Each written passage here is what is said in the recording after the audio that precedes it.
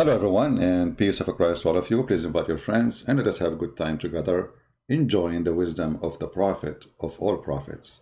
And I'm sure you know who is he. Uh, his first letter of his name is Muhammad. You can guess now who is the prophet we are talking about. I just gave you the first letter of his name.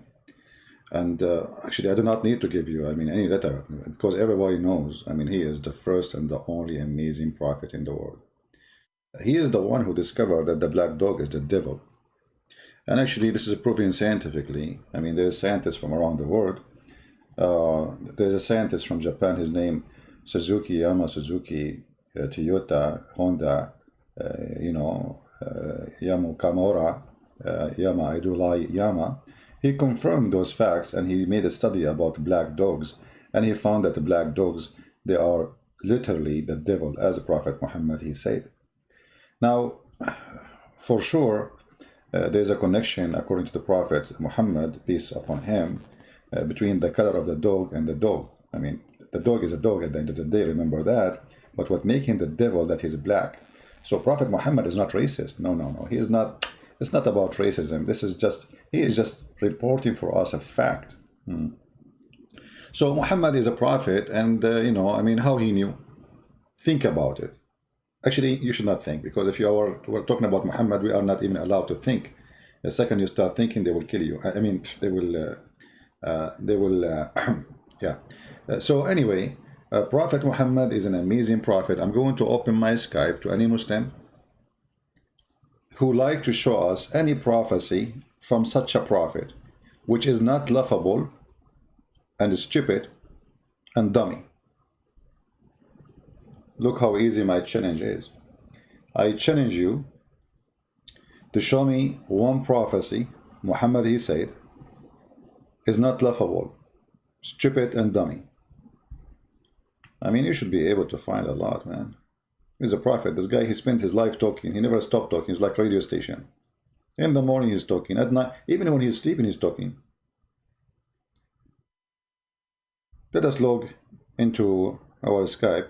And please, only Muslims can call. If you are a Christian and you call me, I will hang up on you, because we won't give time to the Muhammadan to present their case, which is horrible.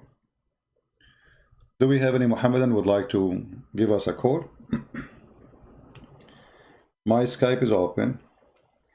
And actually, I'm thinking to change this account, Debate TV, because I open it, it's scary. I have thousands of people text me, and I don't know if those people are expecting me to answer back. I'm not sure. Maybe some people think they are the only one who texts me in this earth. We will see what we will do. So, do we have any Muslim who would like to call us and give us a prophecy about his prophet, which is not laughable? Anyone?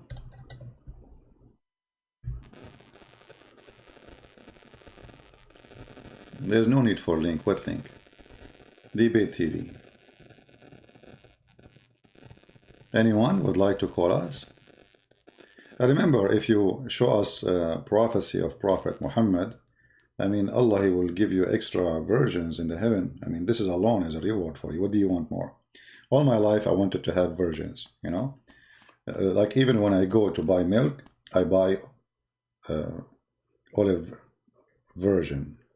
They say to me, but you want to drink milk? I said, still, I'm going to buy virgin oil. Why? Because it says virgin. I cannot, I'm stuck.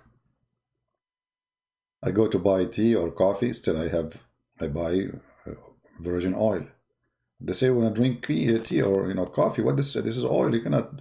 I said, it doesn't matter, I want virgins. It's my dream.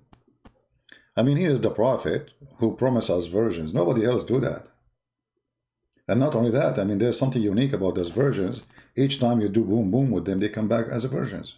That's alone is something. Imagine this. You take a car, you drive the car, you go back home, the meter of your car go back to zero. This is not a cheating, no. Come on, I just tried the car, it's used. It's virgin. So, Muhammad, he has his own logic, and Muslims after him, they take the logic, and it's amazing logic. You think about it. I mean, you always think that you're 21 again. What 21? You are 14, I mean 16, 17 again. Right? So who is Muhammad and would like to give us a call and show us one prophecy of a prophet Muhammad who said the black dogs are the devil because they are black? How he knew this?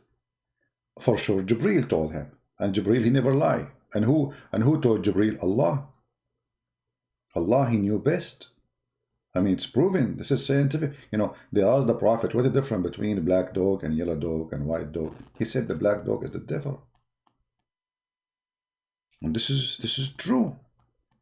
Look at him, actually. Here, just please look at him. If we let us do a scientific study case in the Islamic laboratory of the University of Mecca. If we make a study case, I forgot most of those kuffar here. They don't do any study. They are kuffar. Infidels don't even know anything about science. Disgusting people. Kuffar people. Yeah, what you can say, brother. The Quran says they are like animals. Al-kal-an'am. First, here, brother, look with me at the tail. Focus with me, brother. Focus. Here we go. The tail is look like the word start with Allah. So this shaitan, he is putting Allah where? I mean, long look. I mean, what he is trying to say to us. What the dog is trying to say to us. So Muhammad, he been taught by Allah that this black dog is the devil. And look at his ears. Why? Because he is trying to spy at Allah. If you remember in the Quran, there's verses speaking about the shaitan. He tried to spy at Allah. CIA and KGB is not only on earth. Even Allah, he suffered from Russian scandal, like Trump, Wikipedia, WikiLeaks, those things. I mean, those are exist too in the heaven too, So shaitan, he tried to spy at Allah. So look, he is in a large position. His tail is up, his ears is up, his eyes is focused, trying to read the Quran of Allah up in the heaven. And yet those kuffar, brother, they are not accepting that this is scientific. Hold on, let me try to say it correctly. This is you see, looking at the devil make me lose my skills in Italian. So, brother, this is scientific, brother. It's all is scientific. He's a prophet. Because this is prophecy. Think about it. When he said the black dog is the devil, it's a prophecy. Nobody knows those things except Muhammad. Who told Muhammad those things? Allah. Any Muslim want to say something to us about this amazing prophecy?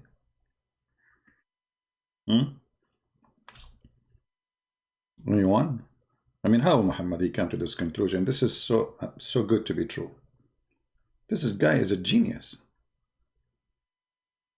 Anyone?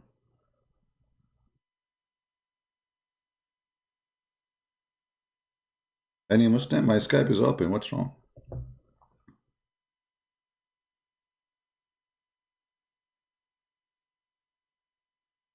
Any Muslim? Okay. I don't see any text from any Muslim. We have a caller. Hold on. We missed his call actually.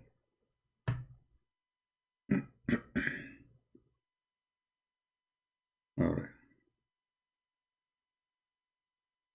Don't call me, please, if you are not a Muslim. All right?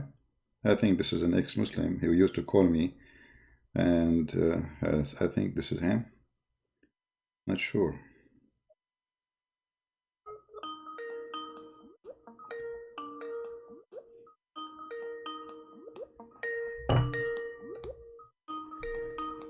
We are calling him back.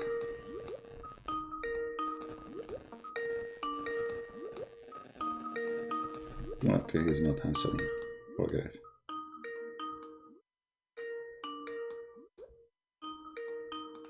I mean, this Skype is really weird. But I don't even see the call. Where is the call? I'm making the call, but now it's not. Doesn't show. I think Skype's stuck. Stupid program.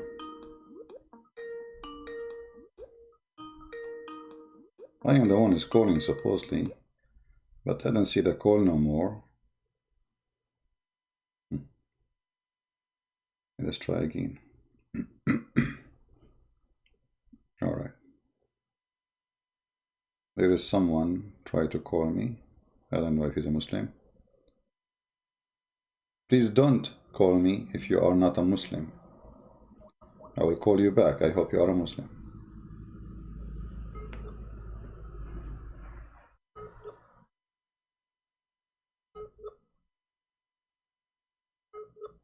Okay, it's not working.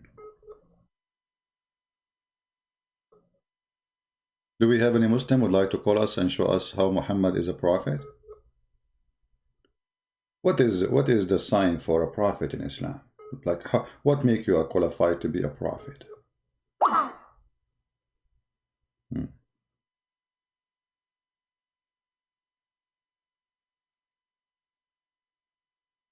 Oh, we have a Muslim. Hold on. All right. Hello? Please mute YouTube. Hey, yes. Yes, Mr. Yes. Hussein. How are you, Mr. Hussein? Yes. You are live on air with us. Go I'm ahead. fine. Yes, okay. I'm a Muslim. That's wonderful. What do you like to say to us? What makes Muhammad a prophet? Because you know, Muhammad revealed the Quran, and Quran is a book of miracles and science and knowledge for all humanity. I like that. Can you give us an example? Yes. Do you know about prophecies about embryology? No, I do not know about and that. Can about that women's womb consists of 3 layers, and according to embryology, it is exactly correct. Okay, what verse we are talking about in the Quran? Actually, I can't understand. I can't figure out what the verse is. I don't remember. You know. Ah, okay. But well, I okay, know exactly okay. Then it is in Quran. no problem. So let me help you. I believe that let me this help you. book is from God. All right, I will help you, my friend. The Quran says that women she have a sperm, and her sperm is coming from her ribs. Is that the one you are talking about?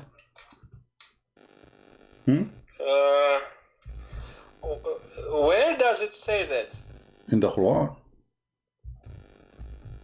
Actually, yes, I heard from some non-Muslim, propaganda that it is about women's sperm and man's sperm between the ribs or backbone, but I don't believe in it. But in the Quran in front of us, chapter 86, verse number 7.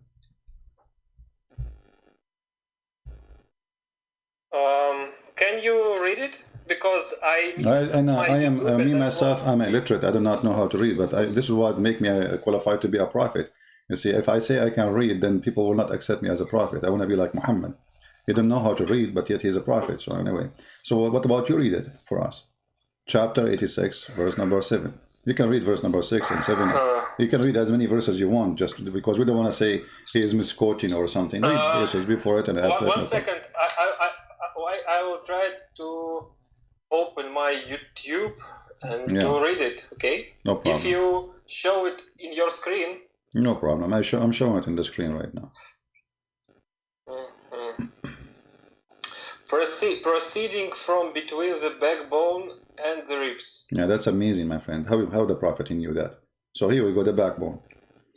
The backbone of the man. He is created from a drop emitted, proceeding from between the backbone and the ribs.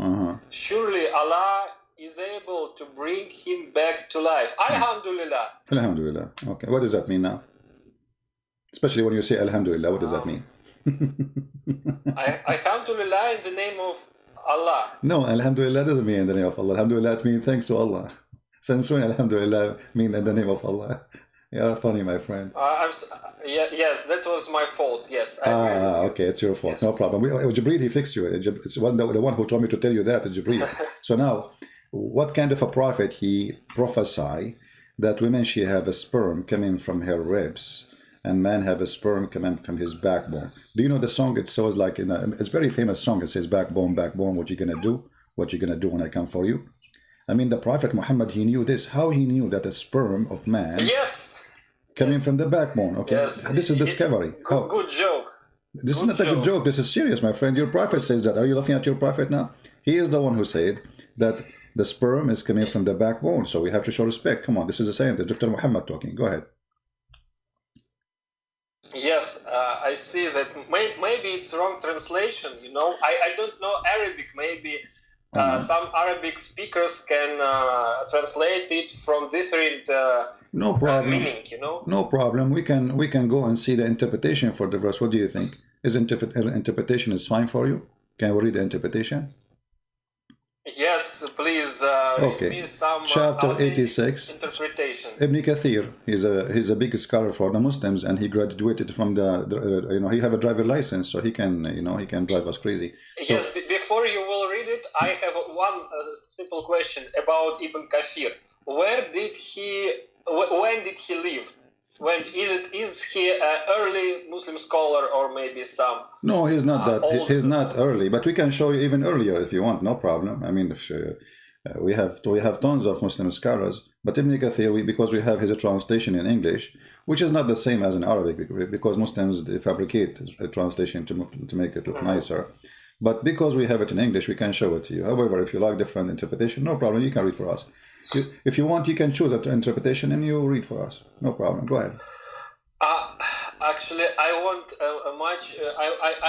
I want interpretation as early as it possible. Well, yeah, this is as early as possible. Is my mother-in-law, which I don't have it yet because I'm not married. This is the earlier I can go. But this is your book, isn't it? This is your book. I mean, what we can do now. This is your scholars. They are saying what they are saying, and if we go, I'll read. Okay, this is Ibn Kathir. Okay. Okay, and then we read the interpretation.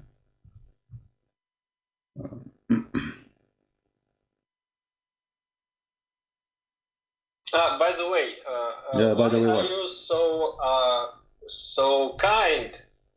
I heard your voice maybe in past year, and you were a little bit, angry. No, if a person speak to me, if a person speak to me kindly, I speak to him kindly. If a person want to play games with me, I spank him with no mercy.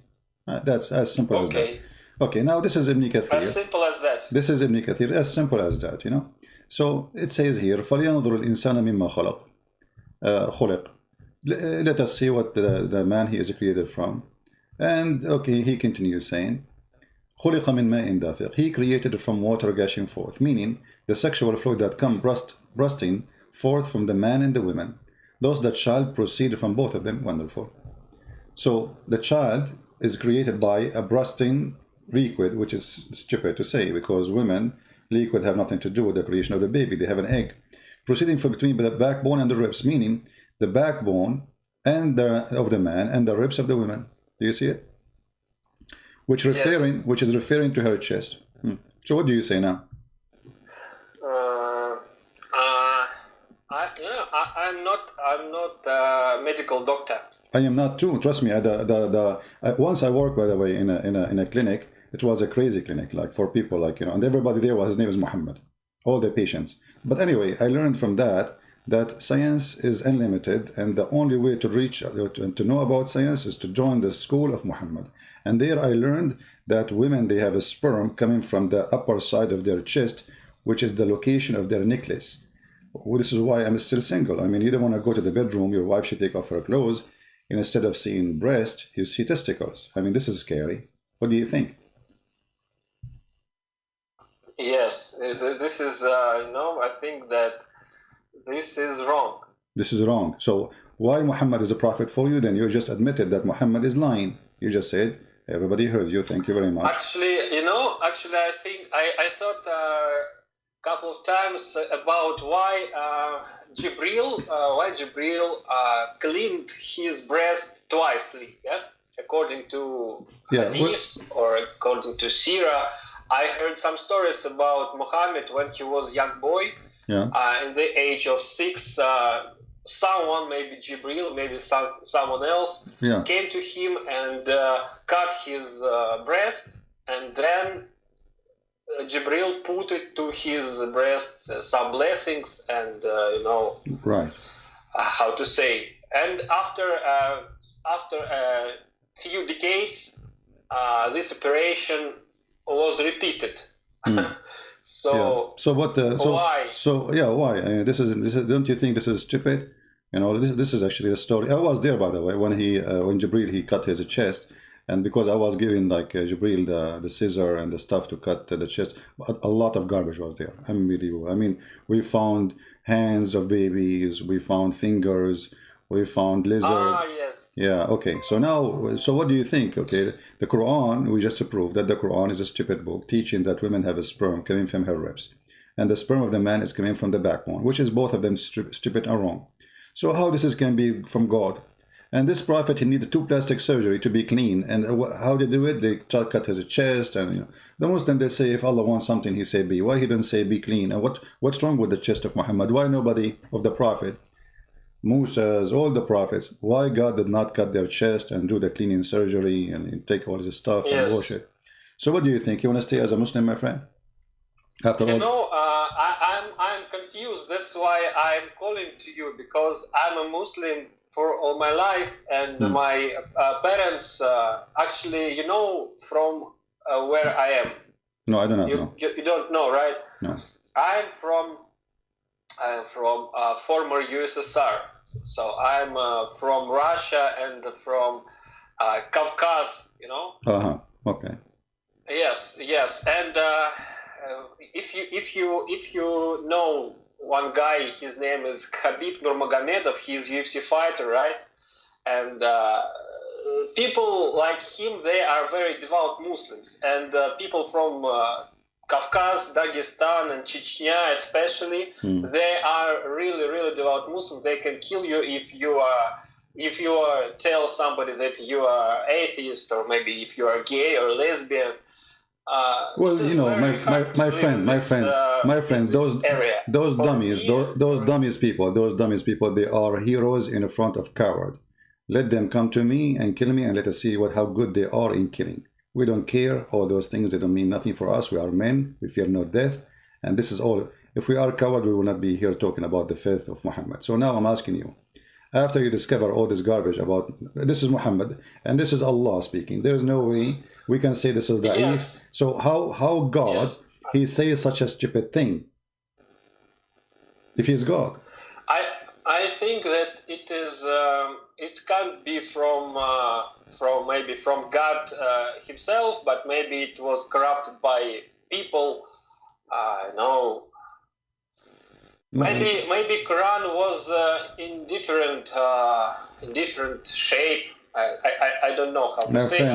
My friend. You do not know. Muslims who rewrite. Listen. They change the words and make let meanings. us say this is what happened for the sake of argument. But Muslims, they keep saying the Quran never changed, preserved, etc.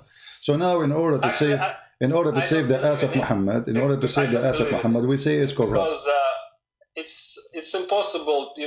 Quran in our world, Quran is as simple as a book which recorded in paper, right? And everybody can take this paper and rewrite it according to his meaning, right? But my friend, what this have to do with our topic? Somehow, you see, my friend, you believe? Okay, hold on. Save this book. Hussein. When I say to you Muhammad, where we find what Muhammad said, where Allah, his God, said in the Quran. So this is the Quran. And now if you want to say to me, the Quran obviously is corrupted, so why you are following a corrupted teaching and you call yourself a Muslim? Because in either way, you just said that the Quran obviously it's corrupt. But for me, you cannot corrupt the corrupt twice. Muhammad, he himself is a fraud. Muhammad himself, he said tens of things which is stupid, hilarious. And those Russian Caucasian Muslims, They let them fart from now until the coming centuries. They will not scare any of us, and we will laugh at their prophet as much as we will. Now, why you want to stay as a Muslim with somebody say something stupid, that women have a sperm coming from her ribs and man have a sperm coming from his backbone? I mean, this is the most stupid idiot man ever. Yes. Thank you. So you agree that Muhammad is a stupid idiot. So do you accept to leave Islam, my friend? I agree that that thing from Quran is stupid. Okay, yes. But don't you agree with Muhammad is a stupid? I'm not afraid this word. Yes, if Muhammad really said this, yes, he was okay. Illiterate. All right, no problem. Let us help you with Muhammad, what he said about this, because we can go and see what Muhammad said about things like that. Muhammad, he said, as an example, that if the water of the man come before the water of the women, the baby will look like the father. Oh, yes. Okay. I heard this story, and something about Jews came to Muhammad and they asked him, right? Yeah, no, this is different hadith. The one I'm showing you right now is different one, yeah. Here it says, the Messenger of Allah said, the man water is thick and white, and the women water is thin and yellow, and which of them comes first, the child will resemble the parent. Okay. How in the world this guy is a prophet? And he is the same, using the same chapter of 86, talking about women have a sperm and man has a sperm, but he did not talk where they are coming from, but he made even more stupid mistake by claiming that if you come first, you are the one who choose the gender and the look of the baby. But all of us, we knew that this has nothing to do with anything. Who comes first, who come after? Most of Muslim women, they never come actually. Muslim men, when they have sex, they are like rabbit. They finish it after 2 seconds, you know? So, and this is what happened to Muhammad. That's why he never have kids. The guy, before he start, he finish. The women, before even she take her panty off, Muhammad is done. So now here we see Muhammad saying something more horrible about how the baby is made, showing us that he's a false prophet. How in the world do you agree that if a man have orgasm first, he is the one who control the gender and the look? If a woman have orgasm first, she is the one who control the gender. And look, he's describing what control the gender. He said the women have water, and this water is a sperm, semen. This is why he called both the man water and the women water. So he said the man water is white and thick. Okay, so he's talking about what? Obviously sperm, semen. And the women water is thin and yellow. So he thinks that the thin water in the vagina of a woman is a sperm too. And that will consider what will make the baby from both. But all of us, we knew that this is absolutely false. For what make the baby is not a water in the vagina. The women, she have an egg, correct? So Muhammad again is an idiot. But you know, yes, it looks like it was wrong, but I don't know. We have another hadith about great things about Muhammad, about his kindness, about he split the moon. And Muhammad, he split the moon. Muhammad, okay, hold on. My friend, Hussein. Things about Muhammad. Hussein. I will be honest with you. Before I go live on air, this is between me and you. Before I go live on air, I split the banana. What split the moon? I mean, the moon is there. Do you see the moon is split? I mean, this is the most funny joke ever. I mean, how in the world even we can say such a thing? If the moon is there, do you see two pieces? Do we see two moons? So if Muhammad, he split the moon, what happened? Somebody put it back and glue it again, like a moon come back. I'm going to use a crazy glue with you. What the moon is a split? This is a joke. The moon is there, my friend. There's nothing split. The only thing is a split in the head of the Muslims. Where is the moon? Where is the moon which is a split? When you say split, it means became two pieces. Correct? Yes, but after he split it, then he merged them together. Where it says that? Where you get the story from? Where it says he merged them together? Where it says that? No, the Quran says if you go to the chapter of the moon, it's called Inshaqqa al-Qamar. The moon is split. That's it. And it doesn't even say who is the one who did that. So Muhammad the fool, he saw the eclipse.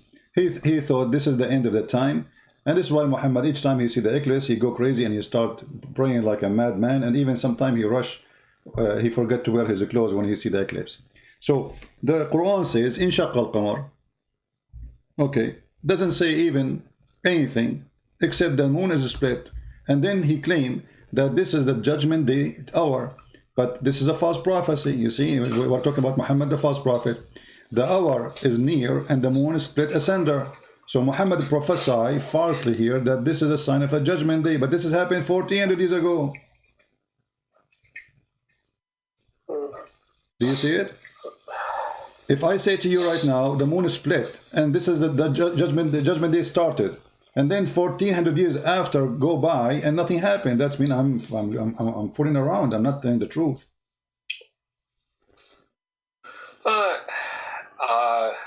Yes, but no, Christians also have some contradictions, some strange thing. My friend. Let us take it one by one. We can go and see what the Christians believe, and then we will see if this what you are saying is true. You know, I am a Christian. I'm here willing to answer you, and we will love that. There's no such a thing. Secondly, why we jump from a story to a story? Do you agree with Muhammad saying that judgment day is near and the moon is split asunder? That is a false prophecy. You see, we're talking about Muhammad as a false prophet. A false prophet is someone who say a prophecy and it turned to be false. The moon never split. No scientists agree with such a thing. And the Muslims, they are following scientists. They say the Quran is in agreement with scientists, but this is a joke. Secondly, he claimed that this is a sign of judgment day, but this is 1400 years ago and nothing happened. Number three, who is the one who split the moon? It doesn't say. Always says the hour is near and the judgment day split asunder. The moon split asunder. And you know, one thing, when Muhammad prophesied about last day, he said that sun will rise from the west, right? Right. From the east. Right. But when he's yes, and I think that this has some interpretation, scientific interpretation, because if you know magnetic field of our Earth. Yeah, my friend, I saw the video. I saw the video fabricated by Muslims claiming that this is speak about scientific fact that the Earth is slowing down and one day is going to turn its axis and the sun will appear from the other direction. But this is in total disagreement with what Muhammad said. Muslims are a fraud. With my respect to you, you sound like a nice guy, but you are fooled by the fraud of the Muslims. The hadith says the opposite. The hadith says it is the sun will change direction, not the earth will change its axis. Read carefully, my friend. Here we go. This is the hadith and this is Sahih. This is Sahih Bukhari. Here we go. It says here, once I was with the Prophet in the mosque at the time of the sunset. The Prophet said, "Oh Abu Dharr," Abu Dharr mean ants. He's the father of the ants. "Do you know where the sun set?" I replied, "Allah and His Apostle knows best." He said, "It goes and prostrate under Allah's throne." So this is the first mistake. Muhammad, he think it is the sun who is going. Aren't you the one a second ago you told me? Are you eating, my friend? I'm cooking because. Oh, you are cooking. Okay. What are you cooking for us? Yes. I hope you will not use camel urine. Yeah. Don't use camel urine in the food. Now, listen. So who is the one who's going? Is the sun. It's not the earth moving. It is the sun. This is the first mistake. And then he says, and that is Allah's statement that the sun runs into a fixed course. All right. In different hadith, he explained more. Yes. He explained how the sun every day go and then ask Allah for permission to come back. And this is the hadith the Muslim they use, but the hadith is so clear. The hadith saying that if the sun asks for permission to come back, and then one day the sun will not be allowed to come from the east. Allah will order it to come from where it came from. So this is totally a deception of those who made those videos to fool people about how Muhammad discovered such a thing. Maybe it's just interpretation. No, my friend. Okay, no problem. Try your best. No. You see, all the hadith. how it rises from the west. My friend, when your prophet says the sun goes, he said the sun goes. There's no other interpretation. Who goes? The sun. Who is going? The sun. Going where? Under the throne of Allah. So we cannot say this interpretation may be better than this one. It doesn't make any I mean, you cannot play that game, because simply the sun is the one is moving in all the hadith. All the hadith, the sun is the one is going under the throne of Allah. It is not the earth going around itself. Where the sun goes, do you understand me? When you say, do you know where the sun goes? What about Muhammad saying that the sun set in the murky water? In the muddy hot water. Do you see the hadith? And this is Sahih in chain. It's correct. They asked him, he said, do you know where the sun goes? So again, Muhammad confirming that the one who goes is the sun. It's not the earth going around itself, it's the sun going from point A to point B, and point A is the east, point B is the throne of Allah, and then ask for permission, and under the throne of Allah there is a hot muddy spring of water. Do you see it? Yes. Okay, so how this can be from God? What do you think?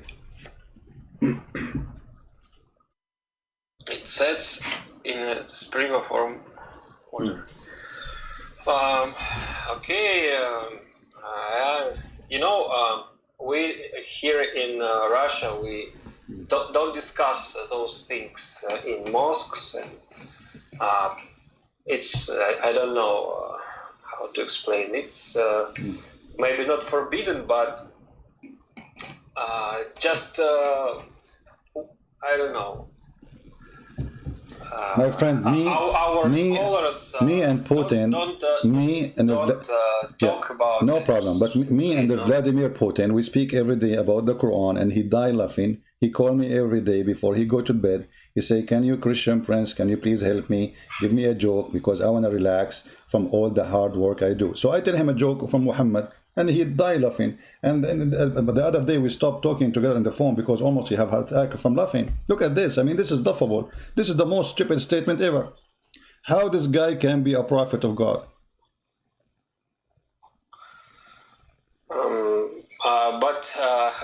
Can you explain?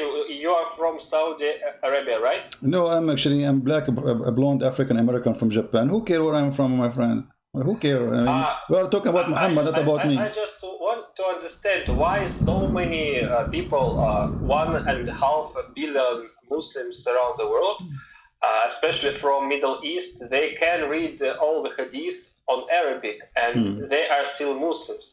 Because nobody can leave Islam. Who dare to leave Islam? Go to the Middle East. If I am now in the Middle East, my friend, a second ago, there is something in Islam which is true. No, nothing in Islam. Nothing in Islam is true. You just told me that in Russia we have Muslims can kill you if you say something about Muhammad. Correct? This is exactly why there's people that are still Muslims. Give them a freedom, people will leave Islam. So terrorism is the reason for Muslims to stay as Muslims. Give them freedom, you will see most of them, they will leave Islam. Actually, the biggest mullah of Muslims today exists. His name is Al-Qaradawi. He said, if not the sword, Islam is gone long time ago. He said that. If not the sword, Islam is gone, history, from long time ago. And the sword will go, and here we go. The internet destroyed the sword of Muslims, and they cannot do anything with it. And we are laughing at Muhammad. What they can do about it? Nothing. So they are not the super nations anymore. They are not the most powerful. They are a bunch of small nations. Even the big ones are small because they are big population, but they are small in power. So they can say whatever they want. Who can stop us? Yes. Who can stop the truth? This is the truth. We are reading their books. We are not fabricating things. We are not making fun of Muhammad because we are just being idiots. We are laughing at what he said. We are not laughing at somebody or someone he did not say something funny and laughable. This is what he said. Why Muslims? They still Muslims. Who said they are still Muslims? Here we go. You are calling me and you will leave Islam. Maybe in 2 minutes or 5 minutes or 10 minutes from now, I can tell you are out of Islam already. Aren't you? Maybe I'm not. No, I think maybe I'm not a Salafi or I'm not. I don't care if you are a Salafi or not. Do you accept? Do you accept? There are a lot of Hussein, Sufis and Who care? Who care, my friend? Who care? Who care? Who care? Who care? Who care? Who care? Who care? Who care? We just showed you. I can't agree with some of hadith, but no, we showed you from the Quran. I agree with Islamic point of view that God is one. God is not human. So hold on. Who said that God is one and God is not a human? Where in Islam it says that? Everything in Islam said about one God, one Allah. Okay, but Allah, he keeps saying we, and then he said in the Quran, if you want to take a partner, we will take it from ourselves. If Allah is one, he will take a partner, he will take it from ourselves. How he can be one? Maybe Allah, when he says we, he means himself. Okay, but he want to take a partner now. So he want to take partner from himself, he want to have sex with himself. In the Quran, chapter 21, verse number 17, speaking about taking a wife, a partner. So if we want to take a partner, we will take it from ourselves. How he is one, yet he will take a partner from ourselves. And Muslims, in order to fix this issue, they have all a kind of false translation, but the Arabic is there and the interpretation is there.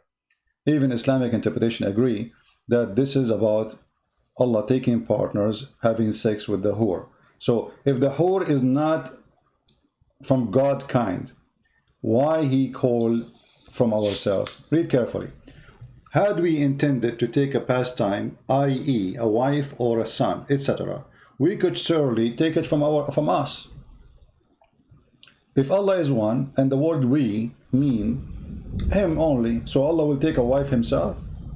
Do you think Allah is a male and female in the same time is going to have sex with himself? No. Okay, but here it says he will take a wife or son, he will take from us.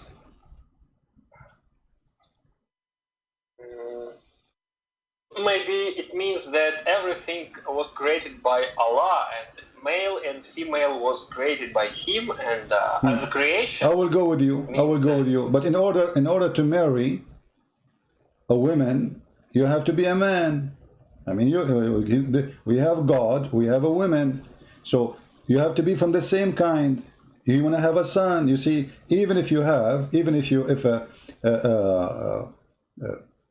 if a dog have sex with a cat, the cat will not have babies. But the dog, it's possible that he can have sex with the cat. But still the cat will not provide babies. So in order to have babies, you have to be from the same kind. So now Allah is saying, if you want to take a wife, he did not say a wife, I will take it from a human or my creation. He said us. Us. The second you say us, it means we are from the same kind, the same equality. You see, if somebody says who is here is an Arab, I say me and my cousins, etc. I say us. That means we are the one who qualify to be from one kind. So you don't say us unless it is the same kind. If I say who is Russian, you say to me us, correct? I am not Russian, you are Russian. Okay. So in order to have the title as us, you have to be from the same quality and the same kind. So when Allah, he says, if I want to take a partner, we'll take it from us. So us but you are one.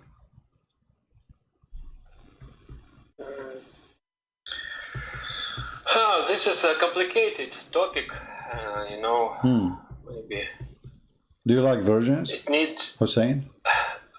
What? Do you like virgins? I like what? Virgins. Virgins? Yeah.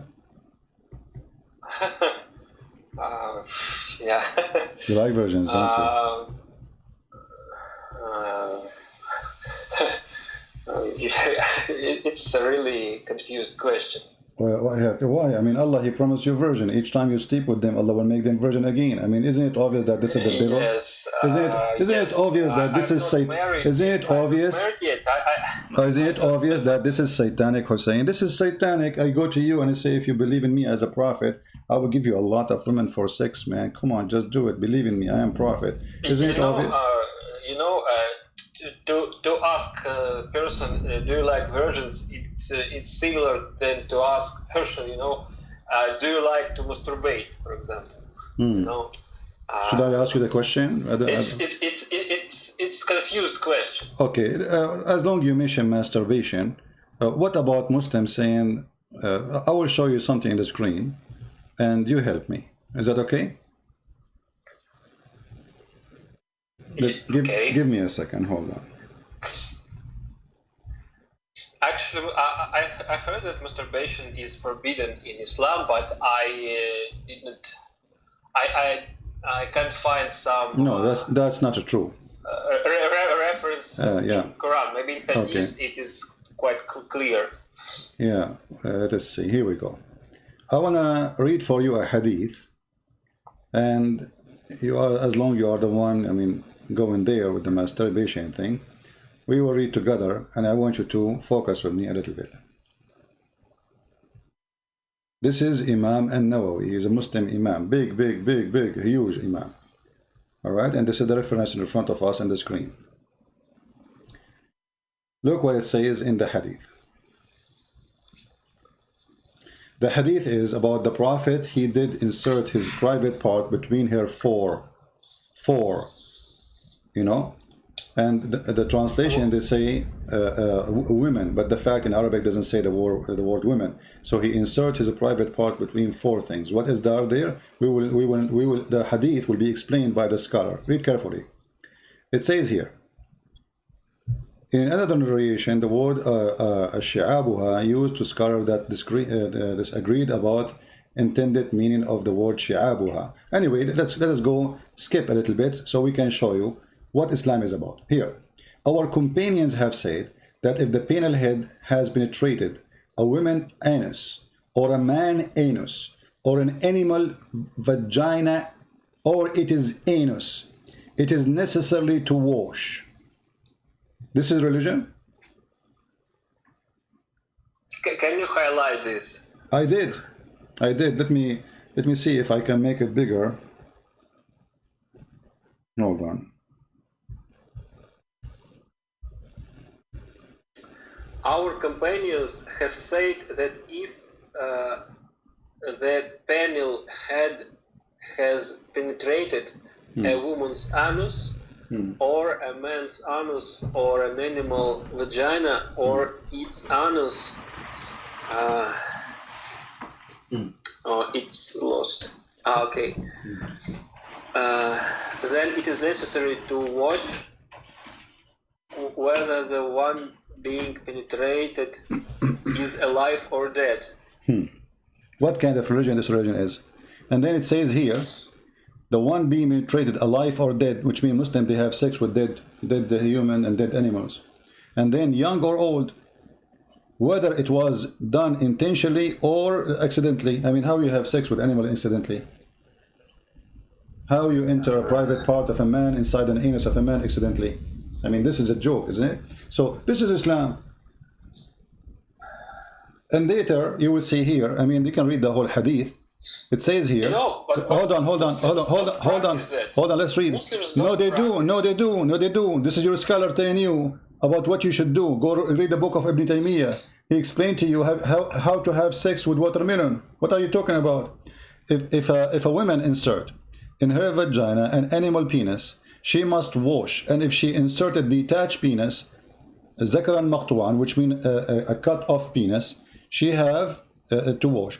And several male severed male member, a material aid perhaps. There are two opinions about that. There's two opinions. And what is the discussion if she have to wash or not? I mean, look at this discussion religion. It's not about the moral behavior. It's about, I mean, you are talking about animal penis. We are not talking about sex toy. We are talking about she go and cut a penis of an animal, and now she is using it as a sex toy. What is the problem? Should she wash or not? Read it. How this can be from God? What kind of religion is the one discussing such a thing? This should be forbidden anyway. This is disgusting. A woman, she is cutting the penis of an animal and she is using it as a sex toy. And now the discussion is, shall she wash or not? I don't practice this, and I think that Muslims in entire world don't practice. No, my friend, you are wrong. Go and search with sex with donkeys, sex with the cows, sex with animals. Muslim, they practice all those things. And the hadith here is about your prophet inserting his private part between her four legs. The Muslim, they try to fool us, says this is not about an animal, this is about a woman. But nowhere it says the word women. And if it's about women, why the scholar here explaining about having sex with animals?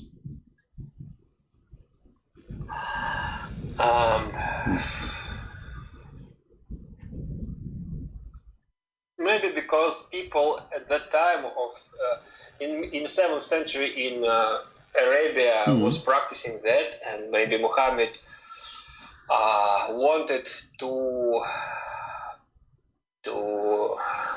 I don't know how to explain in English, to make an order and. But you know, the Bible forbids such a thing long before all the Arabs exist.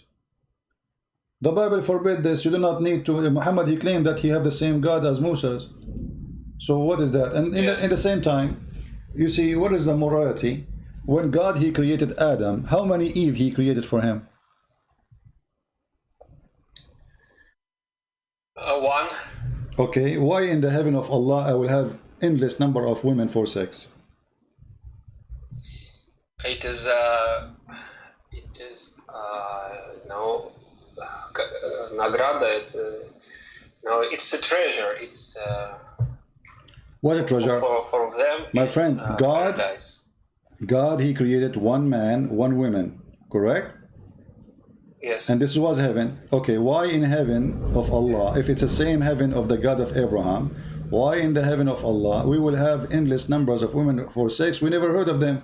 We don't even know who they are. Yes, because if for Adam she was not a gift for him, but many women for believers is a gift from Allah.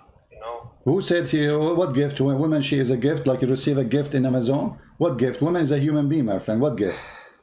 Is you with my respect to your mother? Are you saying your mother? No, with my respect to your mother, are you saying your mother is a gift, and your father he received her in Amazon because he paid some money? What gift? No. Okay, no, so no. when I talk about love, in paradise, who is they are not human beings, right? No, they are. No, they are.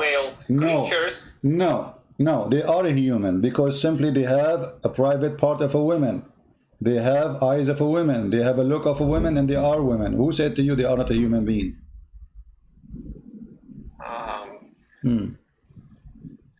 Because they don't look like women. No, they look like women. Who said that to you? Where do you get this from? Because they have a very thin skin, very. Okay, hold on. Yeah, pure. Pure skin. This is because Muhammad is a racist man. The Arab, they like white women, so he promised them white women who they are so white to the point you can see the marrow of their bones. Additional proof that Muhammad is a fraud. Why I need to have a woman? I can see the marrow of her bones. Why? Because simply I'm an Arab, and Arab, they like white women. The whiter they are, the more beautiful they are for the Arab. So Muhammad, he promised them the following. Let us put the hadith in the screen so everybody will laugh at the fraud of Muhammad, the racist Muhammad, who is doing the wish of the Arab who like to have a beautiful women, but they have to be white in order to be beautiful for them. Read carefully. So anyone will have 2 wives of the Houris, this is the lowest, and will be so beautiful, pure and transparent that the marrow of their bones, of their legs, will be seen through the bones and the flesh. Do you agree with that? Can you repeat it? Muhammad saying you will have women who you can see through the marrow of their bones. And this is Sahih al-Bukhari. Muslim cannot say this is weak. What is marrow? I don't know.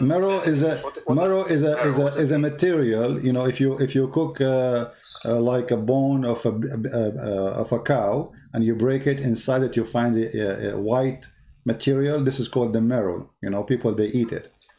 Yeah. Okay.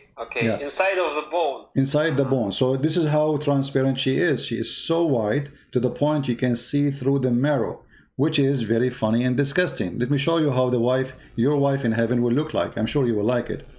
This is how your wife, let me put it for you on the screen, will look like in the heaven according to Muhammad. Let us put it in the screen. Give me a second.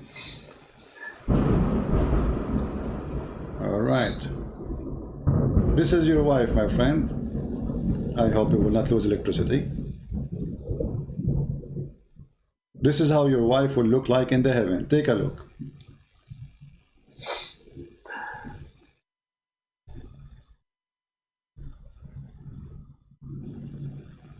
What do you think?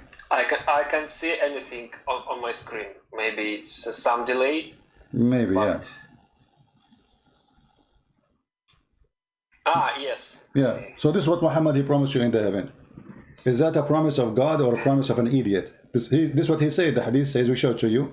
You can see through the marrow of their bones. This is what you will see. To be honest with you, I'm getting so excited now. I'm single, you know, and I cannot resist this temptation. I mean, this is so beautiful. Especially when look at those positions, man. Look at those men. I mean, come on, look at it. You are single, I'm single. You know, nobody's listening. Look at this. This is so beautiful, brother. Unbelievable. Look at this. Oh man, this is so crazy. This is so good. Oh boy, look at this one. Oh boy, I cannot. This is too much. I got to go. Yeah. So what do you think? This is a promise of God or a promise of a crazy man? Where did you get it from? These pictures? By Allah, He sent it to me with Jibreel.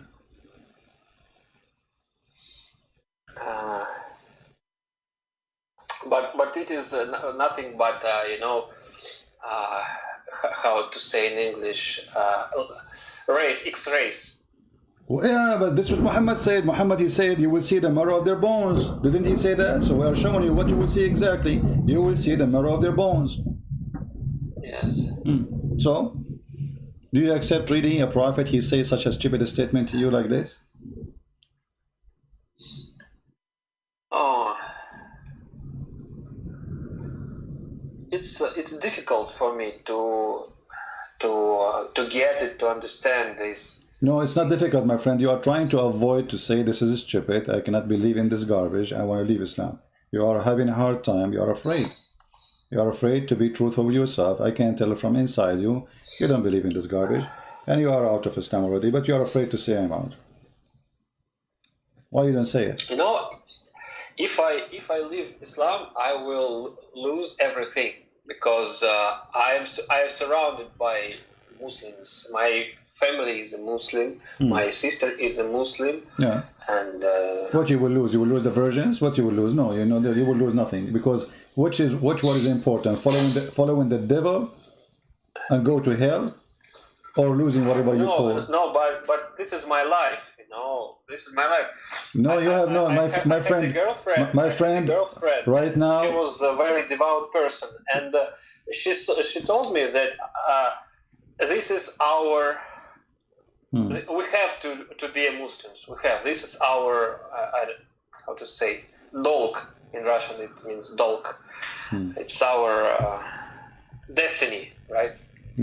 But still that will not change any fact that you agree that Muhammad is a liar. So you are saying to me because you have a girlfriend, you don't want to lose your girlfriend just because you know that Muhammad is a liar. Just because of a girlfriend, you will accept Muhammad a prophet. I'm not going to change my belief following a false prophet because of a woman, no matter who this woman is. Even if she was my mother, my sister, my wife, who cares? I will never do such a thing. I am not for sale for the devil. This guy is the devil. There's a Muslim, he just said, you need to learn. Guys, look what this Muslim, he said to me. Christian Prince, you need to learn before you read the Quran what is metaphorical. My friend, he said, you will see the bones of the women. This is metaphorical. You will see the marrow of it's inside the bones. This is metaphorical. Anything is embarrassing for the Muhammadan. They say it's metaphorical. The women, she have a sperm coming from her ribs. It's metaphorical.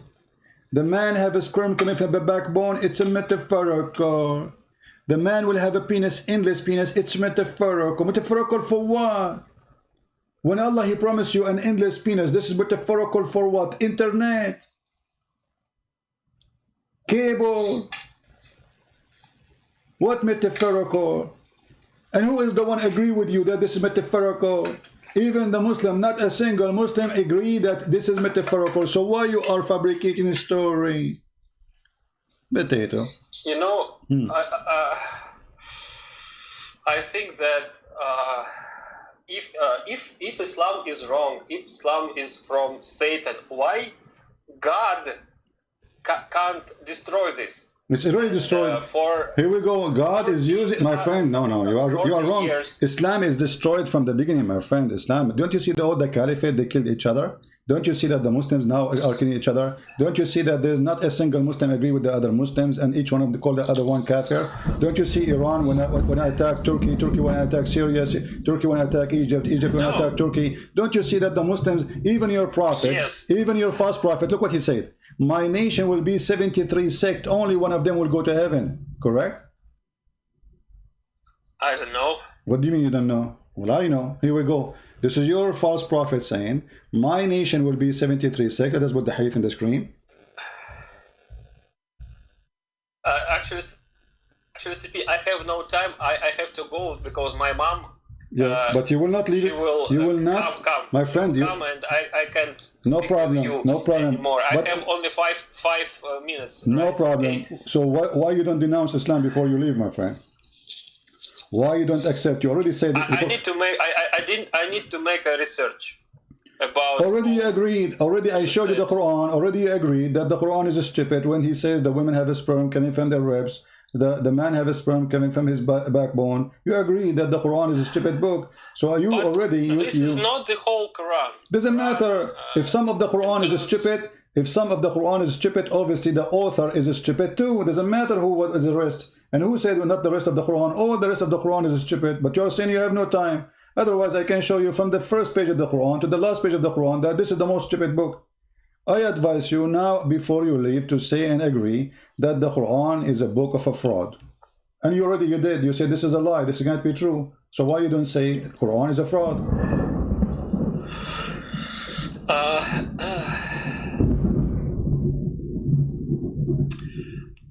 You know, I agree that Quran has mistakes, like Bible has mistakes. No, the Bible, no, does not. No, that's not true. That's not true.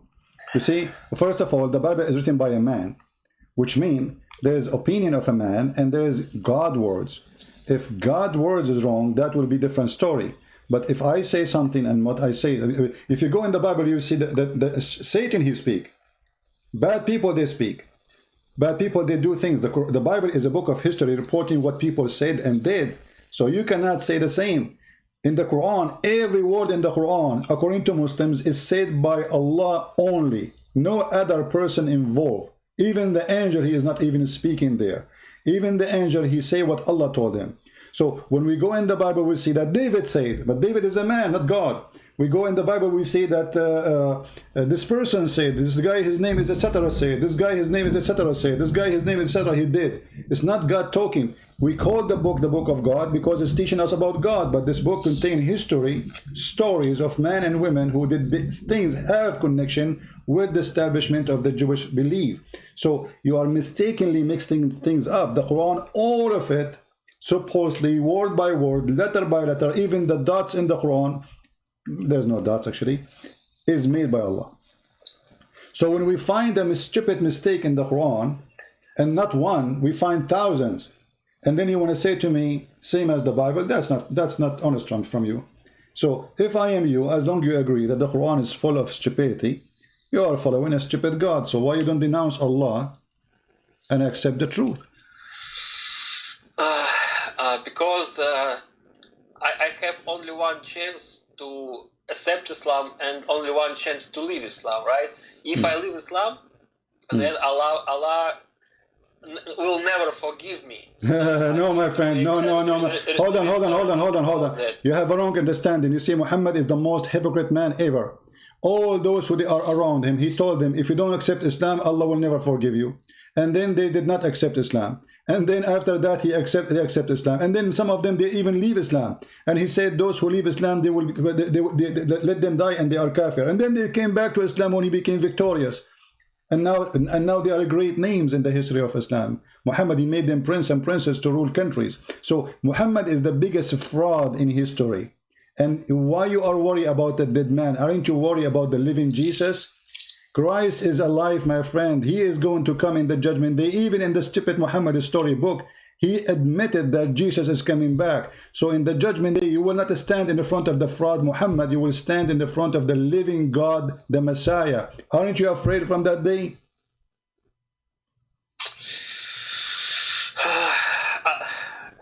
I have to go now. You are scared. You are scared to say the truth. You already admit that Quran is a stupid book. Why you don't say it? Why you don't say Islam obviously is a fraud? You admitted that the Quran is a stupid book. CP, if I will confess that Islam is a book not from God, I want to do this on my own, you know. No, I'm not forcing you. I'm not forcing you. I'm just discussing with you. Did I force you? I'm just asking you. You just admitted and agreed that the Quran is a book of mistakes and error and stupidity. So it cannot be a book of God. So why you want to follow a book which is not obviously the book of God? It seems so. Yes, I agree. It seems so, but if we, my friend, you did not need to say anything more. That's it. You left Islam. You just said. It seems so. It seems that the Quran is a fraud. So you are out of Islam already. I mean, you don't want to say the word "I am out of Islam," but you just said so. You said it seems so. Yes, according to you, Christian Prince, it seems so. But no, not according to me. No, it's not according to me. No, don't change the word. Don't change the word. You are the one who said it seems so. I said to you. I said, Hussein. I said, Quran is a book full of errors and mistakes, and you agree with that. And then you said it seems so. This is your opinion, not my opinion. So not according to me. This is according to your understanding, and you agreed with it. So you said it seems so. So the Quran is a book of errors and mistake and fraud. It seems so, and you confirmed that. So you are out of Islam.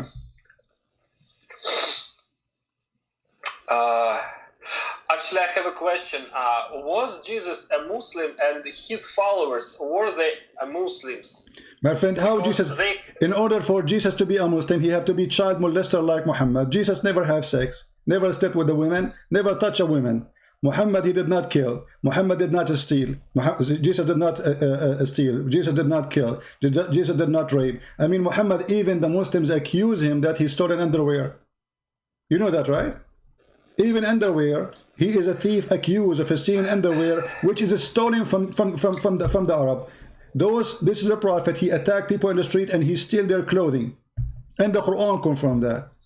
So how you can say Jesus was a Muslim? Why? He was a thief, he was a gang, he was a caravan rider, he was a pirate, he was a rapist, he was a child molester. How he can be to be a Muslim prophet? You have to have the qualification. And what the qualification? Number one, you have to be a person who have no dignity. Muhammad, he go to the house of his own wife, and his own son wife, and he flirt with the wife in the house of the son.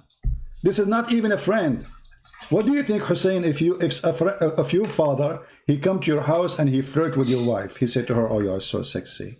I like you." Huh? What do you think about your father if he do that? With my respect to your father. My father is a nice person. Okay, but that's not the question. What do you think if your father, I'm not saying he is a bad person. I'm saying if. And I know your dad is not a bad person. I'm saying, what do you think if a person, your father or my father or anyone, he come to the house and he flirt with his own son wife? Do you think he is a good person or he is a piece of garbage? No, I think that a lot of Muslims in modern world, they are different from Muhammad, right? Okay, so you are saying to me, Muslims are better than Muhammad. Guys, he just said Muslims are better than Muhammad. Look at this. So why you follow Muhammad? Okay, all Muslims are better than Muhammad. So Muhammad is a piece of garbage, and you admit it. But Muhammad was a merciful person, and he was a merciful to the point he go to your house and he flirted with your wife. This is mercy. This is horrible. This will destroy you. This will hurt you. This will hurt your feeling. You are a human being. a father, he come to your house and he do cheat on you with your wife.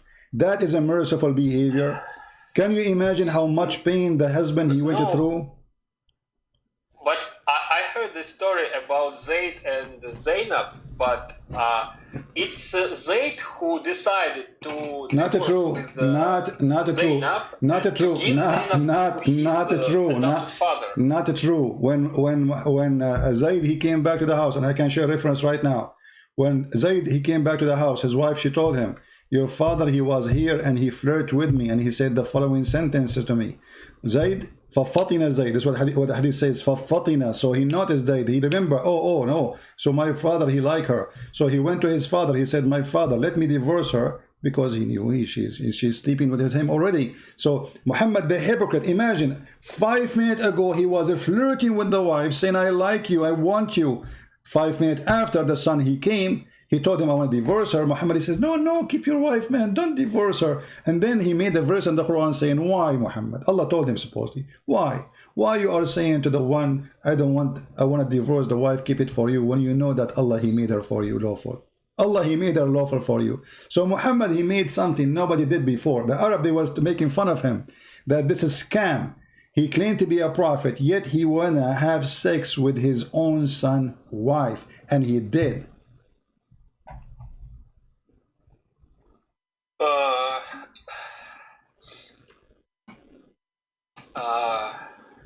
I don't know. No, you know. I mentioned that guy Habib Nurmagomedov, right? My friend, forget about this Habib.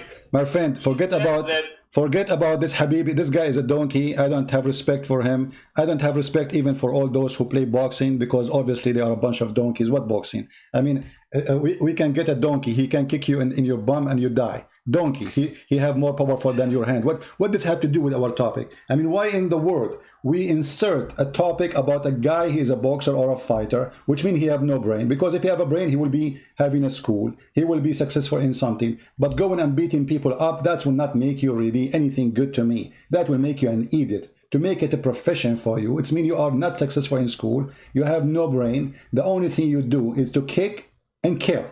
Well, if this is what you can do, we have many people, they can do even better than that. But in the top of that, they have a school, they have education, they have degree. So who care what this guy he say? Who care if Muhammad Ali, he said Muhammad is a prophet? Here we go. We are showing you what kind of prophet Muhammad is. Can Muhammad Ali change the fact that Muhammad is a fraud and is a scam? So don't bring stupidity to my topic, my friend. At least when you mention a name, mention the name of somebody you have little respect for him. I don't respect those people. They are drug dealers. All those you speak about them. Qadarov, hold on. All those who they live in Russia, those Muslims from Chechnya, all the country work in drugs. All of them, they are gang leaders. Oh, you know it. Drugs, weapon. This is what they do for a living. So when you mention to me those people to prove Islam to me, and you are the one who said to me, the Muslims here, we are very aggressive. If you say something against Muhammad, we kill you, right? That is additional proof that they are not in the level of civil people to be even considered. For they are following a savage prophet, for they are savage themselves. So you want to be a savage like them? No. Okay, so what Ibrahim have to do with me, Habib, with the stupid Habib? What he have to do with us? Why you mention Habib when we talk about Muhammad and God? Because of him and guys like him, some people accept Islam for maybe Sinead O'Connor. My friend, who care? They will leave Islam. So if somebody became okay, but those Habib my friend won this fight, and he said, Alhamdulillah, I will smash your boy. You know, my friend, Alhamdulillah. Okay, tell Habib from me, Alhamdulillah, I smash your prophet. I made him a joke every day. What he can do, Alhamdulillah. This is the most stupid, Muslims lose fight every day. Don't you? Why Habib don't go and destroy Israel? That's it. He can do kickboxing. Why the Chechnya cannot have their freedom from Russia? They do kickboxing. They are aggressive, but they are not. They are potatoes. When the Russian came to Grozny, they destroyed all of Grozny, and all those mujahideen, they became a chicken. What happened? Where is the heroes? And now Putin, he controlled them like puppies. He made Kadyrov, who is the head of the gang, he said, listen, I will let you be a president, do as you wish in the land, but you still under my shoes. You will live under my shoes forever. This is the condition of the Russian. This is the truth. Those people who want to have Islamic State and they want to say for the sake of Allah, what happened? Now they are living under the kuffar. The president of Russia is Putin. Kadyrov is just a donkey for Putin. He rides him as he wish to control the people. All of us, we knew this. But what does this have to do with our topic? We just showed you that Muhammad is a fraud. What people say, what I say, what he say, it's not about me, it's not about you. It's about what is in front of us in the screen. Muhammad obviously is a fraud.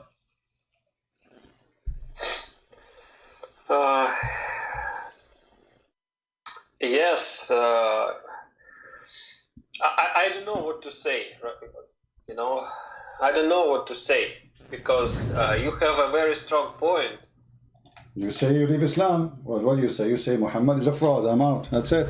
Be a man. Be the man. Be the man. As I said before, and some people in the chat, they begging me to leave Islam. I see this, but guys, please don't force me to do that. Because we are not forcing you. We are not forcing you.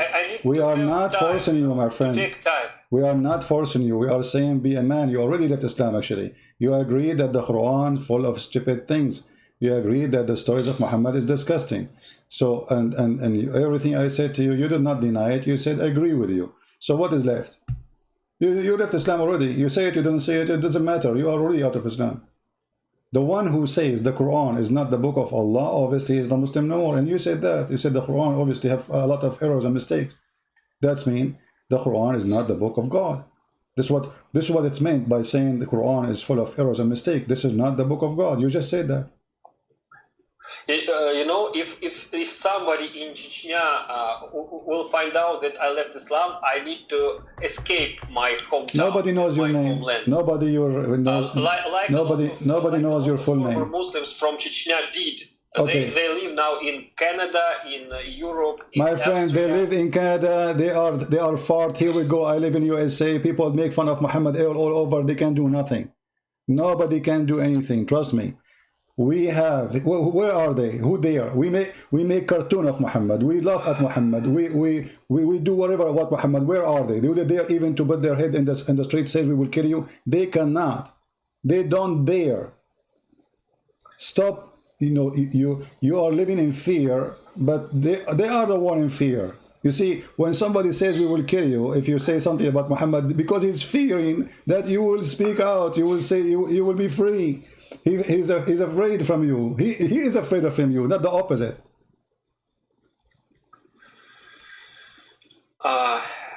Did you heard about Ramzan Kadyrov? He's the head of our republic. No, I did not hear about such a guy. It's very powerful man, and USA put him to a blacklist and forbid him in USA. You know, because he's a very aggressive guy and he killed all of his enemies. Praise be to Allah. Praise be to Allah. He's practicing Islam. He's a good guy. Praise be to Allah. My friend, who cares about this shit? Excuse my language. All those people, they are shit and they will go in the sewage one day. But there's one name is going to stay in the heaven. That is God, the Messiah. Don't worry about the poo-poo of a human being. All those poo-poo will go. All those poo-poo will go. Nobody will stay. They will take nothing with them. And they are no powerful. You know, actually, they are no powerful. They have no power. They are just a bunch of gang. They are limited in their areas and they are stupid and they have no value actually. This is why even countries are forbidding them from coming. Why? Because they are so much exposed as a drug dealers. So who respect those people? Nobody. They can have money. They can be rich. You know, who care? You will see a woman, she became a superstar. Why? Because she's a porn star. Imagine a star. Who care? I mean, it doesn't matter how many stars you put next to this name. Still, he is a porn star. What a star! But you know what? Orthodox Christian priests in our country, they support Islam, support Islamic Republic, and they say that Islam is good and Islam is the religion of God. No, that's not true. That's not true. That's not true. Just a few years ago, a Christian priest, he's an Orthodox, he was killed by Muslims for exposing Islam. That's not true, my friend. Orthodox. No. What is his name? I forgot his name. I am not a Russian. I don't remember Russian name. But you can. Maybe Daniil Sasoyev, you mean? I don't know his name. You can search his name. But anyway, Orthodox priests, they don't say Islam is the truth. Orthodox priests, they suffer a lot from Islam. That was true, actually. A Russian Orthodox priest, Daniil Sasoyev, was killed in his church during praying by a Muslim, jihadist. Correct. So yes, that was true. But we are here to say that the priest who died for sake of the truth, his name will be remembered under the throne of God. So we don't fear no one. They can kill, they can attack, and those people who kill, they will go and be executed anyway by the law, and we don't fear them.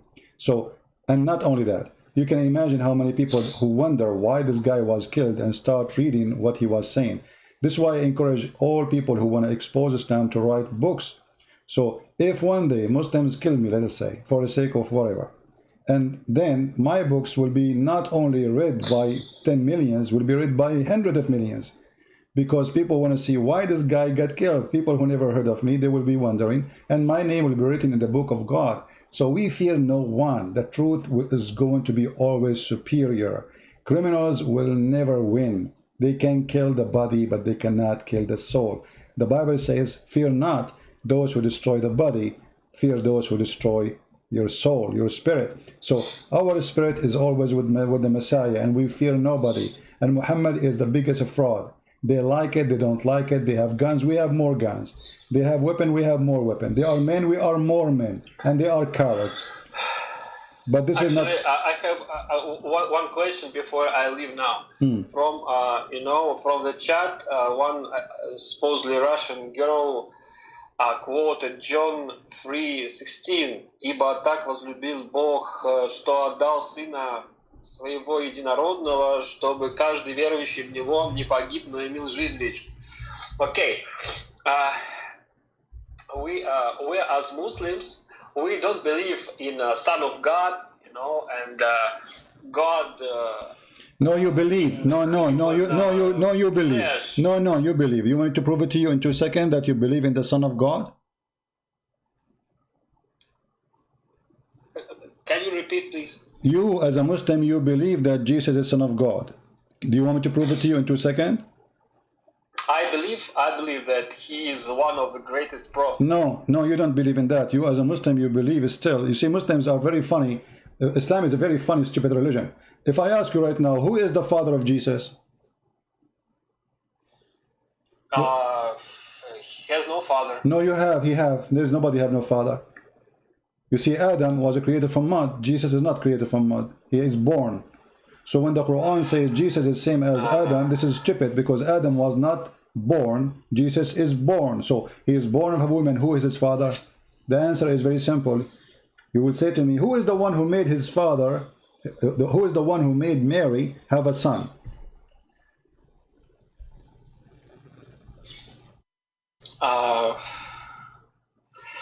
If I sleep with the women, I made her have a son. Is that correct?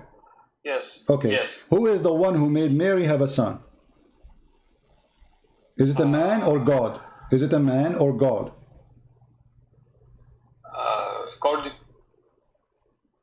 According to your beliefs. No, according to your belief. No, I'm not talking about my belief now. I'm talking about your belief. According to your belief, who is the one who made Mary have a son?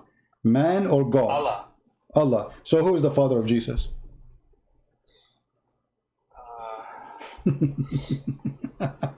Islam is the most stupid, dummy religion ever. The one who made the women have a son is his father. As simple as that. So you deny that Jesus is Son of God, but here there's the case, there is no sexual relationship. Why? Because he's God. So God, he can make a woman have a son, but this is the son of who? This is his son. The woman, she did not sleep with the God. The man, this person who's born, he have no father. That is impossible. He is born, but yet he have no father. Only one person in the whole universe, he is born, yet have no father. The Muslim cannot explain to us who is his father, and how this is happening, and why. I mean, okay, Jesus will be a prophet. Can't be he a prophet and with having a father like every prophet? Every prophet have a father. How come Jesus will not have one? For he is not the son of any man, for he is God on earth. This is why Jesus says, I am not from this earth. My kingdom is above. I am from above. Yes. Okay. But okay, but this is from gospel, not from Jesus, right? My friend, no, don't go there, don't go there. Don't go there, don't go there. This is from Jesus. Because when the gospel says that Jesus said, that is Jesus saying, not the gospel saying. That is the says of Jesus. So don't go there. Even your Quran confirm what is written there. And I just asked you, according to Islam, Jesus is the son of who? You could not give me an answer because he have no father. So who is his father? In Islam, he has no father because Allah created his spirit in. Okay, he put his spirit to the womb of his my friend, Mary, why he have no father? This is the question. Adam have no father because he was made from mud. There is no human being before him. Everyone after. The Quran says in chapter 25 verse number 54, وَجَعَلْنَاهُ نَسَبًا وَصَيْرًا. So we made it after Adam from every human being, from relationship of sex and marriage. But Jesus is not. So Jesus is born, but yet he have no father. Why? I don't know. No, you know, because he is not from this earth. You see, especially Muhammad. You see, the stupid Muhammad told you that Jesus, the stupid Muhammad, he told you that Jesus is just a prophet, but he can't explain to us why he is just a man, but he have no father, because every man have a father. Why he just a man, but he is alive in heaven. Every man die. Why he just a man, but he can make the dead come from the grave. Why he just a man, but he can make the blind see? Why he just a man, but he can tell you what you had in your houses, what you are thinking in your brain, what even you did in the past, in the dark. Nobody knows except him. He knew the unseen. Why he just a man, but he is holy? Why he have no sin? No explanation. The only explanation to have all of those things. Jesus, he created from the mud the bird. This is what the Quran says. He's a creator. So right now as we speak, we have a bird flying in the sky made by Jesus. How that can be? Right now, the Quran admit that there's two creators. One, his name is Jesus the Messiah, and one, the other one, his name is Allah. And the Messiah, he created from the mud a bird, and he breathed into it. Not Allah breathed into it. From the breath of Jesus, life come. The Quran confirmed that. The Muslim, they say Allah gave him ability. That is a stupid statement, because he gave him ability. Yes. Hold on. If he gave him ability, that will not change the fact that still he have the ability now. If he if I receive ability to be a creator, I became God. Look what the Quran said. The Quran says that anyone can create a fly. He is God. Do you agree with that?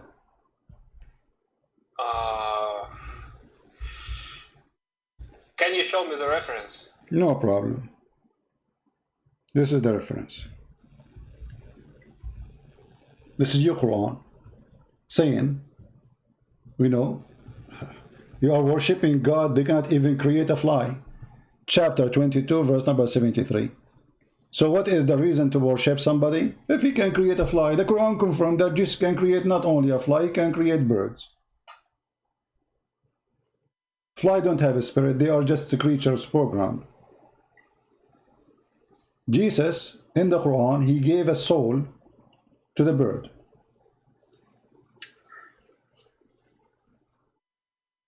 Yes. Okay, so the Quran says, in order to worship somebody, at least let him create a fly. At least. Okay, can they create a fly? Yes. Okay, so if somebody cannot create a fly, he is not qualified to be God. So if Jesus was given from Allah ability to create, that means Allah gave him the ability to be God. And this will be so stupid from Allah to give somebody else beside him ability to create. I mean, what the point of this is just to show us that Jesus is a prophet. Well, already he made the blind see. Already he can tell you what you had in your houses. Already he made the one who is dead alive. He is a resurrector. Why I need to give him more power to make him even creator? What that will do?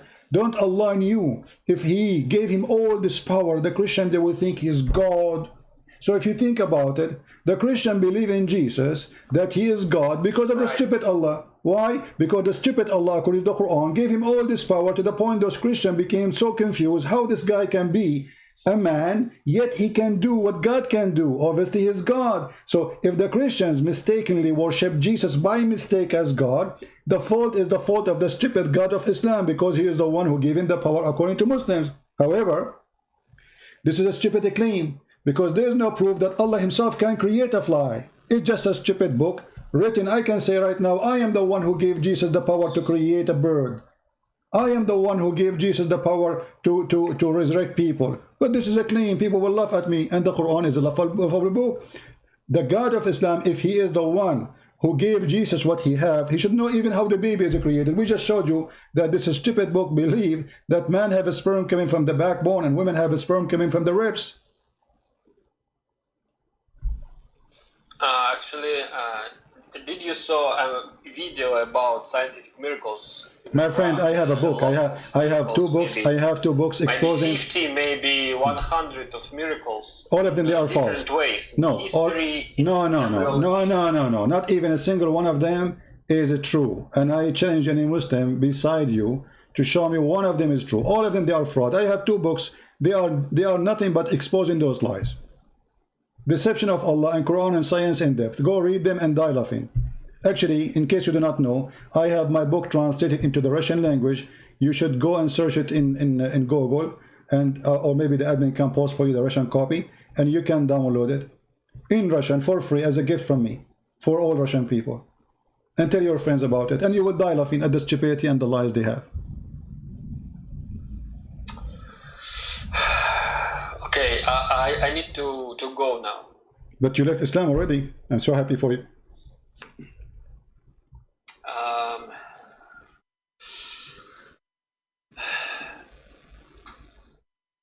Are you going to have? It's not a. It's you know, it's a very long way. No. You left Islam already. What long way? What long way? You are just afraid to say. No, you did. What long way? Already you left Islam. You agree that the Quran is a book of errors and stupidity. And thank you very much. You left Islam. Next time you call me, I will help you more, and maybe the Lord will open your eyes, and you will join us in the faith of Jesus, and you believe in Him as God and Savior. So we are happy for you that you are out of Islam, out of the garbage of Muhammad, out of a believe that God will give you endless penis. Even the promise alone is hilarious. Imagine you are 6 foot tall and your penis is in China, and then the Chinese, they call you the Chinese, they give you a ticket because your penis is blocking the highway. I mean, this is the most stupid religion ever. Endless penis. And then what? Muhammad, to make it fixed, actually, supposedly he said, and a vagina fit for that. Imagine. So your wife, she will have a vagina deep like a tunnel, endless tunnel. So you, excuse my language, you put it in, and the penis keep going. You go to the black hole, the galaxy number 1. It's endless. It's endless vagina, endless penis. I mean, who in the world want to believe in such a garbage? By the way, what about circumcision? I thought that Jesus was circumcised. My friend, hold on. I thought that Muhammad, he taught you circumcision. How come he himself was not circumcised? Muhammad was circumcised. No, he was not. No, he was not. No, he was not. He never been. Muhammad became a prophet at the age of 40. When he will get circumcised? Show me reference. Never.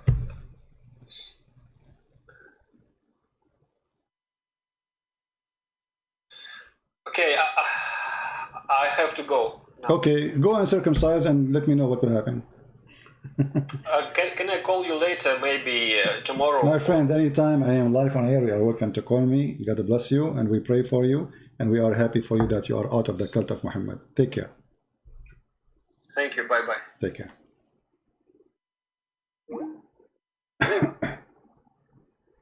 That's wonderful. You call me as a Muslim, you hang up as non-Muslim. What do you want more?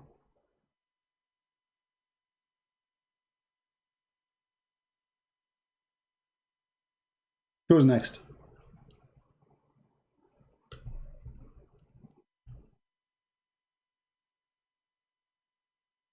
Who's next? How many millions will leave Islam after reading my books, which translated to all languages for free? You know, I receive a message, somebody says to me, Christian Prince, don't you need to support yourself? I mean, you give all those books for free. For sure I need to support myself, but my friend, helping people is more important, and the Lord will provide. The Lord will provide. The Lord will never leave you alone. You worry about the money, the Lord will send you good ones who help you. Which one is more important? To make money, put it in your pocket, or to help millions of people who they cannot get those books? Hundreds of millions in Indonesia, they are thirsty for the truth. It is for free, and the Lord will pay me in his own way. And he never ever left me alone. So help them, those who need help. Poor Muslims, they've been fooled, they've been lied to. And I will make more and more books if the Lord, he gave me life to live.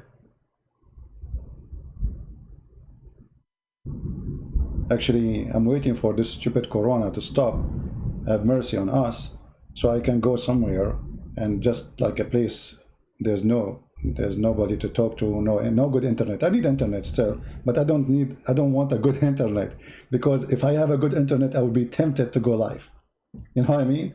So I want to take like a vacation, not a vacation, just to write, because you know, when I was writing the book Sex and Allah, it took me a lot of time.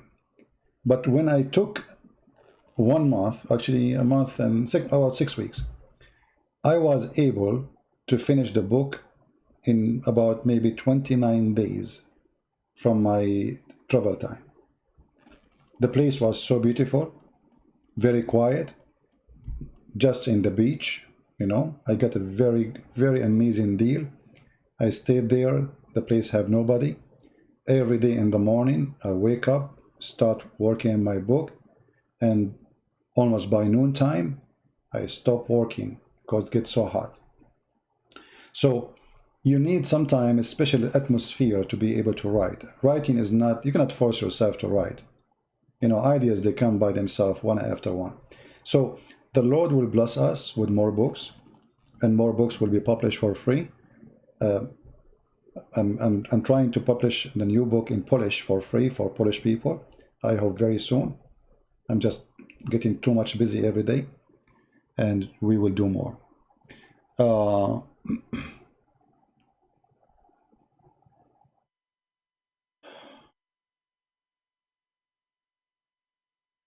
Do we have any Muhammadan want to say anything? Yeah, the Quran translation needs a lot of work. I wonder how much money you gave to the caller, paid actor.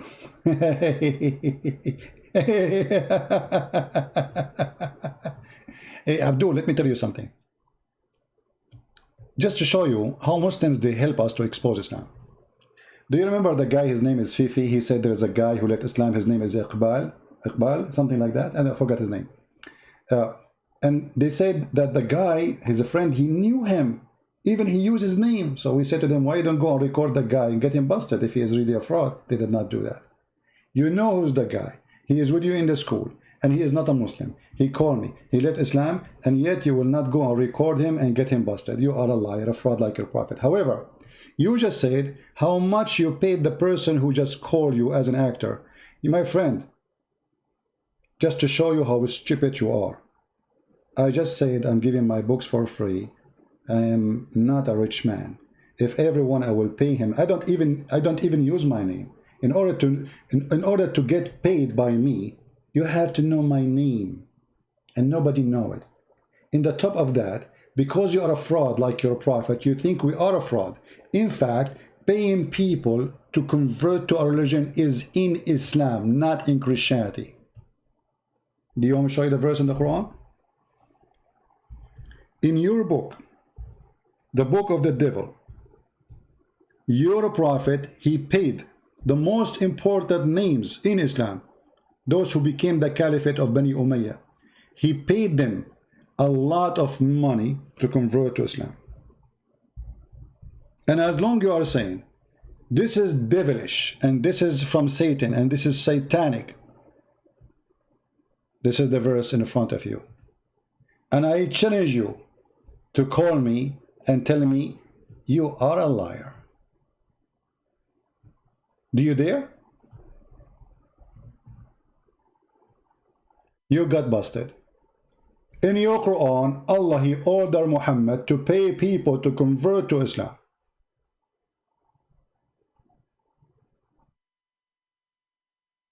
What do you think? And look at the first translation. And those he employed to collect the fund. What is that? Where it says that? Fund? It's a fund coming from the Christian and the Jews. If we go and read the interpretation for this, you will see the following. Let us go and see. Chapter 9, verse number 60. Laugh with me. This is Ibn Kathir. You're a prophet, he paid them gold and silver to convert to Islam. Shame on you, Muhammad. Verse number 60 again. Here we go. In the front of your eyes. The fraud Muhammad paying people money to convert to Islam because they were not convinced. And they are evil like him. He knew what they like. Money. Here we go.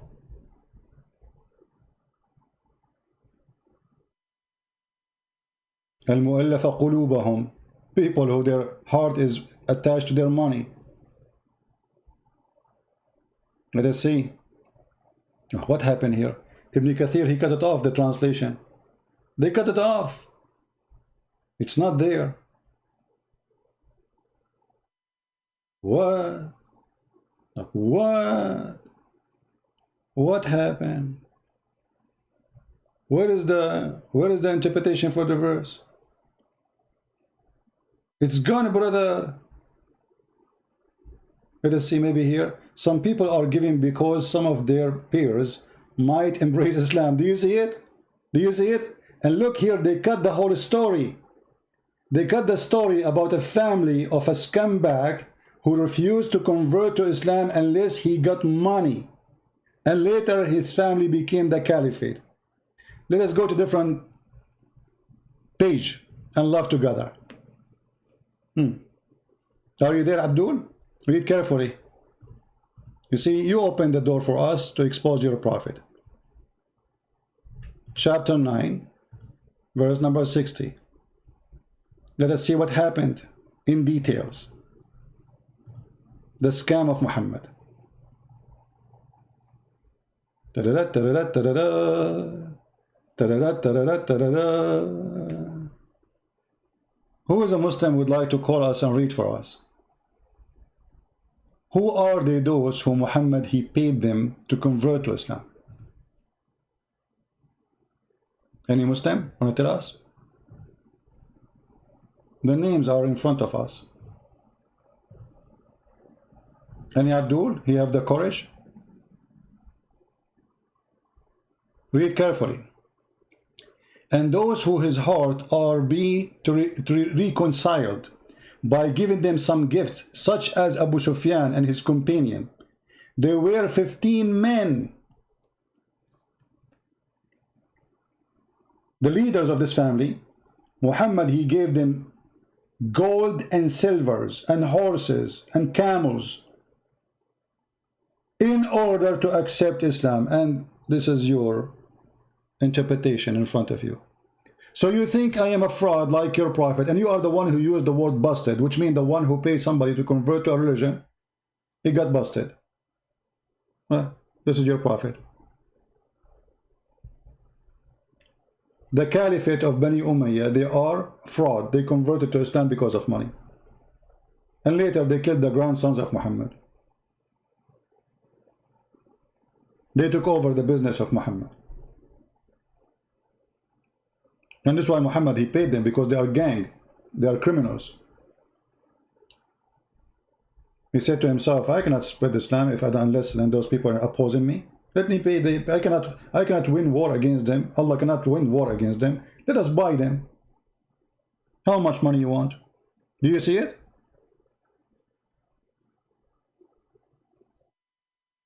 What happened to this guy who's talking about paying people to leave Islam? 15 men in one day accepted Islam because of money. The Quran in front of you. And what the Quran says, those who their heart are to be reconciled. How reconciled? By money. I mean, you are buying heart by money? Yes.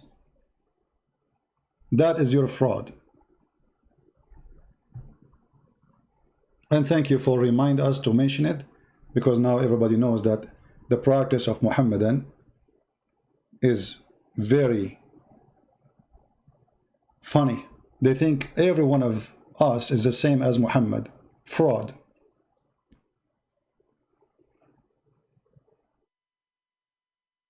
Who's next?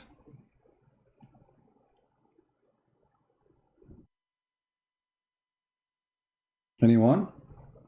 Who's next? And why you don't call me? Okay, this guy maybe is a fraud. You are the real Muslim. Call me. Maybe you can do better. And then after you leave Islam, you will accuse yourself that you get paid by me. What do you think, guys? Call me and let us see if you will leave Islam or not. Because anyone leave Islam is a fraud. You are the only Muslim here. Call me, potato. Be the man. You see, all those cowards, they say, hey, Christian Prince, we can debate him face to face, but they will not call me. Why? Because they're potatoes. They knew they are no match.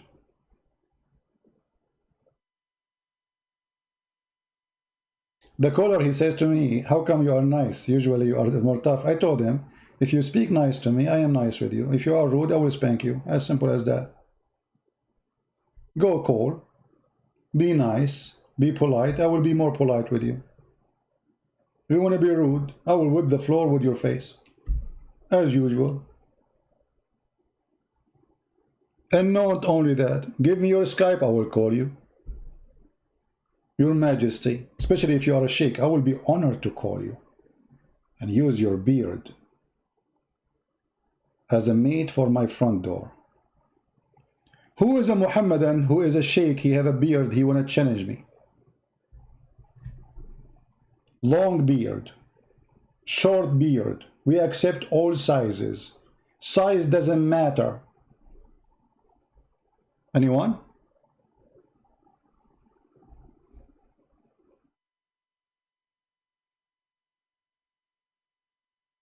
Anyone?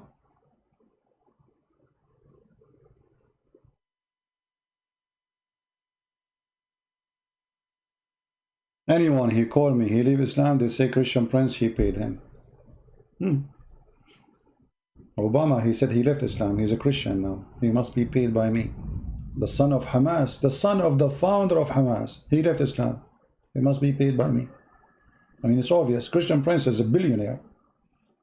The poor Christian Prince, he have a car, he want to get rid of it so he can get a bigger car so he can go and do some stuff. But he cannot, it's very expensive. But I am the one who's paying everybody. My car is in the size of a donkey. It's a very old car. But still my car, I'm not complaining, by the way. I say thank you, Lord, for this car. Still I have a car. Once, guys, but not this car, the car before it. I left the car and the keys was inside the car by mistake for almost 2 weeks. And the window is open. Nobody stole it. This is the benefit of having a car like this. Nobody will touch it. You know?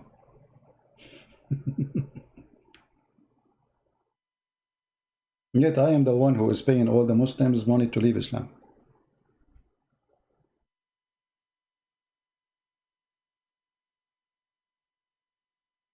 Muslim Ibn al-Fajr, answer my call. Oh, I don't see your call. And you are Muslim Ibn al-Fajr or al-Fajr? Guys, this guy is the son of the dawn. That's mean they make you the son of the Satan.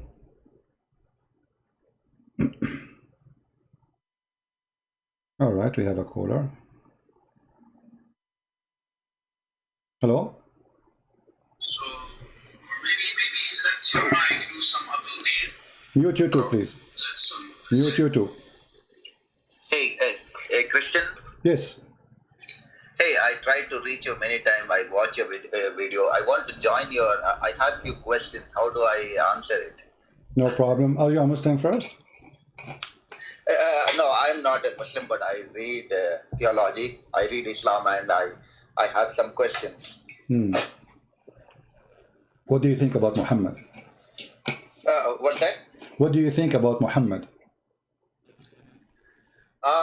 Okay, so Muhammad, not Muhammad, right? You only talk.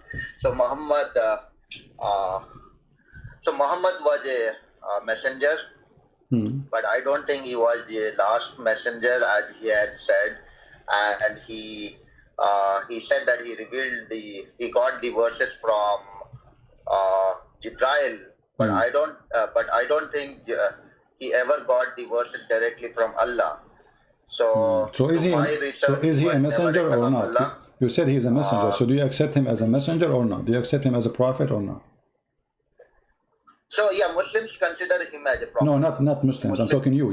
Do you accept him as a prophet? No, I don't. So I'm not a Muslim, right? So no there problem. is no question. So still the in question. my religion, there is no question. No problem. This is my question. You as not a Muslim, do you accept him as a prophet or not? Either you say he's the prophet. No, I don't accept. So if you ask my belief, I don't accept it. Okay. So what is your question for me? So my question is, I want to know this. Muslims normally say in every conversation that so whenever we meet them, they will say we believe in one God. So can you bust this faith? I know, like they also worship Muhammad. They also worship Muhammad along with Allah.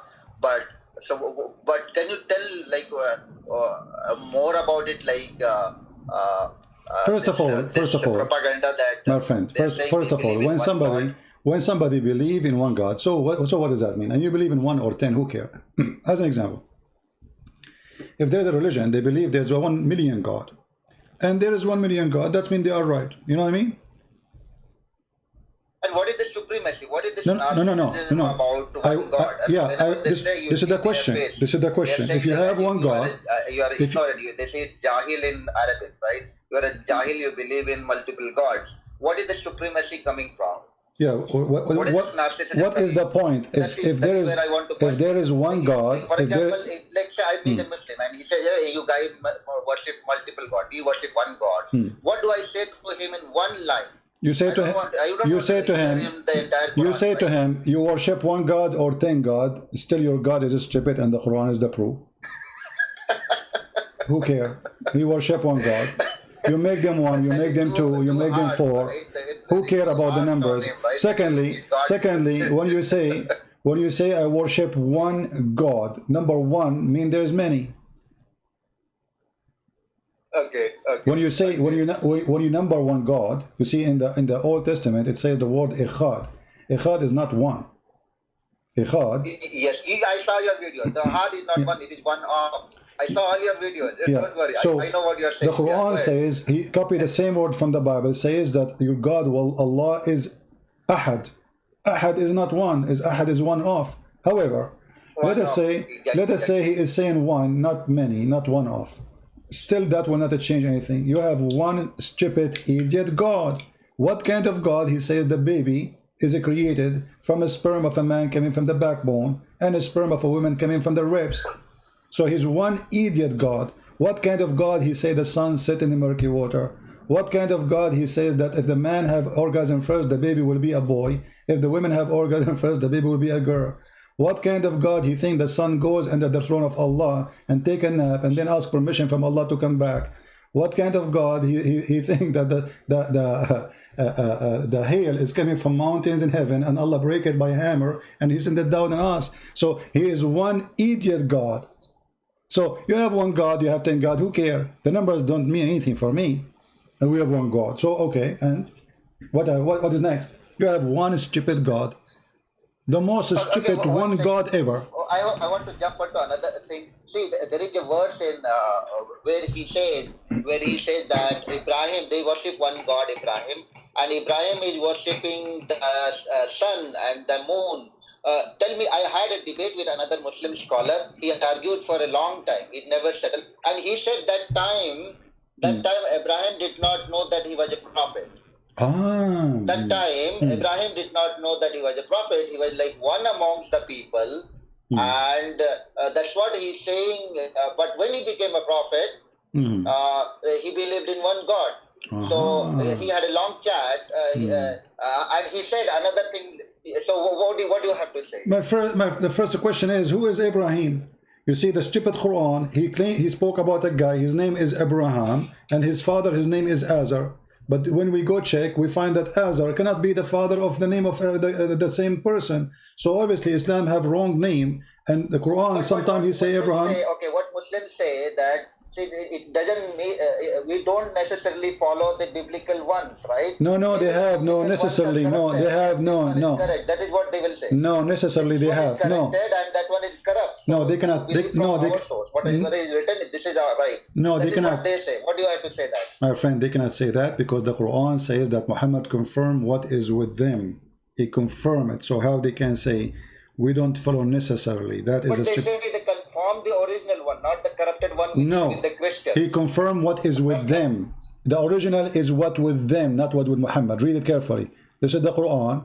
It says, confirm what is with them. And what is with them is what with us. This is in the year 600, not in the year 10 or 1 after Jesus. This is 600 years after Jesus. The Bible is published all over the place in the world. How you say we confirm only the original, but by saying I confirm what is with them, and what is with them, what he confirmed. So Muhammad did not say I confirm the Bible which is with me. He said what is with you. So they have a stupid logic. Yeah.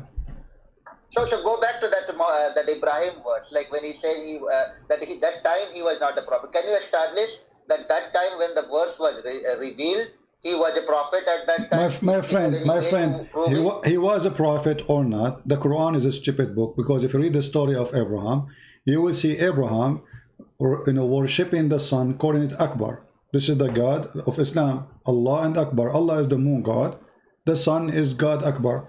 So فلما رأى الشمس باذغة قال هذا ربي هذا أكبر. So when he saw the sun rising up, he said, this is my God, this is Akbar.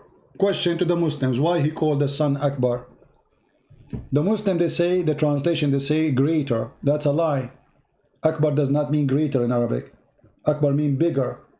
Akbar is the name of the God of the sun. The same as the moon God have a name. It is Allah, which means God-la. Akbar is the name of, which is sun, is very powerful. The Arab, they hate Akbar. They love the moon God. For the Akbar, the sun, burn their grass, make the desert more horrible, bring death to their animals, while the light of the sun, of the moon, make it nice, quiet, easy to live. They spend their night sitting outside, watching the moon and the stars, romantic. People who live in Europe, they love the sun, they worship the sun as God. People who live in Arabia, they worship the moon as God. Why? Because those who live in Europe, they wish to see the sun, for they live in a cold country. Here, if you read the story of Abraham, it says that Allah, he saw Ibrahim, the kingdom of the heaven and the earth. Okay, how he show him that? Let us read and love good together. When the night covered him over the darkness, he saw a star. The fact, it doesn't say a star, it says Kawkab. Kawkab is a planet. He said, this is my Lord. But when it is set, he said, I like not those who said. This is the most stupid logic ever. Why? Because he worshipped the star, because the star go up, and he refused to worship the star because the star go down. Why? Abraham, he never saw that the star go up and go down, which means disappear. This is the first time he opened the blind, the curtain, the first night ever in his life. Abraham now is a man. So he saw the star. He never saw the star before. He never noticed that the star disappeared in daytime. That is the most stupid verse of the Quran in the logic of Muhammad. And then the star disappeared. Then he saw the moon. Then when he saw the moon rising up, he said, this is my Lord. But then he said, unless my Lord guide me, I shall surely be among the erring people. You are already among the erring people. You are worshipping stars, worshipping the moon. And then it says, when suppose now this is when ask Allah to guide him. Look what happened after asking Allah to guide him. He worshipped the sun. When he saw the sun rising up, he said, "This is my Lord. This is Akbar." But when it said, he said, "Oh my people, I am indeed free from all what you join." So Abraham, he stopped worshipping the sun because the sun set. Why Abraham? He never noticed before that the sun set. Got it. He just discovered it. He just discovered the stupidity. So help me another thing. So the current Quran is the Cairo version, that Husseini Quran, right? And it is the Hafs recitation. And I saw your video, so let's not tell him again and again that you said that he was a liar as far as the weak hadith he had produced. Okay. Okay. Now my question is like this Hafs version.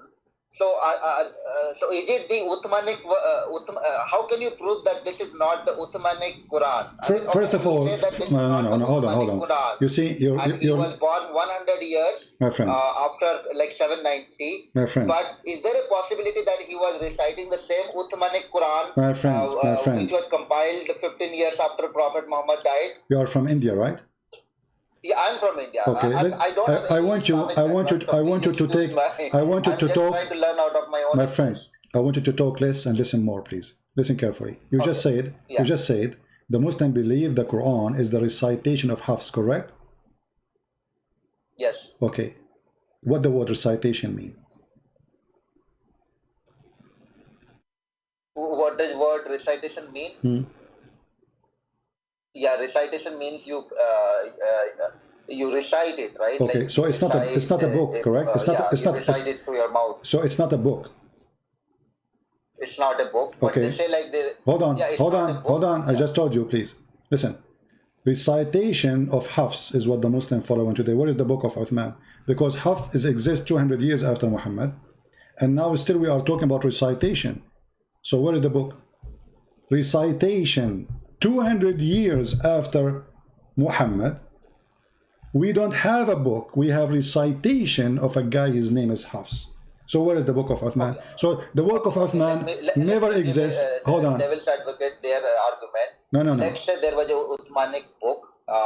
They cannot. Let's assume for a moment. My friend. It is exactly the same Quranic. Doesn't matter. Where is the book?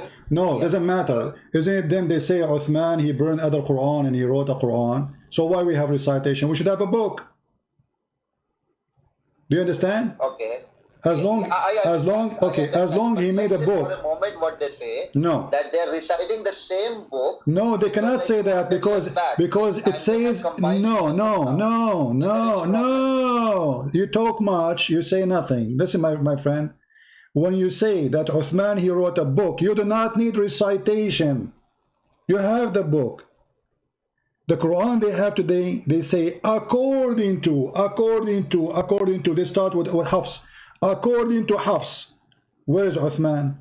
Where is the book of Uthman? If we have the book of Uthman, show it to me. We don't have it. So according to a recitation exists 200 years after Muhammad. The Muslim, they say that the book of John written about 60 years after Jesus, and they don't accept it. They accept Muhammad, who came 600 years after Jesus.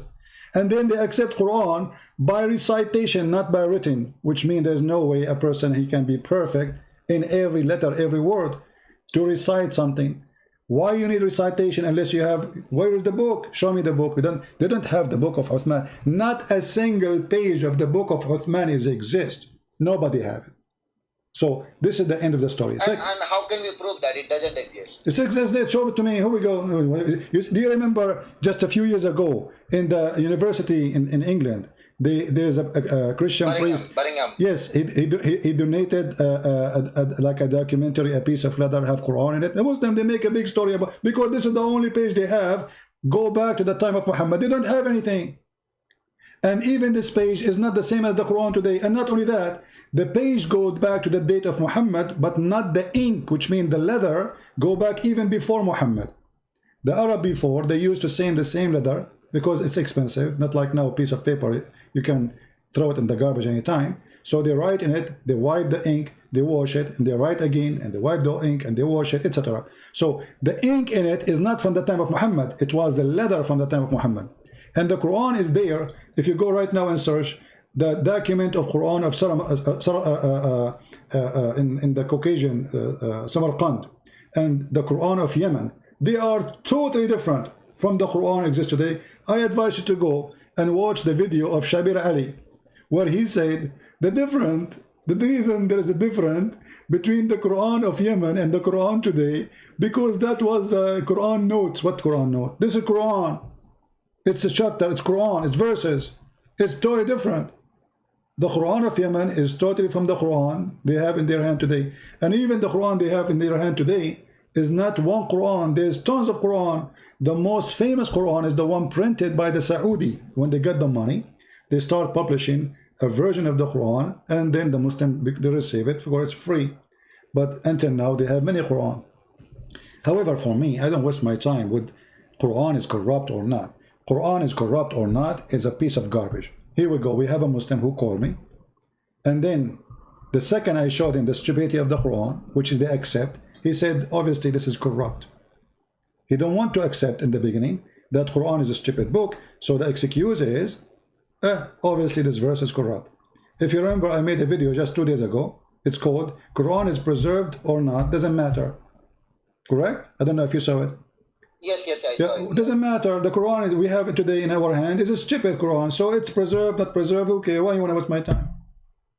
So okay, tell me one thing. Like when Dr. Smith, J. Smith is saying there are hundreds or at least 30. Well, today, last 2 days, he said no, they're not 30 but 100. Hundreds of Quran existing right now. What does it mean? Like, is it like all different recitation that the harps and the verse and he means by the different recitation, or it is actually different content of the Quran that is existing at the same time right now? Well, my friend, the Quran, there is many versions of it, different writing. Actually, there is more between 800 to 900 Quran. And maybe I should not... 800 to 900. Between 800 to 900 version of the Quran, you know?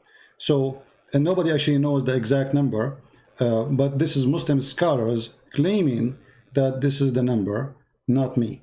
And if there is a Muslim, he dared to say this is not true, feel free to call me right now and I will show the reference. Right now as we speak. Any Muslim want to do it? Any Muslim he have the courage to do it? Thank you, my friend, for calling. Let us give a chance for other people to call. Thank you very much. Okay, thank you. Do we have any Muhammadan?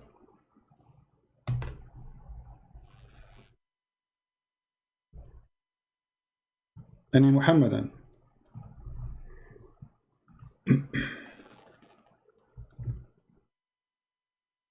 Hundreds of Quran.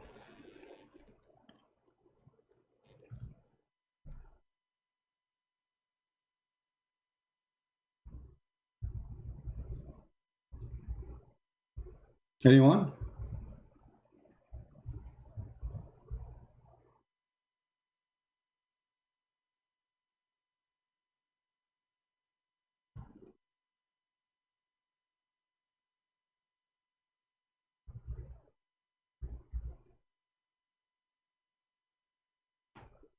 Actually, as long as we mention this, let us show some reference.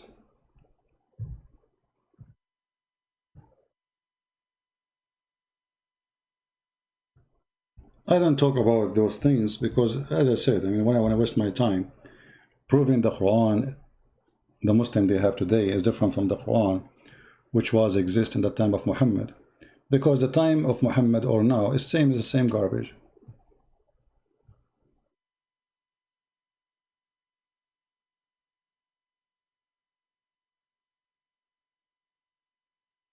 Who is a Muslim would like to call and read for me what is in the screen?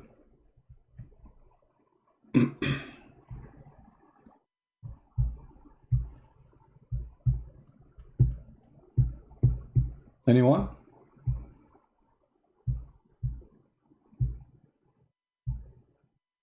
Who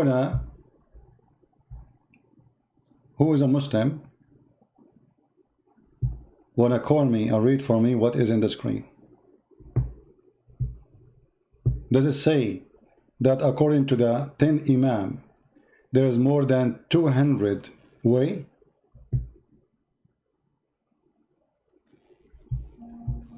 Actually, 980. Let us see if we have a caller.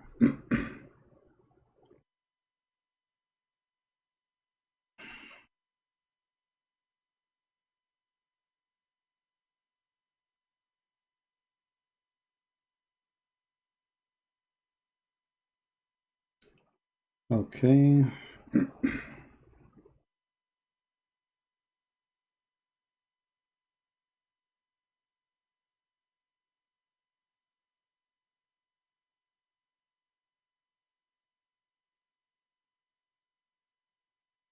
I hope the caller is a Muslim. Hello? Hello? That city? Yes. Oh. Okay, sorry. All right. Do we have any Muslim want to read for us what is written in the screen? What is the 980 present? It says here the total ways according to the 10 Imam is 980.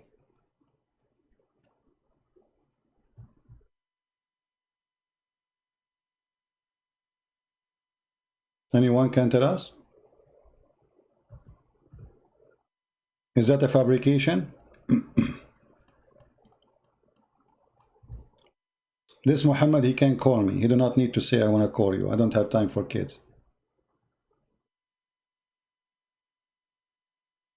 Any Muhammadan?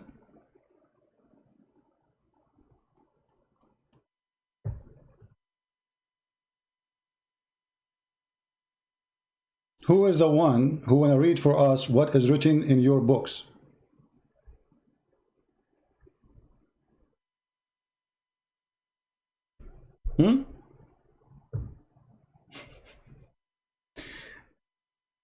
This is Kitabul Hadi. This is one of many books. Page number 63. The 10 readings of the Quran go in the branches of 980 way of reading, which means there's 980 Quran.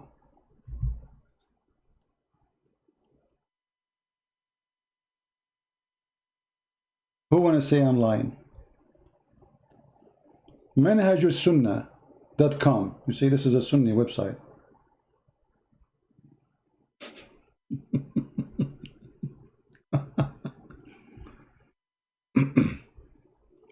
النشر في القراءات العشر, volume number 1, saying the same. I mean, all those your books.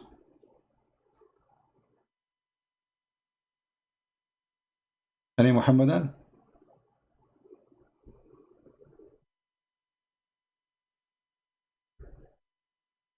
Who want to call us and read?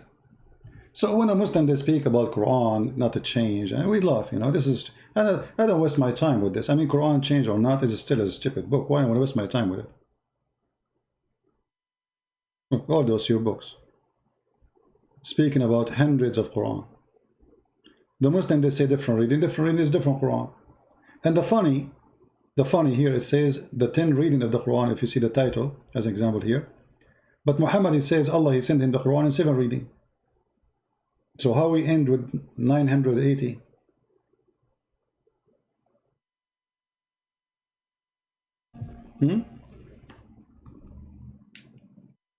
Someone is asking me about a Muslim made a video about a prophet, he married Rebecca at the age of 3. My friend, we do not even need to refute that, because where it says that, there is a phrase in the Bible says that this prophet, he married Rebecca at the age of 3.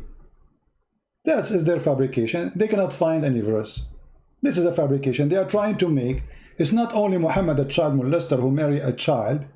They want to say in the Bible, I can't find you someone else, he married a child too.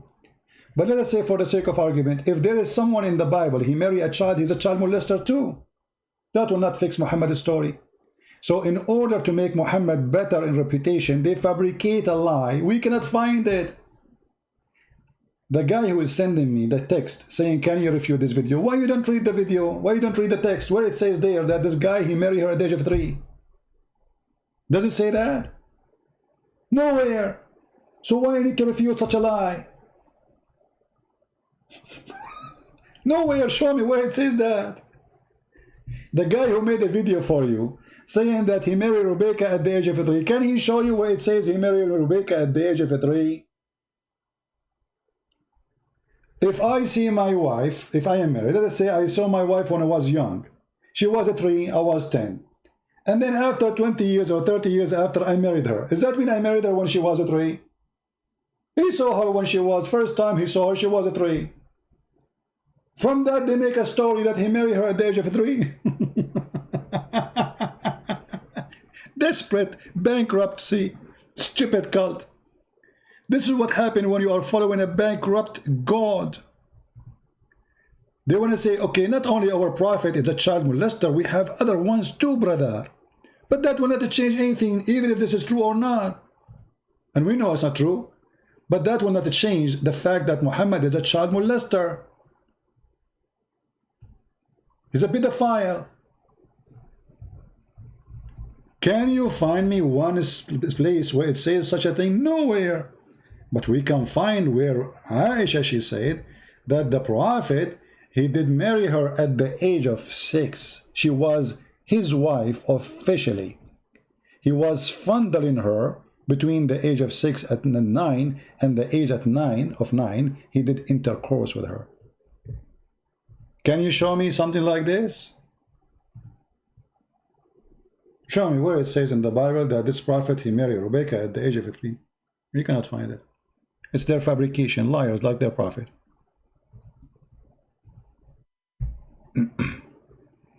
Do we have any Muhammadan want to say anything? Did we have a good time, guys? Praise the Lord. We have a Muslim who left Islam today. I hope next time he call me, he will accept the Messiah as his Lord and Savior. And God is good, my friend. Why you will not debate me? He tried to answer one of your video, but always he mentioned our prophet who married 6 years old. He have not seen trying to say that your people did the same thing with our prophet. That was a common at that time. No, this is not true. No, why not? I mean, you see, okay. You see, the one who is texting me, the Muslim, he's a Muslim from Indonesia. Don't debate me, no problem, but use your logic, be honest. If there is any verse you can give me, it says that this prophet, he married Rebecca at the age of 3. None. So it's a fabrication. In the same time, am I lying? I'm showing you Sahih Bukhari. The one is talking is Aisha. So when a Muslim, he made a claim, and you are a Muslim, listening to a Muslim, shouldn't you ask him what is the reference, what is the proof? There is no proof of such a thing. I saw another Muslim saying that Mary, she did marry at the age of 13.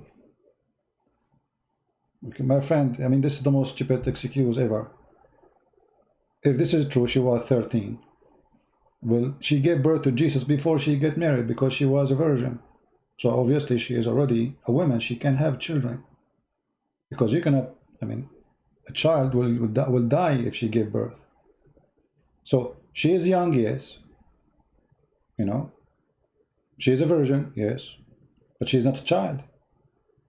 And in the top of that, let us say for the sake of argument, Mary, she was 1 day old when she gave birth to Jesus. Still, there's no marriage. It's a miracle. So in order to defend their prophet, they fabricate all kinds of stories. Who's next? If you can give me a verse in the Bible, it says that this prophet, he married this woman at the age of 3, show it to us. Otherwise, shut up.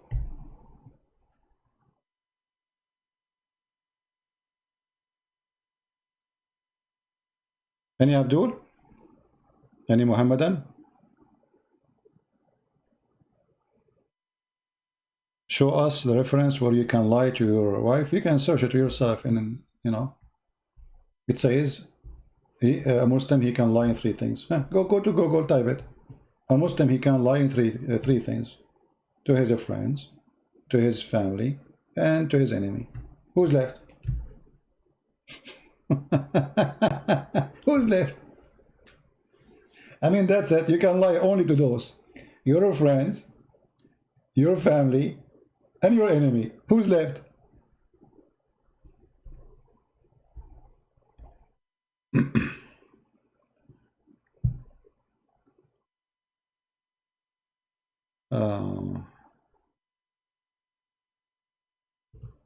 No, nobody can write better than the Quran, because I have to be more stupid than Allah to write better than the Quran. You see, as long as the Quran is the book of stupidity, to write better, you have to be more stupid, because the extreme go in which direction, in how stupid you are. So, in order to be beating Allah with the stupidity, you have to go farther with the stupidity. Like, you have to say, make a verse, instead of saying the sperm is coming from the backbone, you can say, like what Al-Razi said. Actually, there's once a Muslim, his name Fattari, he's a kid, you know. I mean, all of them are kids, regardless their age. So he want to get Christian Prince busted about where the sperm is coming from. He said, we Muslims, we go by real scholars, scientific scholars, not like those. So if you want to quote for us, quote Al-Razi. Al-Razi, said, wonderful, Al-Razi. We went to Al-Razi. Do you know where the sperm is coming from according to the Muslim scholar Al-Razi? Anyone remember? Who remember where the sperm is coming from according to the scientist Al-Razi, who is a Muslim scholar? Anyone remember? From the brain. So this stupid, he made a video, and then when I showed everybody what Al-Razi said, he disappeared. Al-Razi, he accept Al-Razi. Al-Razi is way more stupid than Allah. Allah, he says the sperm coming from the ribs. Al-Razi go farther and he says the sperm is coming from the brain. Why? The Razi explained, when the baby is in the form of like a little inside the woman, he looked like a cell of a brain. He looked like a cell of a brain, you know. So obviously, this is where the sperm is coming from.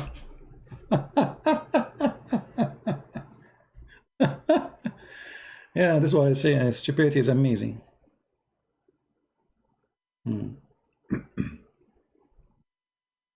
Right.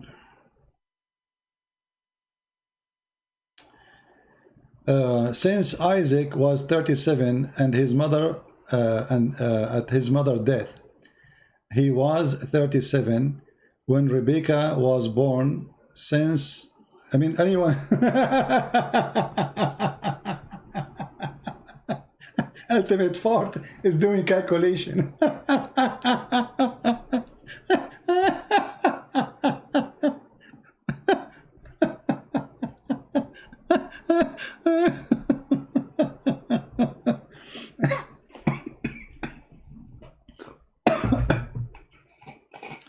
Yeah, let's get some water.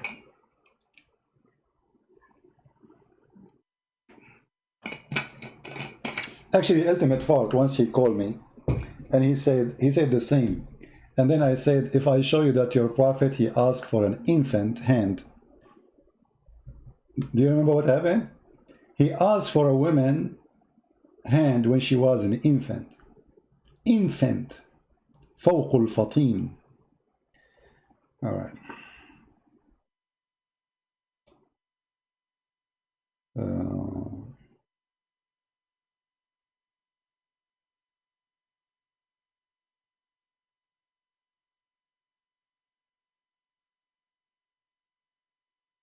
He tried to answer one of your video, but always mention our prophet who also married. My friend, either you bring me the guy who want to debate me, and so we can laugh.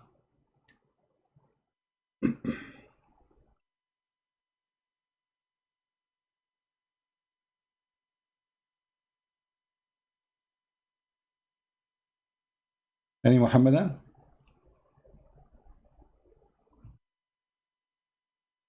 Any Muhammadan? Who's next?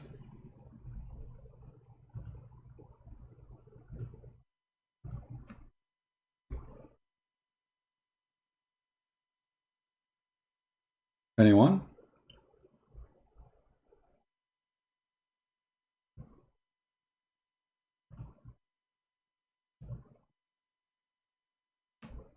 The Muslim, they have an agenda to say to you, our Prophet is not the only one a child molester.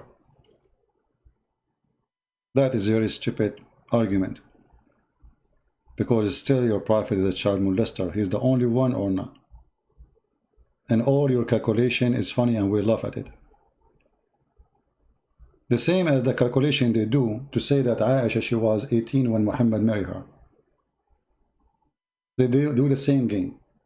False calculation. Aisha at the age of 17, when she was going 18, Muhammad was dead.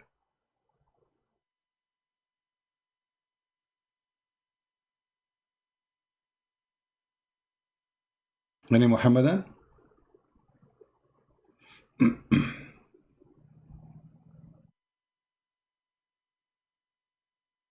Who is a Muhammadan wanna call us?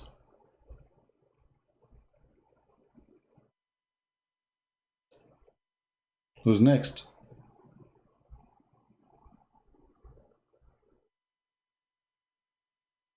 Anyone?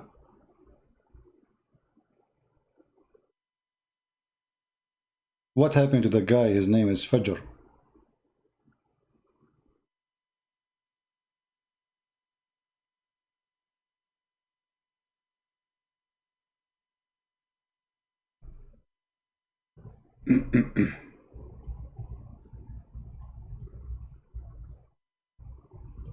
We have a Muslim here.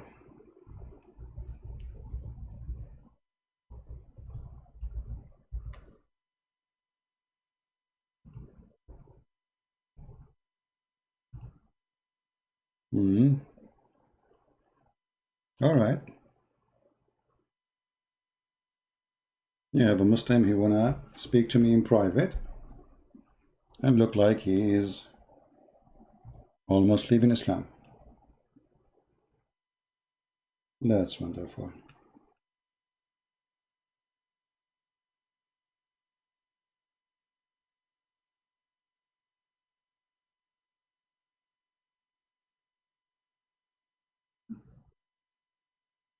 We have the guy who yesterday we spoke to him. Let us see what happened with him.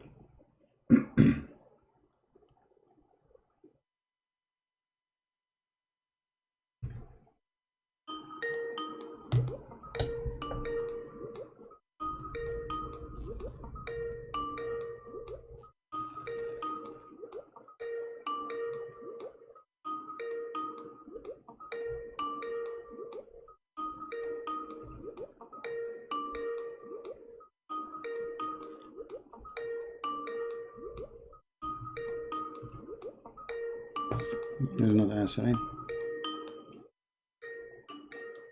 All right. Any Muhammadan? What happened to this girl? She wanted to leave Islam.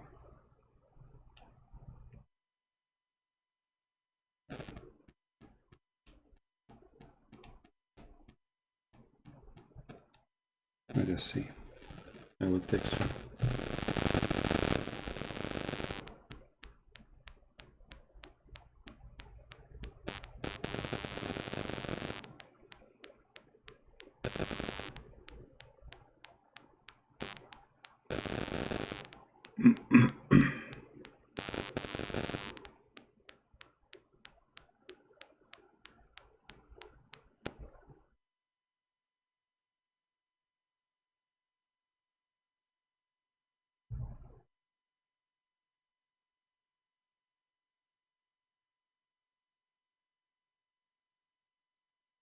Anyone?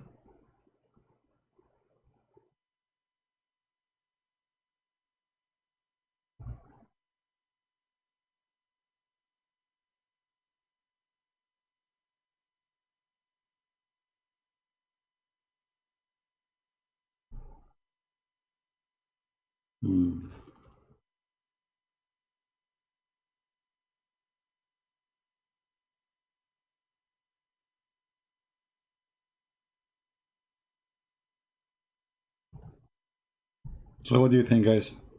Are we out of customers? I'm just looking for a customer. I cannot find one, but I can do.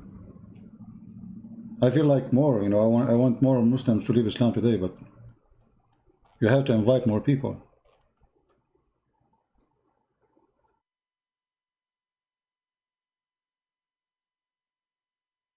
Anyone?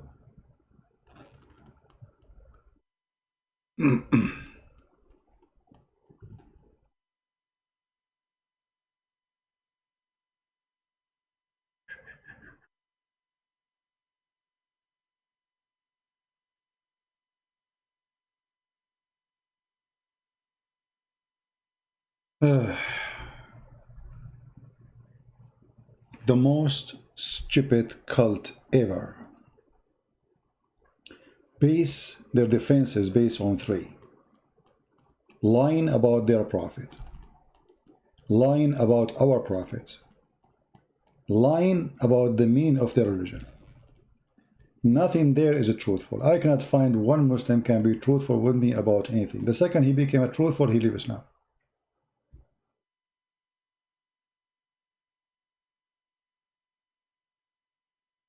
I have to go deeper in the Quran. You have to help me. You see, there's many things I don't speak about. Like now, I did not mention the 900 reading something, unless somebody forced me to, you know. So there's millions of information. We never shared it because we like to make it easier. You know, we are not debating in with the scholars who have a strong knowledge. You know, we are trying to spread what is enough, proves, not just a statement, that Muhammad is a fraud. Something you can use easy. When I will be in quality of life, maybe tomorrow, I will create maybe a program for tomorrow. Tomorrow we will be there. God is winning. Send me a topic if you like to talk about a topic for a quality of life tomorrow. Do we have any Muslim want to say? Let us make it simple. You see, I always make it simple for the Muslim. I say how you can prove to us that Muhammad is a prophet, and always they fail. They cannot make Muhammad as a prophet unless they make lies about the Bible or they fabricate that Muhammad is in the Bible, but yet they say that the Bible is corrupt. There's no proof of Muhammad to be a prophet. You see, the first thing a prophet, he should prophesy. All the prophecy, because when Muhammad speaks about science, this is prophecy. This is something taught to him by God. And then we find that this science is stupid. That means his God is stupid, which means his aim. Right? You scared of Fifi? Well, I am very scared of all of you, to the point I am the one willing to call Fifi, but Fifi, she will not receive my call. You know what I mean, guys? I am afraid of Fifi to the point Fifi will not take my call. And I say to Fifi, please call me. You see, he was afraid.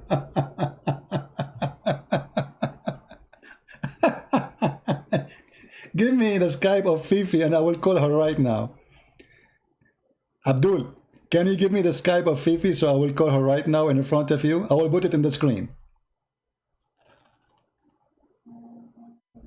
Ali, are you there? Can you give me the Skype of Fifi? Fifi, even she is hiding her Skype from me. Fifi and her sister.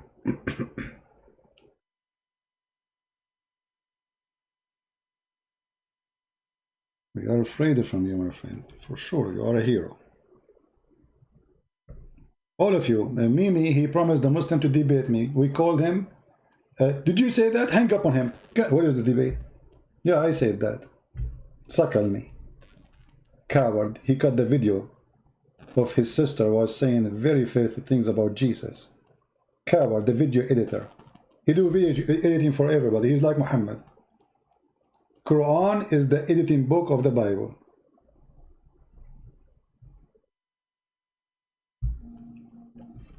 We receive messages, I don't see them. Don't send me messages, please, unless you want to talk. Don't send me hi, don't send me hello. If you are a Muslim, you want to talk. If you are a Christian, don't tell me I want to call. I will ignore your message.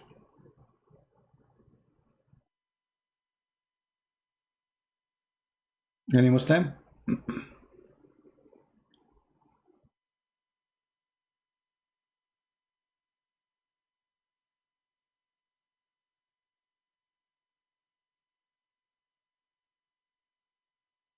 We cannot make episode about spirituality in Islam and Christianity because Islam is zero spirituality. Islam is about ritual, not spiritual. You have to do a duty prior. The second you make it a duty, it is not a spiritual no more. Muslims, they live in fear of God, not in love of God. So when they pray to God, that because of fear, they will be punished if they did not do that. So there's no spirituality. You see, there's a Hindu guy, they call him, we spoke about him the other day, Guru, whatever his name is. He is too much spiritual, and I find his spirituality is empty. However, we cannot compare between him and Muhammad. If you ask me which one can be considered better prophet as a false prophet, because that will not make him a good prophet anyway. But we cannot compare between this guru and Muhammad. This guy is very spiritual, he is peaceful, but he have a lot of garbage between the words. And people, they like, if somebody have a skills of talking, they think he is super smart and intelligent. The fact I find what he says is very stupid. And maybe I should make some videos about him, just for the sake of education. But there's a huge difference between somebody want to make you level yourself in a spiritual way, and someone want to make you lower yourself to be an animal. Islam wants you to be an animal, a person who think about his penis, his stomach. Why I want to pray to Allah? Because I go to heaven, He will make my penis endless, He will give me a lot of women for sex, and all the food I need. That's Islam. Right? A human first, CP, you talk a lot. Well, I am here to talk, my friend, and the stupid you is here to listen. Because if you think I talk a lot, and yet you are here, that means you are a donkey. Let me look at this guy. He is saying to me, you talk a lot, and yet he is here. I mean, why you are coming here? Do you see cartoon in the screen? Do you see like a movie? There's no movie. So why you are here? Because you are a donkey. Don't come here again without your parents. Do we have any Abdul want to say anything? Why many churches in the USA, EU get attacked this month? Well, I don't know about any church get attacked. I mean, we heard about one church, but I don't think anyone will dare to do so. Because you see, Christians are very peaceful, especially in USA, but the second you get close to their church, they will treat you nicely in their own way. You know, Christians in the USA are very well armed. You can be free, do as you wish, etc., but don't play with them. So maybe in some cities where ruled by liberals, those are atheists, etc., they can do whatever they want, but they cannot exceed the limit. There's a limit. Otherwise, they will pay the price. What is my opinion of Jehovah's Witnesses? They are false, the same as Muhammad.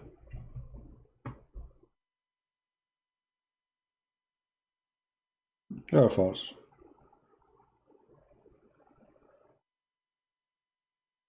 You see, there's many, they use the name of God for their agenda. So I can create now a cult, and I say I believe in Jesus. This is to make people accept my new cult. I have to present some good names. This is exactly what Muhammad did. This is what the Mormon did. This is what Jehovah's Witnesses founder did.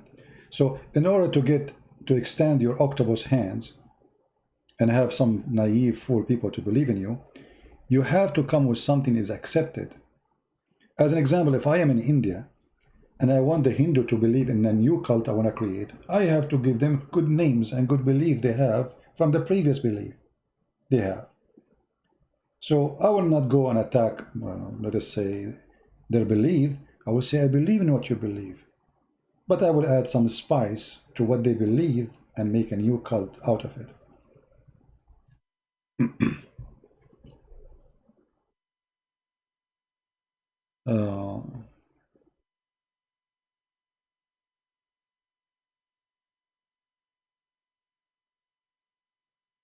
You know, Jehovah's Witnesses, they cannot stand a debate for 2 seconds. The same as Muslims. Last time I was in France, they ran away from me. Twice, actually. The second they notice that you have a person, you are a person who have education in the topic, they run away. There's a video from Amir Stein Center. They say we Christians can learn so much. Well, this is Amir Stein. Obviously, they are a bunch of a fraud. They got paid. They hire those people. It's sponsored by Muslims, obviously. They send you a check. Can you make a nice video, please? You know, give you good money. People, they have no dignity. Everything they say there is a lie. And we made videos about them. We got them busted. My friend, there's many people, they are for sale. Think about it. Very simple. You know that there's some women, they are willing to take off their panty to make a porn, right? Okay, why they do the porn? To make money. You know that there's some men, they are willing to take off their pants and have sex in the front of a camera. Why? Want to make money. So if there's a human being is willing to do that and publish himself having sex with women to millions in purpose, not like somebody secretly record him. No, they are doing it with no shame. So is it a surprise for you that somebody will make a video saying Muhammad is a great prophet to make money? Because if those people, they believe Muhammad is a great prophet, why they don't become a Muslims? You know what I mean? If Islam is a wonderful, either Muhammad is a false prophet or not. So if Muhammad is a great man, Islam is a great religion, why you don't become a Muslim? Obviously you are not convinced. So how you are not convinced of what you say to me, yet you say it to me? Because if you are convinced, you will join the religion. Do you understand what I'm saying?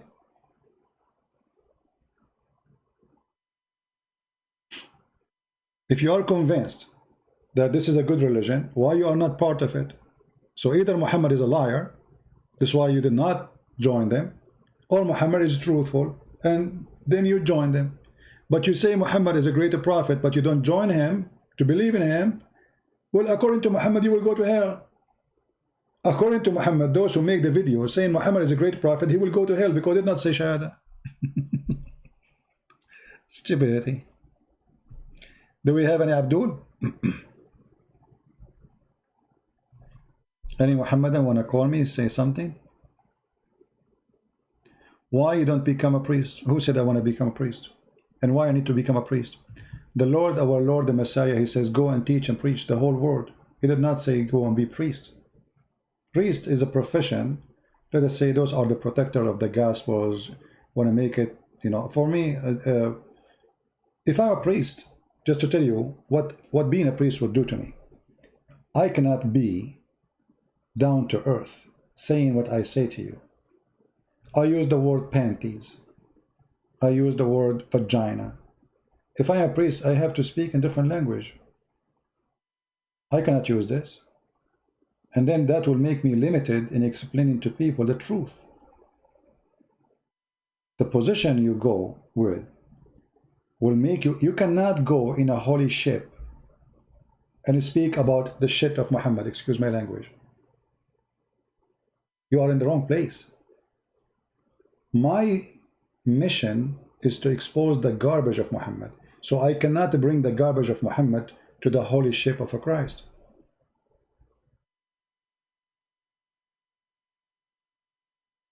That will be the wrong place. That will be embarrassing. So having a title, just for the sake of the title, you have to respect the title. So if I'm a priest, I cannot even talk for a second about the faith of Muhammad, for he's so filthy to speak about him.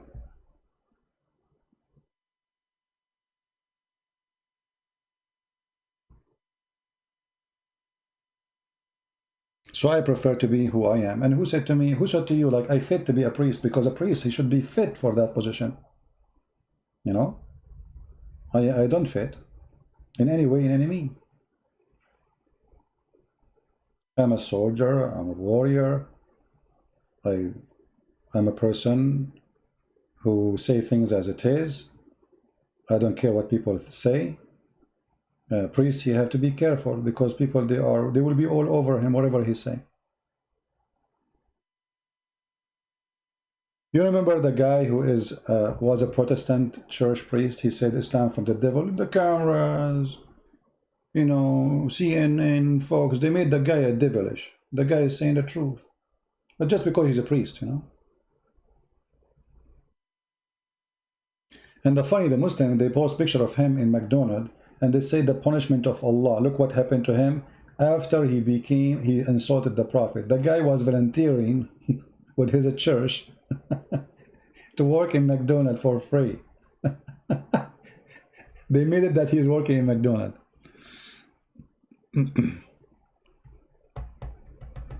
Same time, who care about the title of a priest? The important is when the judgment day come, how many people they used to be following the devil Muhammad and they accepted the Christ. So let us say I was a priest and I never been a Muslim or able to help a Muslim to accept Christ. And someone, he never was a priest, but he made millions or thousands or even one accept Christ as God. Which one is more valuable for the Lord? The Bible answers that. Right? The Bible have the answer. Remember the story in the Bible where God, the master, he represent the Lord. He gave his servants an investment, money to use. One he hide it, one he double it, one he make it 3 times.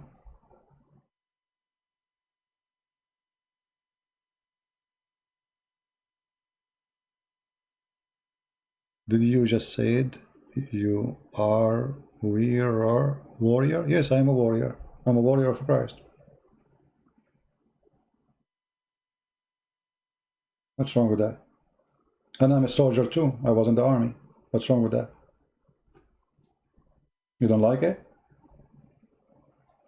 So you can understand the warrior as you wish. No problem. I don't care what people think. Bite your fingers.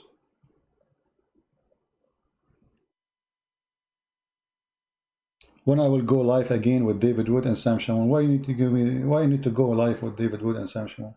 I did it like when they invite me, but it's not necessarily. Actually, I don't prefer the group broadcast. You see, for me, even I say no Christian call. I want Muslims to call me. Why? Because we want you to hear the other side of the story. So either we are being truthful, or it's going to be a monologue. You know, 2 Christians talking, saying things about Islam. This is what the Muslims do. Muslims, they have a program, they bring 2 or 3 Muslims, and only Muslims talk, and they laugh at the Bible and laugh at the Christianity and blah, blah, blah, blah, blah. But they will not dare to debate the one who knows. It's just 2 people talking. I don't want to do that. I want Muslims to call me, and you listen. Right? You listen what Muslims they say. Live on air. No editing. No pre-recording. I don't know who's calling. I don't care. Right? And by doing that, you learn, all of you, you learn how to debate Muslims. You learn their logic. You learn how they lie. You learn when a Muslim is a truthful, who is not. So this is a living school of education, of debate. We Christians, we need it from a long time ago. You see, the reason, like when the dad was in his time, he was debating Christians because nobody taught the Christians about Islam. Nobody. Internet was not like now, you know. I remember during the time of DDAT, I used to have internet, which is DSL. And then when you log in the internet, it takes you sometime an hour to get in, and sometimes the modem is stuck. You have sometimes even if I formatted the computer, you believe it? Anyway, so it was horrible to go in the internet, and there's not like now, you know, it's the speed, and it was garbage. But things now changed. Today the phone is a computer. I remember my first cell phone is in the size of my head. And it doesn't have a screen. It has buttons, you know, just to bunch the numbers. Today your phone can do what computer can do, literally.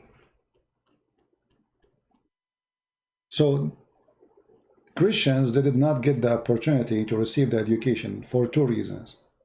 There's no teachers and there's no tools, which mean Christians and churches, they were busy just praying for their Lord.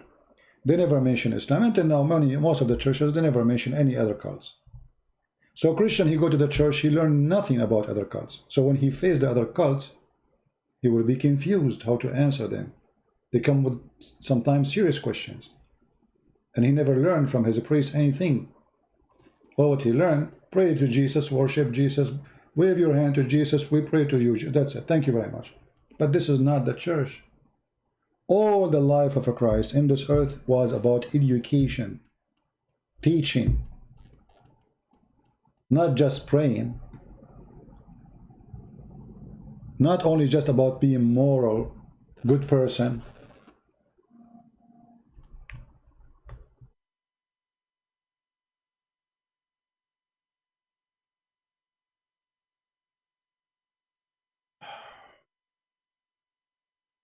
Please don't call me, text me if you are a Christian. Only Muslims. So your child, he go to church. He spent maybe many years in his life going every Sunday to the church, but he learned nothing. He just learned that Jesus is born in Bethlehem. He's born from the Virgin Mary. He is our God. He is in heaven. He is coming back. I mean, normal stuff. But you never see a teacher who will give you, okay, give me questions people ask you about Jesus, so can we answer them? What people they say to you in the school about Jesus, they don't do that. You know, I remember once, and this was in Europe. I was in Europe at that time. I went to a church, and then the priest, he came to me. He says, can I ask you a favor? I said, sure. He said that we have a lady who sits with the children during the service. She is not coming today. And I'm thinking maybe you can do, because those kids are really crazy. And it's not easy to control them. So maybe you can sit with them. I said, sure, no problem. So those kids, they make a lot of noise. They are bored. I mean, you don't blame them. Their parents is in the church. And now you are jailing them in a room until the service is finished. The service is finished, and then the parents, they came to take their kids. They were looking from behind the windows and the door, and their kids are sitting in the floor, and everybody is so, I mean, that's it. It's like they are not living in this earth. And I was telling them a story. And then their parents, they said, let us go, let's go. They said, no, we don't want to go home. We don't want to go. What happened? The priest, he could not believe it. He could not believe it. That those kids, who they are desperate, they want to go home. Every time they come in Sunday, now they don't want to go home. The reason they loved what I did with them, because I was speaking to them as a little boy like them, not as an adult. You have to go down in their age. You speak to them as if you are one of them. And I was telling them a very, very nice story, but it's very useful story. The kids don't want to go home. The second Sunday, the priest, he called me. He said, are you coming today? I said, sorry, I cannot, because I'm invited to a different place to do some teaching. He said, what we will do with the kids? They are asking about you. You are late, you did not show up. I thought maybe I can call you. I said, I'm really sorry, I cannot go. He said, what I will do, what I will tell the kids. So now I have a duty, which is the kid. So what I will tell the kids. So why before the kids, they cannot stay and they don't want to listen? Simply, you need to change the teacher. Teaching is a gift. Not everyone have it. Sadly, in our churches, we have a priest who they are just doing a job. Imagine they even have a resume. A church need a priest. They announce in the internet, and whoever have a study or degree in the Bible, he apply. They interview the person. They ask him to bring some reference, like somebody recommended him, trustworthy, and then you get the job. It's a job with salary, housing, insurance. Where is the teacher? So when you go to a place call a church and then you don't find a teacher, you find a priest. That is not right. We do not need a priest. We need a teacher. A teacher who is a priest is okay, but a priest who is not a teacher is not. Because what we want from the priest is not someone who reads for us verses from the gospel. We knew how to read them. We want somebody to help us to answer questions about life, about matter happen around us. Not only someone who says to us, Jesus is God. We knew. We are in the church already because we believe in Jesus as God.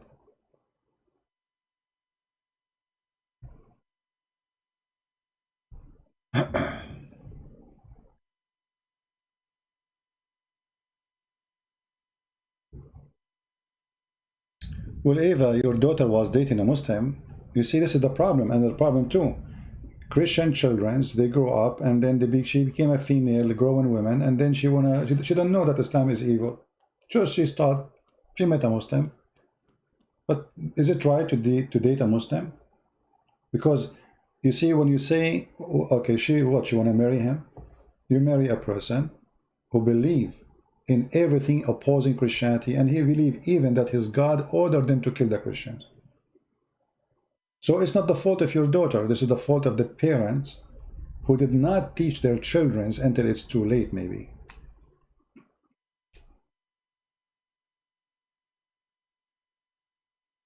Do we have any Muhammadan want to say anything?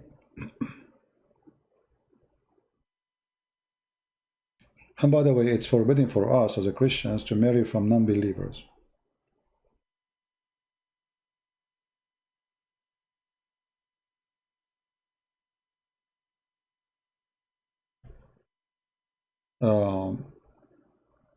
When you want to come to Indonesia so we can do fishing? Well, my friend, I'm afraid if I go to Indonesia, even if I go, I cannot tell you. Because I'm sure millions will be waiting for me. You can imagine how much love they have for me there now. You know?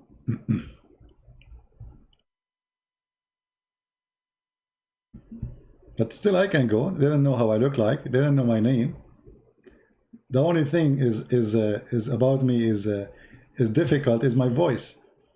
You know, my voice is easy to recognize.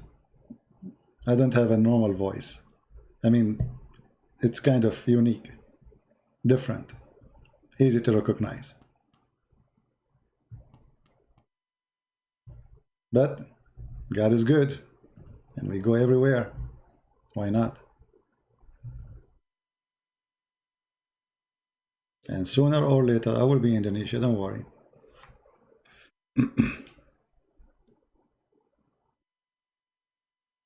Yeah, this is the problem, you know, with the voice thing. Like once I was doing a seminar in the Philippines. They did not say Christian Prince. They say, I don't know, they introduced me like in Middle Eastern. I forgot what the name they used. Anyway, so two girls, like at the end of the seminar, you finish and people, they come, shake hands with you, you know, invite you to their houses. Very nice people. Then there's two girls, they were standing, but the other one, she is pushing her to talk to me, and I noticed them. They were waiting for a while. And then I said, yes, sir, can I help you? I said, I have one question. Are you Christian Prince? I said, yes. She said, see, I told you, this is his voice.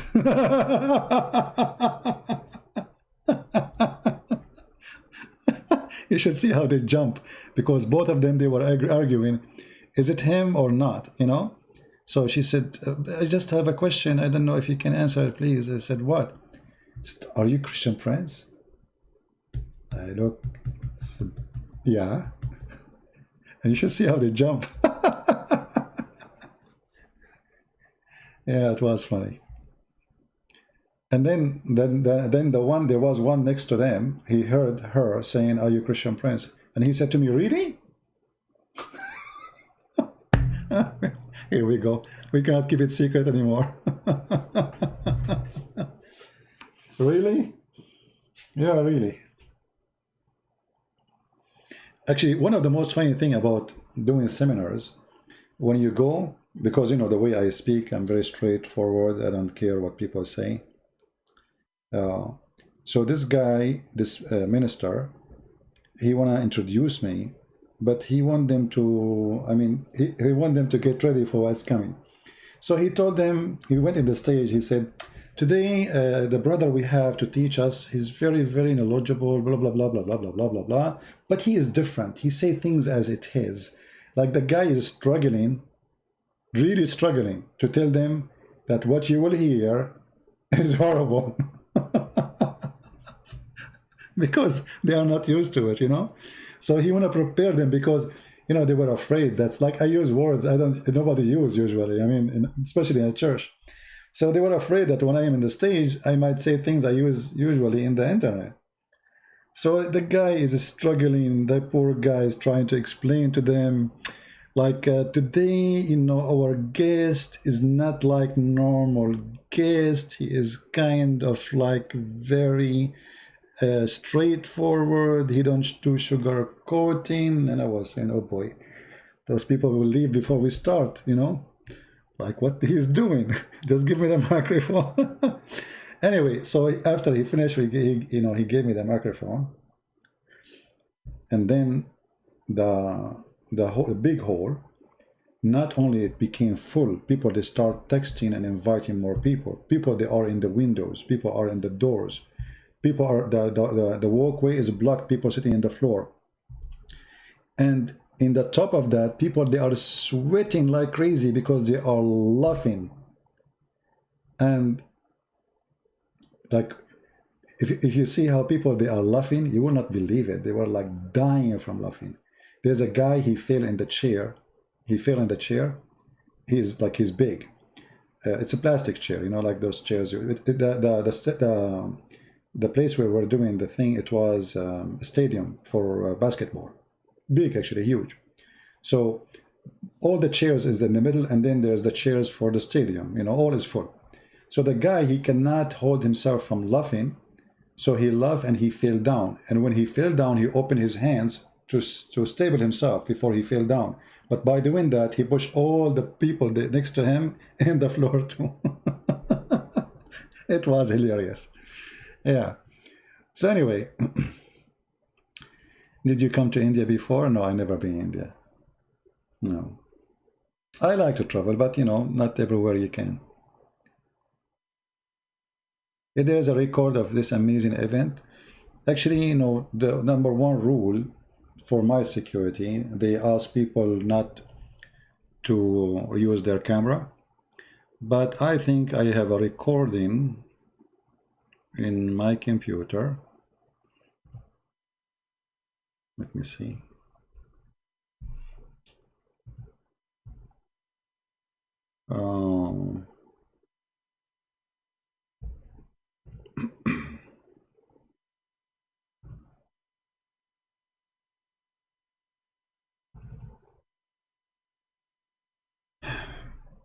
Yeah, for security reason, everywhere we go, they put a big sign asking people not to record anything. But still, I have some recording. Let us see. I'll try to find you the same event I'm talking about. Give me a second.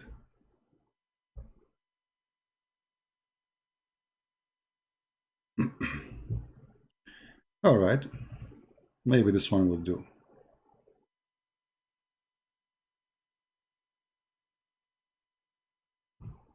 We need to choose one which is not showing me in the screen.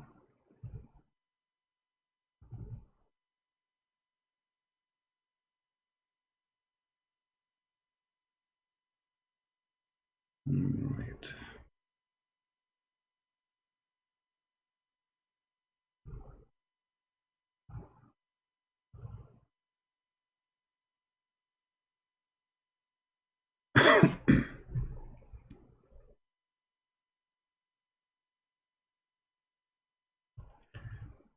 Maybe this one. No. I am there. Let us see this one. Maybe this one will do. This is in the beginning when we started. Let us see here. Give me a second. Take a snapshot of it.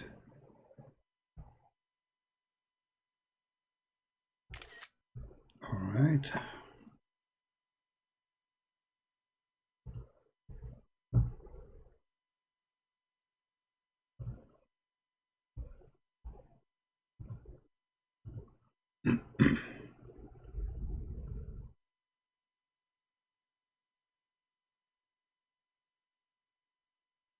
Okay, this is the this is in the beginning.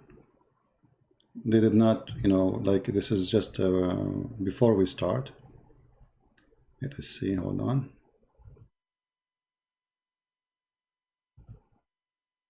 All right.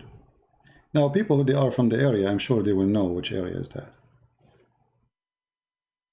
Actually, I can tell the name. This is called Cagayan de Oro. Cagayan de Oro. Those who are from the Philippines, they knew the area. It's full of Muslims, by the way. A lot of Muslims was there. All right. So this was a stadium. This is a basketball stadium. And later, all the sides, when we started, all was full. All right. Yeah. There was Muslims in the, actually there was a Muslim, she is coming from, according to the Filipinos, she is a princess from big tribe of the Muslims. She became Christians. She was in the front, you know, she introduced herself to me. Yeah. No, not Baguio. Baguio is too far away.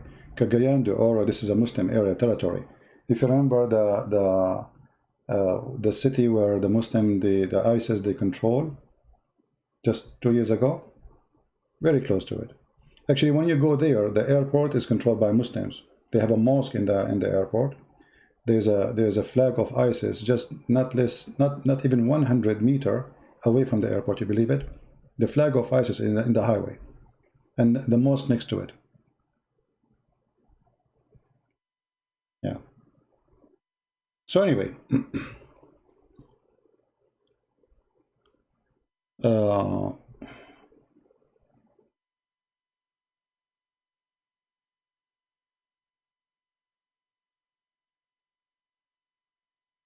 the reason I don't go, I go and do seminars. I'm not afraid of anyone, but I'm a private person. I don't like to be famous and by look, and Otherwise, I have no fear from anyone. Otherwise, I will not go there. This is a totally Islamic area. This is where the Muslims, the aggressive Muslims of the Philippines live. Yeah, I've been in the UK for sure. Yeah, this is ISIS territory. ISIS, not long after, they occupied the city of Marawi, which is very close to the city. And those Christians who invited me there, they were very worried. So I did not ask them. I mean, they have people to do security. They are armed. They waited for me in the airport, etc., because they were worried about what will happen. But I told them I'm not worried about anything. Don't worry about it. But they were, getting ready for the worst.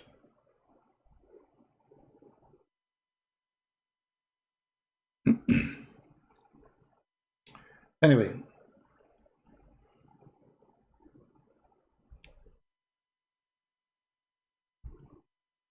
Yeah, actually, I was surprised how the Muslim there, they control the area, I mean, you go in the airport, all the girls wear hijab. You leave the airport in the right away, there's a mosque in the airport, All those who work in the airport, they are Muslims with a beard. So the whole airport is controlled by them. The airport exists in an Islamic area.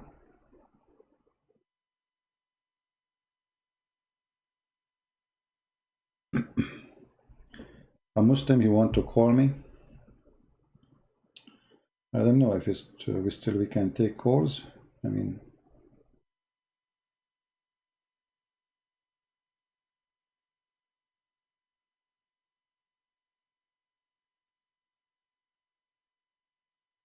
let us see.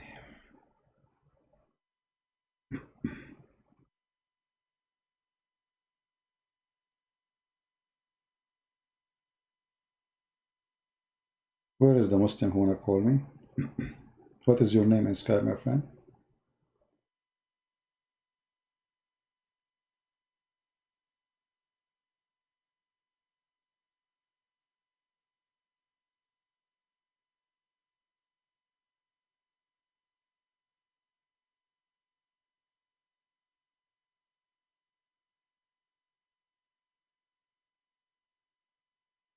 Where is the Muslim wanna call me?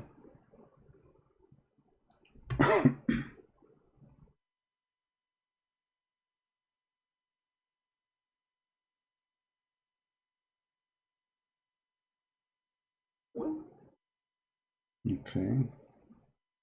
There's a guy who wanted to call, I guess.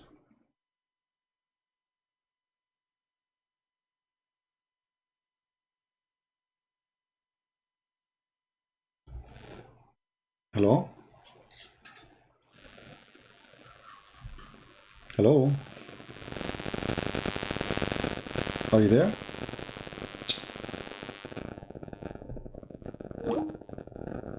Muhammad did not answer. He called me, but he did not talk.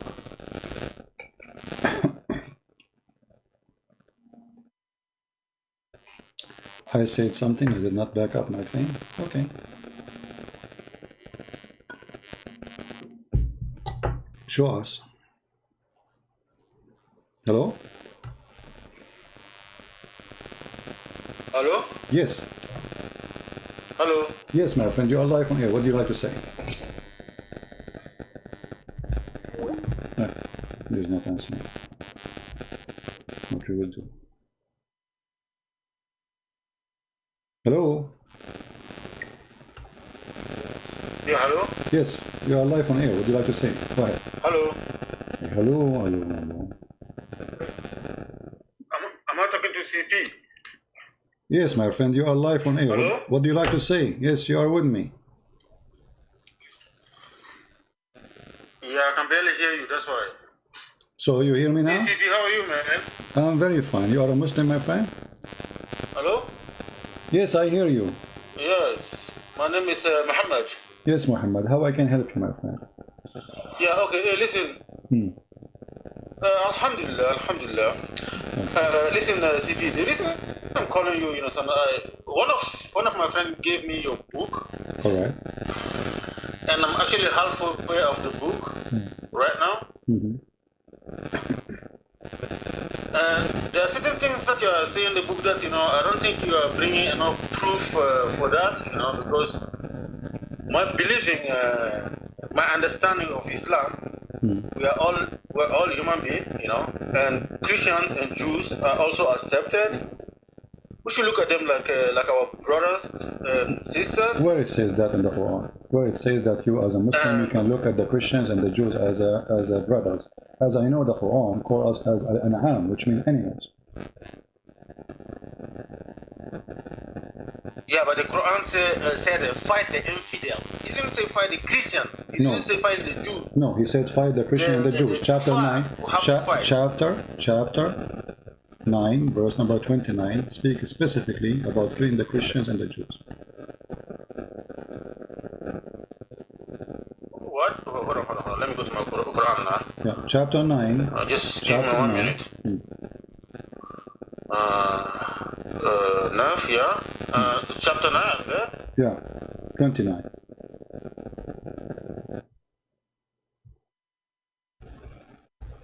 You have to kill the Christians. Either they pay you money to live, or they die, or they convert. Okay, listen, Christian friends. I'm not an Arab speaker, you understand? So I'm reading it in French, and in French it does not say that. Well, read for me what it says in the French. Does it say there, fight the Christians and the Jews? French, no. In French it said, fight, combattez ceux qui ne croient pas en Allah ni au Jude. Fight the people who doesn't believe in God, in Allah, in God, who doesn't believe in the end of time. From who? From who? Yeah, from the people parmi ceux qui ont reçu le livre proprement après s'être humilié. Yeah, but some people who own the book, but it's not specific. It's not saying Christian. No, so I don't know why you're twisting things, you know, some making like a Muslim we hate Christian. We don't hate Christian. My friend. Any Muslim kid he knew. No, hold on. Any Muslim kid he knew that when you say the people of the book, the Quran mean the Christian and the Jews. Don't you agree? People of the book is the Christian and the Jews only. Yes or no? Yeah, but not in this context, you know. No, it says here clearly, fight those who don't believe in Allah. Christians and the Jews, the people of the book, kill them until they pay the jizya or they convert. Very simple. And we can open right now the interpretation for the verse and you will see that's what it says. Even it says that the prophet he ordered to humiliate the Christian, spit in their face when you see them in the street, force them to walk in the sewage. I can share the reference right now. We can go to Ibn Kathir right now if you don't believe me. If you have Ibn Kathir in English, in French, I don't know if you have such a book in French. No, show me from here. If I can. No problem. Okay, we go to Ibn Kathir. Here we go. Hold on, let us do that. This is Ibn Kathir. This is chapter 9, and this is verse number 29. It says, and we can read together. وَإِنَّمَا الْمُشْرِكُونَ النَّجِسِ. The kuffar, and we are kuffar, we are filthy dirty. Okay, and then he says, fight the Christians and the Jews until they pay the jizya, and they feel themselves subdued. The ayah means they will be, you will be their compensation for the closed market, blah, blah, blah, blah. So Muhammad, because he told them to close the market from the pagans, so he said, then go and kill the Christians, steal their money. The interpretation in front of you. And then he says, okay, so how do you explain so many Christians in the Middle East? There are a lot of Christians in the Middle East. We pay jizya to live. We pay jizya, my friend. Here we go, the verse in front of you. We pay jizya. Pay every month so you do not die. That's why we stay as a Christian. Muhammad is a thief. You like money only. Pay him, you live. You don't pay him, you die. Or you convert. This is why many they converted.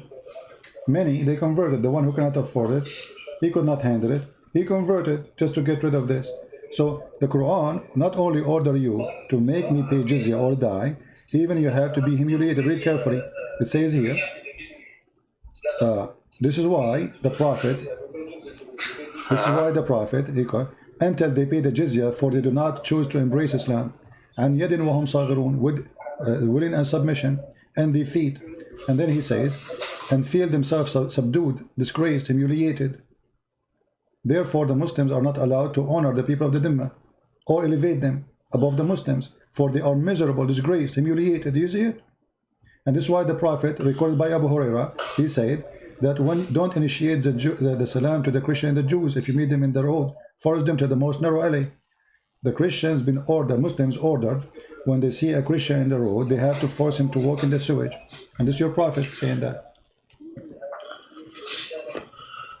Yeah, man. Man, I don't know, man. This is disgusting, isn't it? I mean, I see you. Imagine if I see you now in the street, because just you are a Muslim, I force you to walk in the sewage, I spit in your face, I insult, humiliate you. For what? Just because you're a Muslim. You did not do anything to me. Is that fair, my friend Muhammad? No, yes. Okay. What kind of religion is religion? So this but sadly, you know, for you know yourself that most of Muslims we don't do that now. No, you do. No, you do. No, because in France you are not the one in control. But if you go not long time ago, before the Christian became powerful, and they are the one everybody trying to copy their lifestyle, civilization, etc. The Muslim was doing that not long time ago in Syria. They practice Islam on us. Go to Syria, go to Iraq. In Saudi Arabia right now, if you preach the gospel, they will kill you. So what are you talking about? You live in France. You are not the one. You are not the one in charge. If Islam ruling France, real Islam, not you, then France will be different. Anyone speak against Muhammad will be killed immediately. everybody have to pay jizya. This is Islam. This is the order of the Quran.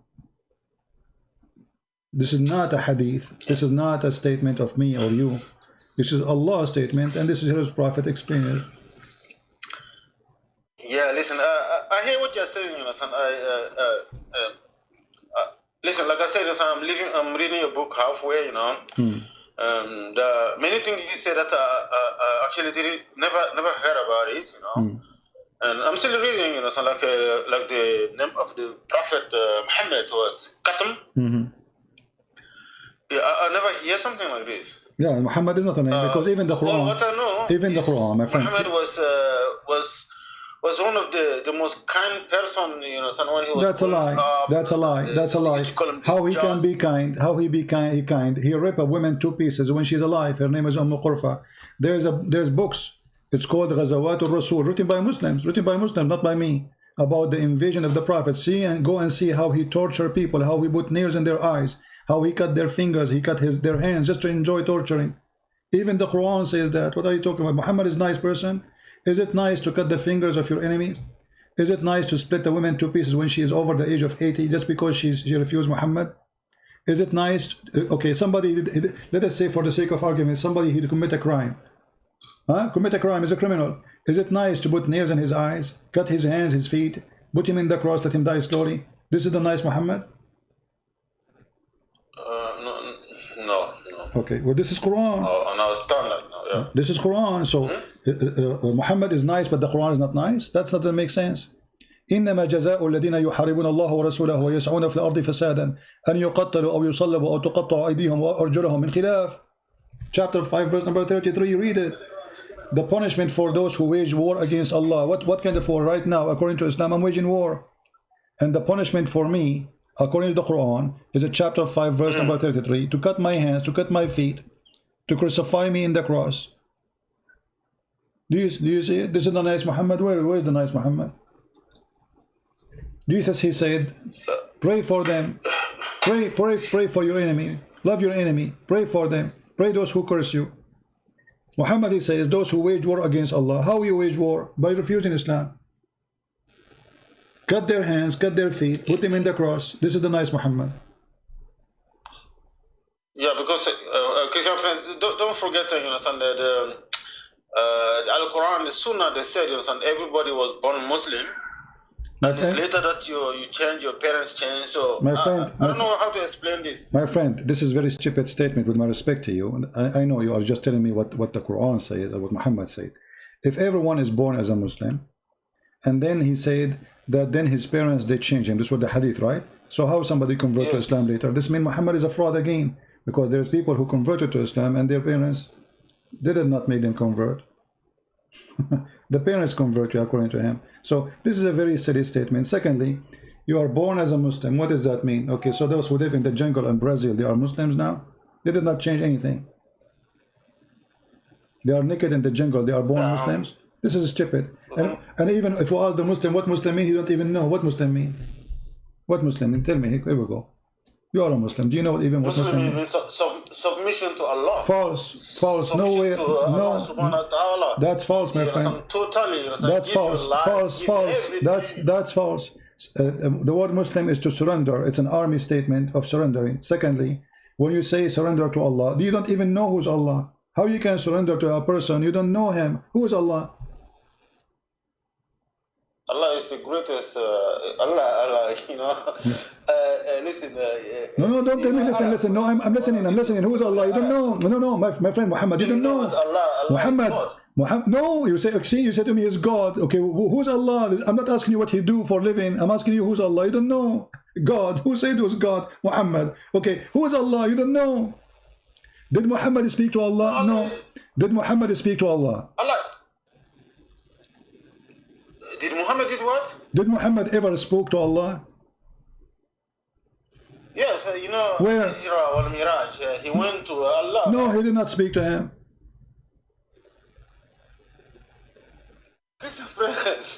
Well, he didn't speak to him. Okay, show me. And not only that, he never even heard his voice. He never saw Allah. He never heard his voice. He did not even know who's Allah. Let me ask you a question, just to show you Islam is a joke. I'm not trying to insult you, by the way. I'm trying to have a conversation with you. Just bear with me. If I ask you now, Allah is a spirit? If Allah is a spirit? Yes.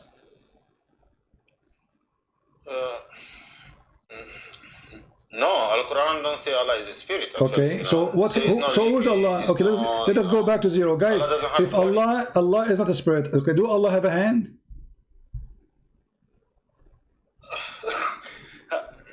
Physical things have hands, Christian. I just asked you, is Allah is a spirit? You said to me, no. So he's physical. Allah have a hand. Allah have a foot. Allah have a head.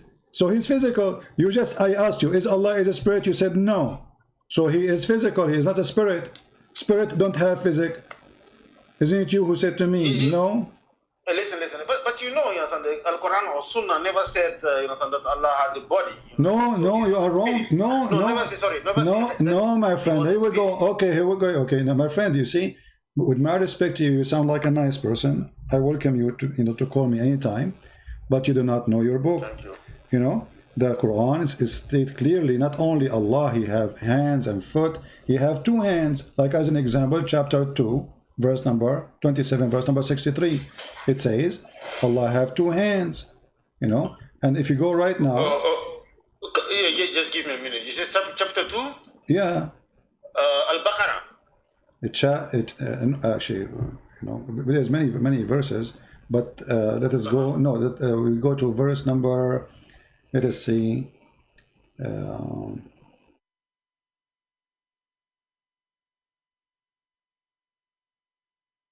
We go to verse 27:63. 63. Ok. Qui rompt le pacte qu'il s'est fermement conclu avec Allah, coupe ce que Allah a donné d'unir et sème la corruption sur terre, ceux-là sont des vrais perdants. Wait.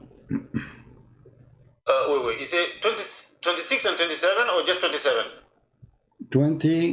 27, verse number 63. 27, verse number 63. And you can change the, you know, I mean, you have, I don't know how many translation you have, but you will see every Muslim. I'm reading in French. Look. I can read both of them in English and some, but I found something that is kind of disturbing. Most of the translation in French and in English, sometimes they don't correlate. Yeah. Well, because it looks like someone it's a false translation. It's a when I'm reading let me give you an example. If we go right now, to chapter 49, verse number 1. Can you tell me what the translation there says in the French? Chapter 49, verse number 1. 49, yeah. Which verse? Verse number 1.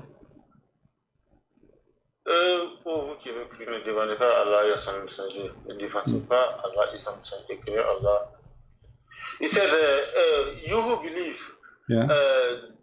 Don't take side against Allah and His Messenger. Does it say? It's weird. It doesn't make sense. Hold on. Okay. So it says nothing about the two hands of Allah in the translation?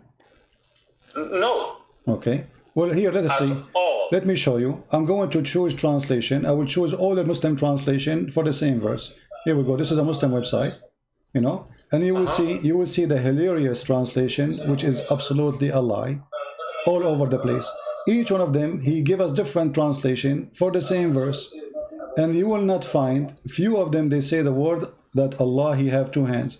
Let us see. This is the translation I'm showing on the screen. Look how many. All right. This is the translation. Where is the word the hands of Allah?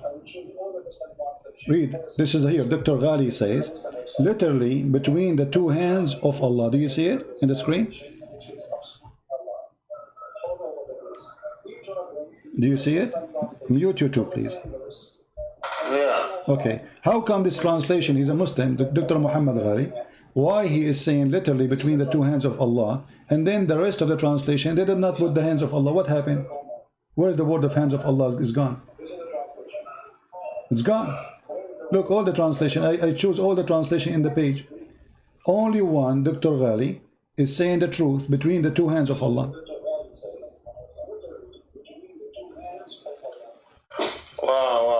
Yeah, so actually, wow, sometimes, man. If we go to the hadith, hold on, we're not done, we're not done. Allah have foots, not only He have hands, you know, and Allah have 5 fingers. Actually, there's videos, you can search them right now about Allah have a hand. And the Muslim scholar explain to you, yes, Allah have a foot, Allah have a fingers, Allah have a hand, you know, so He is, and I ask you, is Allah is a spirit? You said no, so Allah is a physical being. So you believe in a God, you don't know who's He, or what you know, He have hands and fingers. Or, you know. Does the hadith say? You know that Allah is not a spirit. You know that too. Yeah, exactly, and this is additional proof that Allah cannot be God, because in order to be, for you to be God, you have the ability to be a spirit, because the spirit gives you the power of being invisible everywhere. But being just a physical being, that means you have to contain yourself inside the physical space. You see, when God, He came to the earth as Jesus, as the flesh, this is God in the flesh, but God is not a flesh. So God, He took a flesh and appeared to us as a man. Your God is in the flesh. This is how He is. Look at this hadith here. Allah, He put His foot in the fire, and then the fire, the hellfire, He says, qat qat. Read with me the hadith. And this is Sahih Bukhari, very authentic. The Prophet said, the hellfire will keep saying, are there any more, which means people to come? Tell the Lord of power and of honor, He will put His foot over it, and then it will say qat qati, which means enough. Allah, He put His foot. What does that mean? Yeah, see. All Muslim scholars agree that this is the foot of Allah. It's a physical foot. He have 5 fingers. He have hands. He have feet. But in Islam, we say if many of the sheikh agree upon something, then is the truth. But here, it's only one person who agreed to it. No, my friend, this is the Islamic sect, and the Islamic sect is the majority. And your prophet, he says, لا يجتمع قومي على باطل. My people will not agree, the majority of them, in something wrong. So if the majority agree, it must be right. And the majority of Muslims agree in this.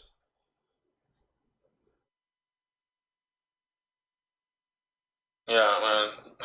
If you don't believe me right now, I can go to YouTube. I can go right now to YouTube. I can search for videos. Allah have hands. I will not play them for you because they will complain for copyright. But you can do it yourself. Do Allah have hands? Yes, Allah have hands. Allah has a foot. You know, the Sheikh, he is teaching you and he is explaining to you that Allah have a foot. Here we go. Look, all those videos. Look how many. Those are Muslims. Those are not Christians. Does Allah have a hands? The answer is yes. Does Allah how Allah look like? Allah have a hand. Allah have a foot. Here, this guy, Allah has a leg. The leg of Allah. Read it. I mean, this guy is explaining to you how Allah has a leg. And not only that, in the video he says, and then Allah, He will show His magnificent, beautiful, magnificent shin. Yeah, but how do you explain Qul huwa Allahu ahad, Allahu samad? How do you explain that? Okay, that's a stupid statement actually, because you just said Qul Allahu ahad. Allah, the word ahad in Arabic, Allah ahad, that means Allah is one off. Make one. No, my friend. No, you see, this is wrong Arabic. You see, this is not Arabic word. This is why it's coming stupidly wrong in the Quran. If I type, do you see my screen right now? I will put the word ahad for you in the screen. Yes, and you will see, okay, you will see how many times it appears in the Quran. Look, I just searched for the word ahad. This is the word ahad highlighted in the text. Look, this is ahad. This is ahad. This is ahad. Huh? Okay, what I will choose any verse you choose. Let us choose something short, so we don't go confused. والذين آمنوا بالله ورسوله ولم يفرقوا بين أحد منهم. Okay, what أحد is one off. They did not distinguish between any of them. One off. Ahad does not mean one. Secondly, if your God is one or two, who care? I mean, this is funny, my friend. I mean, you see, let us say I'm talking to someone, he's a Hindu, and he told me I believe in 1,000 God. All right, 1,000 million. Okay, but if he can prove to me that his gods are millions, he's right. Then the number is not important. The question is, you believe in Allah as one or two or three? Who care? But Allah as one is a stupid God. He says stupid things in the Quran. Allah is one, but He said that the sperm of the man coming from the backbone of the man. I mean, how the one God, he's one. Now, this is actually make it even easier for me to get Allah busted, because we cannot say other God said that. Now we have one God. He is the one who's talking, not the second God, not the third God. So he have one God, and his God says that the sperm of the man came in from the backbone of the man. But this is wrong. No science agree with such a stupid statement. When the God of the Quran in chapter 86 says that the woman, she have a sperm, and the sperm is coming from her ribs, that's the most stupid God ever. So he's one or two or three, who care? He's a stupid God still. Yeah, listen. I'm not into the Quran science and stuff like this. Really, I've never looked into it because I don't believe the Quran is like a scientific book. Doesn't matter. Doesn't matter, my friend. But God, so, Muhammad, when God he speak about how he created the baby, shouldn't God knew how he made the baby? I mean, come on. This is not about science now. This is about how it made. Forget about science. Science is something we practice and we learn from it. But God now, supposed to, his name is Allah, is teaching us how he made the baby. Shouldn't God who made the baby knows how the baby is made? If he gave us wrong way, ring confirmation, that means he is not the one who made the baby. If I go right now to a person, he said, I am the one who made the car, but he cannot put the engine together. Obviously, he is a fraud. Correct? You cannot be a person who make a car, but you do not know anything about mechanic. So the God of Islam, he's telling me how the baby is made, and then we find that this is stupid. So he cannot be the God who created the baby. Yeah. I know science is telling something different, but there are a lot of sheikh, sometimes you can find on YouTube who can explain it maybe. Like I said, I never look into this thing because for me, my love for Islam, is just because it unite us, some black, white. No, Islam does not unite us. Islam does not unite you. Muhammad, he said it clearly. بدأ الإسلام غريبا وسوف يعود غريبا. Islam will start as a strange and will end as a strange, which means people will leave it. People will deny it. And the proof in front of you, where we can find Muslims are united. You are killing each other everywhere in the world. Everywhere in the world, not a single country have a peace. And the only places have peace is protected by America.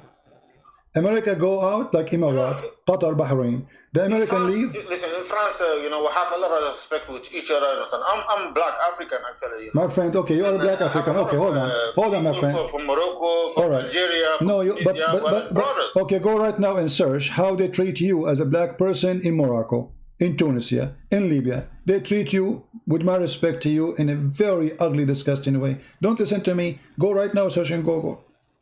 Go search in Google. A guy from Senegal, he married a white girl from Morocco. The whole nation is against him. Go and watch the video. Why? Because he's a black person. What are you talking about? And as long as you're a black person, what do you think about the prophet? He say that black people, the shaitan is black. Listen, Christian friend, to be quite frank, listen, I was born in France, and I went to Morocco, Morocco twice, actually. I never have any problem with them. Because you have a French citizenship.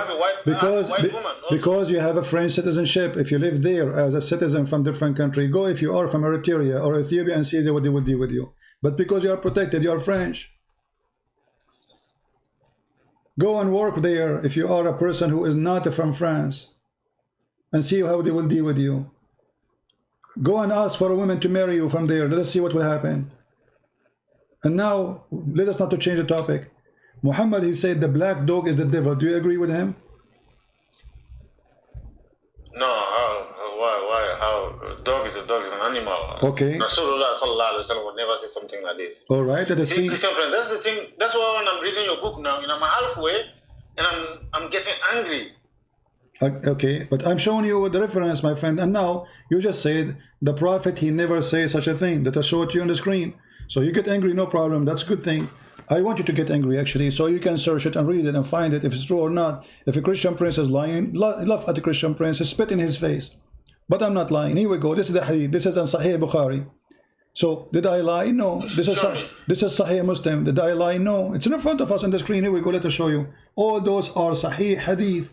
And the black dog is the devil. The black dog is the devil. Let us read this one. Here we go. This is, let us go to. Hold on. I think I have some kind of delay on the internet. This is let me refresh my page again. This is Sahih Muslim. This is Sahih Muslim. Hadith number 510A. Yeah. All right, and this is the hadith. Here we go. Let us say, Allah Messenger, he said, if any of you stand for a prayer and there is anything before him equal to equal to the back of the saddle that cover him, in case there is not before him a thing equal to the back of the saddle, his prayer will be cut off by passing off an ass, a woman, and a black dog. I said, Abu Dharr, what feature is there about a black dog which distinguishes it from a red dog or yellow dog?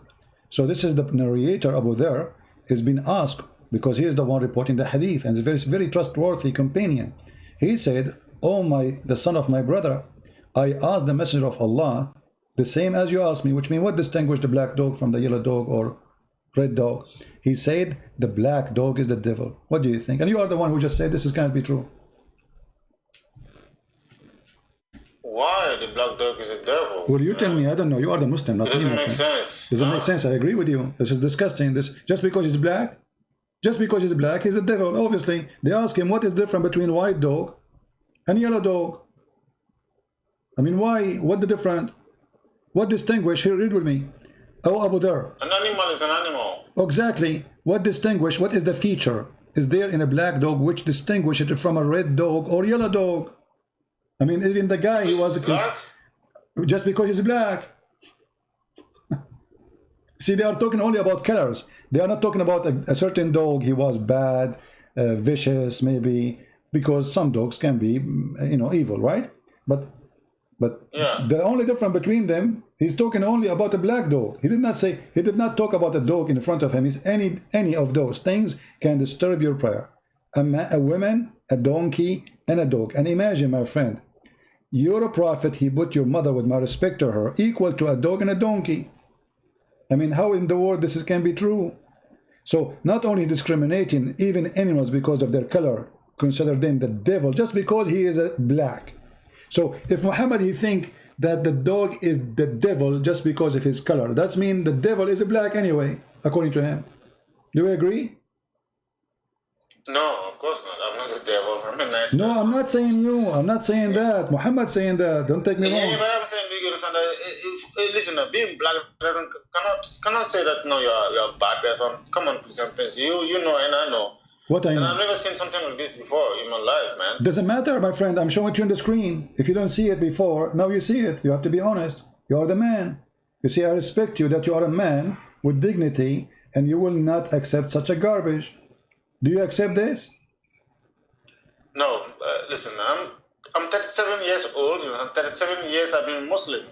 I did everything. So what? So what? And I've never heard something like this in my life. 27 years, They you always were, tell me I'm gonna be loud, my but- friend, 27 years you were ignorant and now you are seeing the truth. And you see, I'm not making things, I'm giving you the hadith, I'm giving you the page, I'm giving you the website, everything in front of you.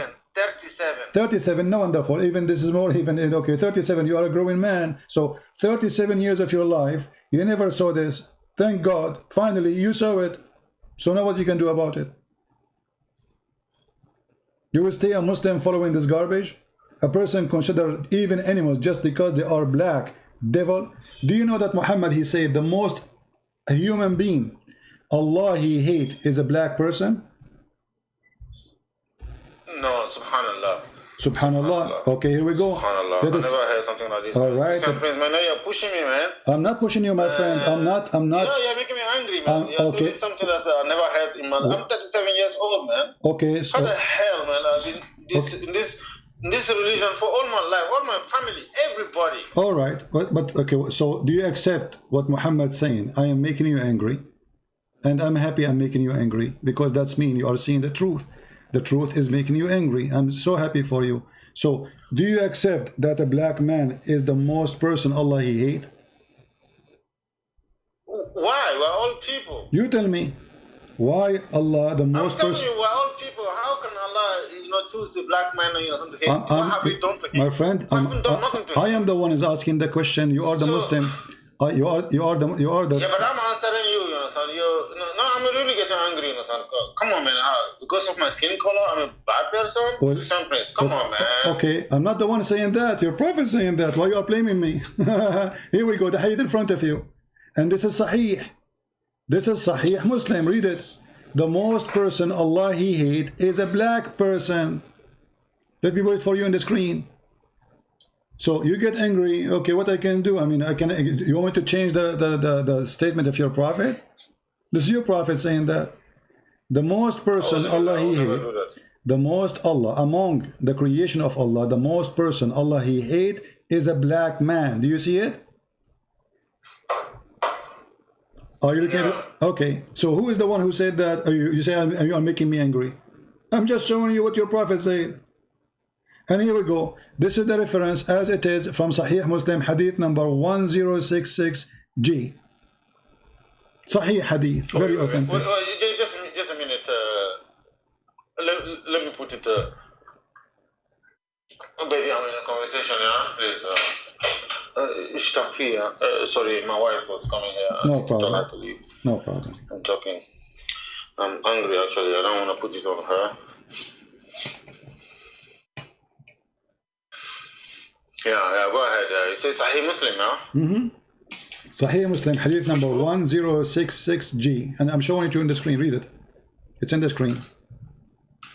Yeah, now I see it. There was some kind of delay. Okay, so what we will do now, the most person Allah He hate between all the creation of mankind is a black person. Why? What is the color have to do with this? He didn't say an evil person. He says a black person. Wow. Who is going to destroy the Kaaba? A black person. Who is the devil? A black person. Who is the most person Allah He hate? A black person. The dog is a devil. Why? Because he's a black dog. What do you want more? So that's that one.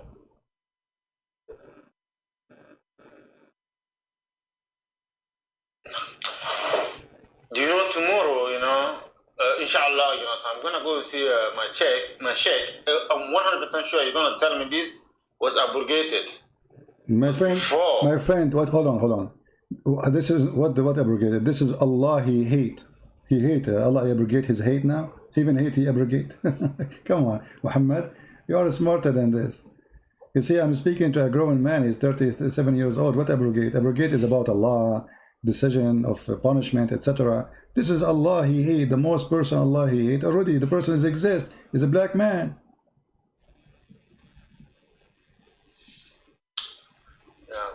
Yeah.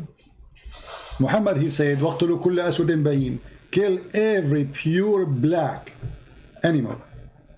Every black animal. Why? What's wrong with the black animals? Why we need to kill every black? I think black is beautiful. I like black dogs. I like black cats. You see, for me, I believe all a creation of God is a creation of God. Their color doesn't make any difference. But when you say وَقْتُلُوا كُلَّ أَسْوَدٍ بَهِيمٍ, obviously you are a filthy racist. So kill. Do you read this hadith? This is Sahih. So kill every one of them which is totally black. I mean, why you want to kill animals just because they're black? It doesn't make sense to me. It doesn't make sense to me too. I grew up here in France, and I was born here in France. I grew up here in France. For me, it doesn't make sense. My friend, nothing. Do you see? It says Sahih. In my life. Do you see? It says Sahih. Do you see the reference? It says what? Sahih. Sahih. Yeah. Okay. So kill every pure black. So what the problem? What the problem with those dogs or those animals? They are pure black. If you see a pure black animal, kill him. Why? Because he's a devil.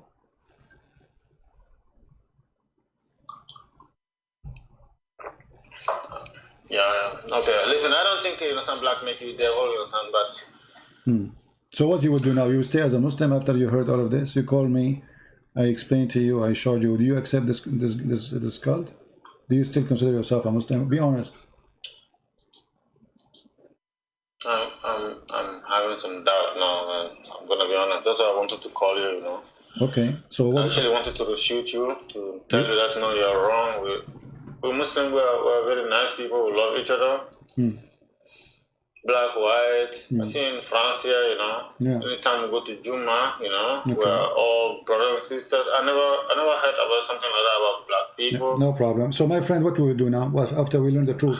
Even Bilal, the most famous black person, he died as a slave. Bilal, after the death of Muhammad, now you're pushing. No. What? Wallah Azim, that is not true. Oh, here we Bilal go. was freed from day one. Day one. Okay, let us see if this is true. It's true from day one. Okay, can you show me? Can you show me a reference? Come on, man. Okay. Huh? Can you show me a reference? No, from day one, you know that, you understand? Bilal, No, I do not know that. You know, his master was very angry, and then the Prophet sallallahu alaihi wasallam asked, I think it was Abu Bakr, to go and buy him, and that's it. Bilal was free. Okay, well, let us see. Let us see if this is true or not. Isn't it Bilal who came to Abu Bakr after the death of Muhammad and said to him, if you bought me for the sake of Allah, then release me for the sake of Allah. And if you if you bought me for the sake of yourself, then keep me for the sake of yourself. Did he say that to him? Begging for his freedom? Wait. Are you putting on the screen now? Because I think my internet okay, is kind of let me find the hadith for you. Give me a second, please. Man, Christian Prince, you are pushing too much, man. Yeah, well, I am here to show you the truth, my friend. That's what I'm doing. I don't waste my time. I say the truth, and the truth will set you free. So let us see, where is the hadith? Give me a second. Here we go.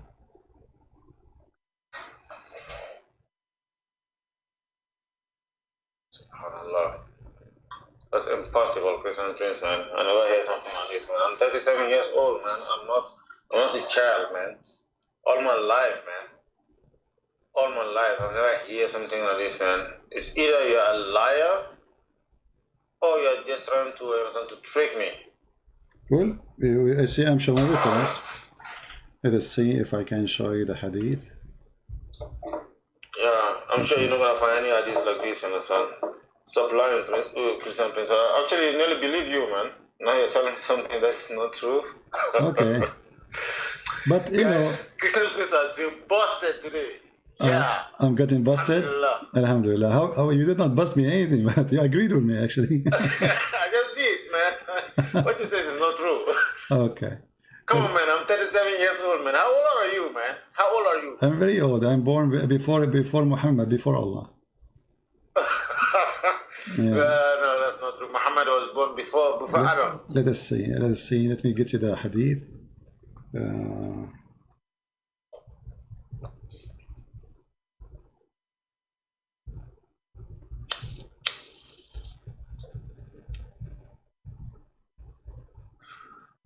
Give me a second. I'm trying to find it. Yeah, man. I can give you 100 years. I'm waiting. Guys, everybody who's in the chat, Christian Prince have been busted today. Takbir, Allahu Akbar. Allahu Akbar. And if I show you the hadith now, what you will do? Show me the hadith. No, I want you to agree. If I show, if I monkey dance for you, okay, if I show, I'm 100% sure. If I show you the hadith, are you going to agree that Muhammad get busted? Because a second ago you said, if I don't show the hadith, I got busted. So if I show the hadith, that means Muhammad get busted. Okay, thank you. If you show the hadith, Muhammad get busted. Right. But I'm sure you cannot find this hadith. Well, here we go. Looking? The hadith in front of you. I'm refreshing my page. The hadith in front of you. Here we go. It's in the screen. Sahih al-Bukhari. Hadith number 73755. I want you to. I don't see anything, man. I want you to denounce Allah and agree that Muhammad got busted. Wait, I don't see anything. It's in the screen. On my screen. Refresh your screen. Yeah, I'm refreshing now. Yeah. Okay.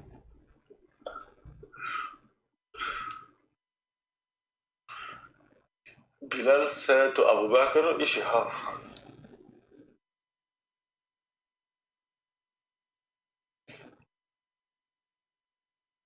Why you are so quiet? Who got busted now?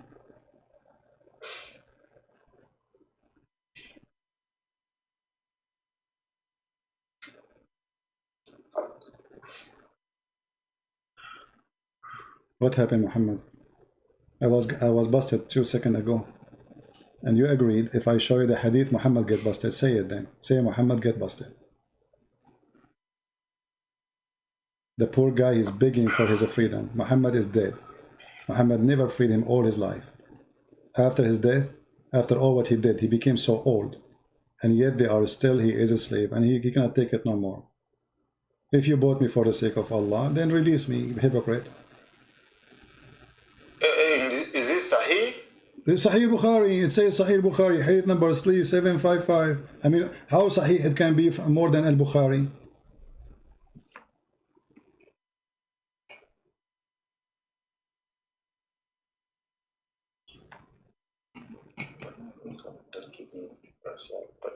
For the sake of Allah, don't leave me for Allah's work.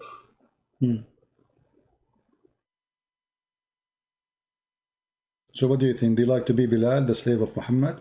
Spending your life as a slave, the prophet who treat you nicely? The guy, he was a servant. He died as a slave. It doesn't matter how nice I am to my slave, you are a slave. You are my slave. As simple as that. How ugly is that? A human being want to be nice to a person, he will not accept him to be a slave. He will take him as a friend, companion, not, slave is a slave. Bilal used to be ordered to go in the morning to pray, to call for the prayer because he's the slave. The white man is sleeping. Those are the lords, the master. The poor black guy, you have to wake up. They kidnapped him from the middle of Africa, from Ethiopia. They sold him in Arabia. And now he's a slave of Muhammad. He spent his life serving him. Muhammad speaks about himself that he is a person who will make a difference. But he did not release him. He died, and he still, Bilal, he's still a slave. And then after the death of Muhammad, Bilal is going to Abu Bakr, please free me. Why Muhammad did not free him? Christian Prince, when I was young, like 16, 17, I watched a movie about this, and it's a movie. I don't know what to tell you, man. It's a movie. It's a fraud. They have tons of a fraud to make Muhammad look the best person ever. Muhammad is a fraud. Muhammad, he went to his own son's wife and he flirted with her. What movie? What kind of a person? He go to his own son. Imagine, Muhammad, your father, with my respect to your family, he come to your house and he flirt with your wife. What do you think about your father then? This is Muhammad. He went to the house of Zainab. He flirted with her. He said to her, Subhana mu'allif al-qulub. Praise be to Allah, the one who made my heart to flip for you. What kind of a man? He said that to a married woman. Married to who? Not only, let us say, just a guy, normal guy, a Muslim guy. What? How dare you? He is not only just a Muslim. But Al-Quran said, no. Hadith actually said that Zayd, there was a time that Zayd couldn't have sexual relationship with his wife. No, this is not, this is not true. No, this is not true. I can show it. No, I can show you the reference right now from your Islamic books. Zainab, she said that after the Prophet, he flirted with her.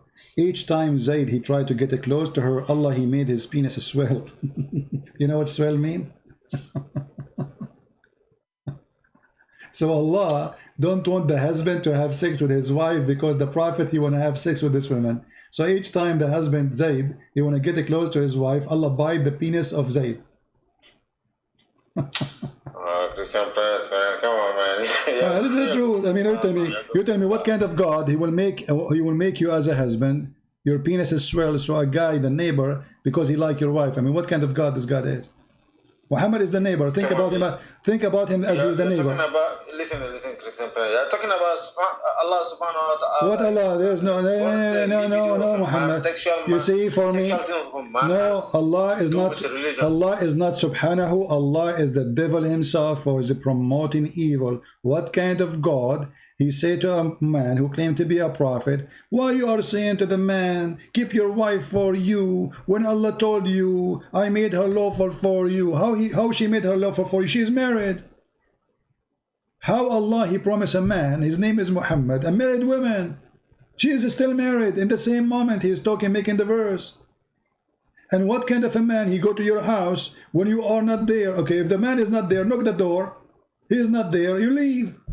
Why he go inside and he see the women stripping or showing her skin, and then he flirt with her.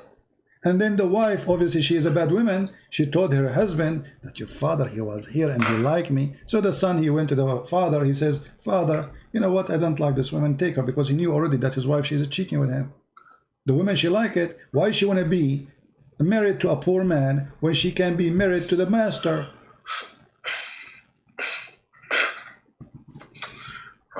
Christian Prince, listen. I actually have a lot of problem with Surah Al-Azab. You know, son. There are many things I didn't understand. You know. So you will leave Islam or not, Muhammad? Come on, you are a man. You are the man. You are smart. You will not accept a racist cult insulting you, consider the devil as a black person. The black dog is a devil. I mean, everything is black is the devil. You are a black person. How you accept such a cult? This is an insult to you. Christ, he made us equal. There's no white, there's no black, there's no Greek, there's no Hebrew, there's no free, there's no slave. All of us, we are one by him. I mean to that. So you are following, even when you go, okay, let me ask you, is it true that Allah, in the judgment day, he will make all non-Muslims black? What? Is it true that Allah in the judgment day will make all non-Muslims black? This is something I've never heard in my life. No. Okay, chapter 3 verse. Allah make the devil is black now? Read. Everyone he is not a Muslim, don't accept Islam, Allah will punish him, will make him black. Read it, chapter 3 verse 106. Read your translation. It's on the screen in front of you.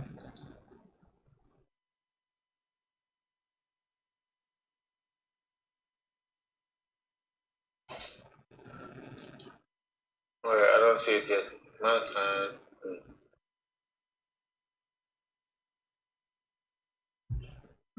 Remember, the Muslim translation tried to make it look nicer, but you cannot make it nicer with me. I will get it busted.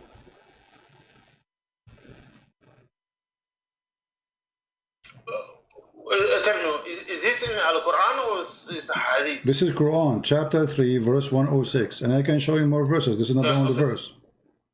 Yeah, chapter 3, Al-Imran. Verse number 106. Verse number 106. Let me go there quickly. 105, 106. Aux jours, certains visages s'éclairant. You see, Christian Prince, that's what I'm telling you. In French, it doesn't say that. See, they are lying to you. Here we go. Look. In French, it says that the day of the judgment day, your face will shine. Shine. It says in Arabic, تسود وجوه, my friend. Arabic is my first language. I am an Arab. يوم تبيض وجوه وتسود وجوه. Go to dictionary right now. تبيض and تسود. تبيض became white. تسود became black. Yeah, they are lying to you. And you know what? We can change the translation for you. You see how many English translation we have here? We can change. We can choose different one. Which is, you know, the day faces will be blackened and faces will become white. As simple as that. Not only that, if you go and read the chapter of the ants, you will see. Read this one. This is Muhammad. This is Muhammad Hilal and Khan. Look at the translation. On the day, i.e., the day of resurrection, when some faces will become white and some faces will become black. Do you see it? Very clear. This Muslim translation, Muhammad Hilal, Muhammad Khan. This is not a Christian Prince translation. They are lying to you, Muhammad. You see, Muhammad, didn't you get it? Didn't you get it until now that they are trying to fool those who don't speak Arabic? Don't you get it? I mean, why it doesn't say that? Why they changed the word? Where is the word Chinese coming from? Where it says word Chinese? I want to see it. You know what? You can copy. You say that, you know. Muhammad, you can copy this text as it is. Take it to Google Translation. Does it say shine? Even the stupid Google Translation will not do that. So they are lying to you. Why? Because they are liars. Because they are trying to cover the truth.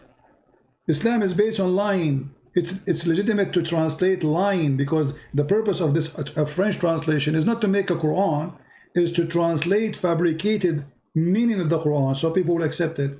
The purpose is to make people believe in Islam. Otherwise, you tell me why. You know, if you go to the chapter 27, do you know the story about a Jassasa? Which story is it? A Jassasa, you know what a Jassasa is? Jassasa, no, I never hear. A Jassasa exists in the chapter of the ants, and obviously it's kind of an ant. Yeah, it's a beast. Chapter of ants, I know the chapter, Al-Nahm. Yeah. Right? A Jassasa, it's kind of a beast, will come from the ground. And this beast is going to have the staff of Moses in its hand and the ring of Solomon in the other hand. And then it's going to hit you in your face. If you are a Muslim, Allah will make your face, all your body will become white. In the beginning, the beast will... Please, which verse? Chapter 27, verse number 82. And this is the interpretation for the verse of Ibn Kathir. Look with me in the screen, please. Look with me in the screen. Yeah, I'm looking. Okay, the beast will emerge from the earth, and with it will be the staff of Moses and the ring of Solomon. All right? Peace be upon them both. It will strike the nose of disbelievers with the staff. Okay? And then here the translation that says will become bright with the ring. But look how we expose their lies in the translation. If you go down a little bit, look what it says. It will strike the nose of the disbelievers with the ring, and it will make the face of the believer bright with the staff, until when people they gather for a meal will say one to other, believer or disbelievers. And then it says here, he described the beast, and then he continues saying the following. I want you to read with me, please. Read with me carefully. Okay. And then he says, okay, hold on. There will be no believer without it making a white spot in his face, which will spread until his face is shining white as a result. And there will be no disbeliever left without making a black spot in his face, which will spread until all his face is black as a result. Do you see it? Yeah. So Allah will make all bad people black, all good people white.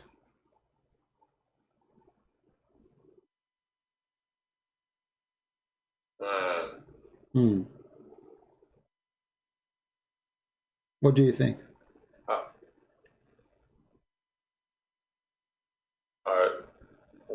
This cannot be true, man. This is true. This is the book of Ibn Kathir. This is a Muslim website. Here we go. Let me show you the link. Let me show you the reference. Let me show you the web page. Here we go. This is your Islamic page. Everybody can see it. Read with me here carefully. QuranX.com. And this is Ibn Kathir. 2782. And here you donate to the Muslims to build a mosque. And this is here, it says Ibn Kathir. Read it. Ibn Kathir. You see it? This is your Muslim website. Yeah, I see it. And by the way, the English translation of Ibn Kathir is not the same as the Arabic. In Arabic is more truthful, for sure. The English one is 50% of the true Ibn Kathir is gone in English. They're trying to make it look nicer. So what do you think about Allah making all the black from the bad ones and all the good ones the white one? What do you think? Disgusting. Disgusting. Okay, what about Allah? He created the black people from the beginning to go to hell. You heard of this before? No. Okay. Isn't it Allah, he said when he created Adam, that he created the white man? If somebody have the link for the hadith, post it in the chat, please, so he can click on it and open it from his side. Allah, he created the children of Adam, the white, from the right shoulder of Adam. He hit him in his shoulder, and they were born like white ants. And he said, you go to heaven and I don't care. And he created the man, the black man, from the left shoulder of Adam, and he says, you go to hell and I don't care. Oh, someone put the link here, so let me go to it. Yeah, open it and read it. And here we go, we'll put it in the screen so everybody can see with me. All right, thank you, admin, for posting it. This is the link, the Muslim website, and this is at-Tirmidhi.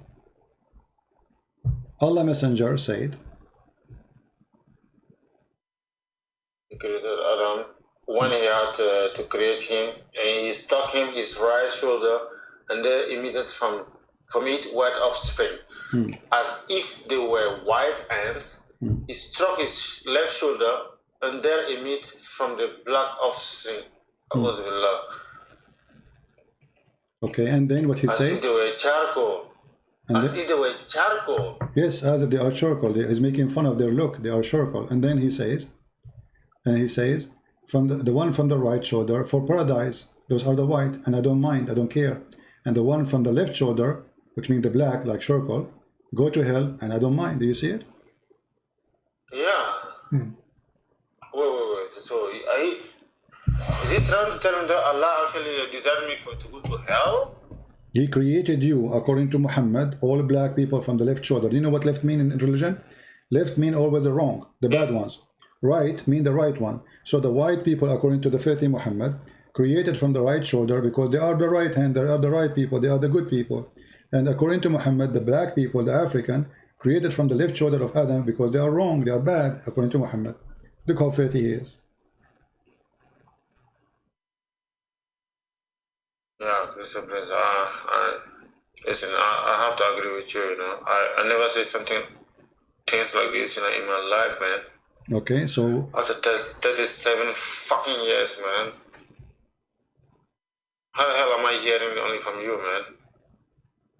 I have no comment, my friend. I understand. We don't like to hear bad language, but I understand you are saying the F word to Allah. Yeah, I'm sorry. I'm just angry. I'm just very, very angry. Yeah, I understand. That's why I did not. This is why I did not stop you. I'm sorry, Christian. I don't want to cause in your channel. You know. Yeah. I actually came here to debate you, to refute you. You know. Yeah, but now you are saying the F word to Allah, and now you ain't saying the F word to Allah. How that how a human being can change 37 years of your life worshipping the false God who hate you for you are a black person, and now after speaking to me for some time you are saying the F word to Allah. That's the first time I say something like this, man. Yeah, but I understand. It's okay. I understand. Allah is the devil. I don't blame you. Allah is the devil. God, he did not create the black people to go to hell. That's not true. God don't take you to heaven or to hell because of your color. That's not true. Jesus said from what does it matter? I was born black. I didn't ask to be black. Doesn't matter what your color, my friend. Who cares? The Lord, he said. Exactly. The Lord, he said, from their fruits you shall know them. He never said from their color. From their fruits. So if your fruit is good, you are good to the Lord. You are black, you are Asian, you are white. Who cares? If your fruit is ugly, he will recognize you by your fruit, not by your color. The Lord, he said, not everyone says to me, God will enter the kingdom of my Father, but the one who do his will. It doesn't matter if you're black or white or who cares. So this is obviously a very filthy cult.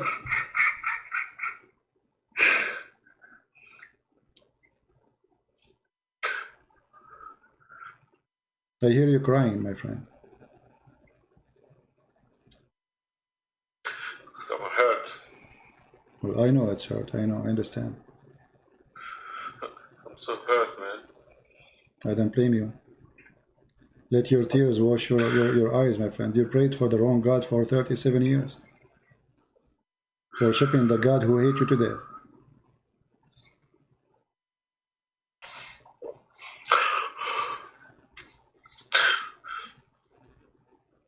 I'm sorry, Christian Prince. I didn't want to go there, you know. No.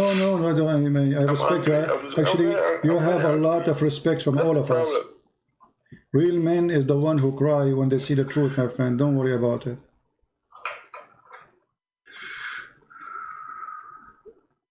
I'm 37 years old. I'm a grown-up man.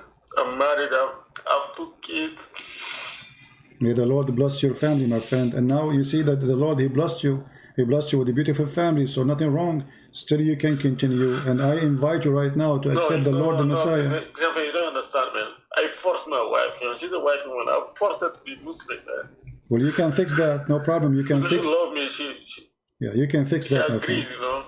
You can fix that. You can tell her the truth.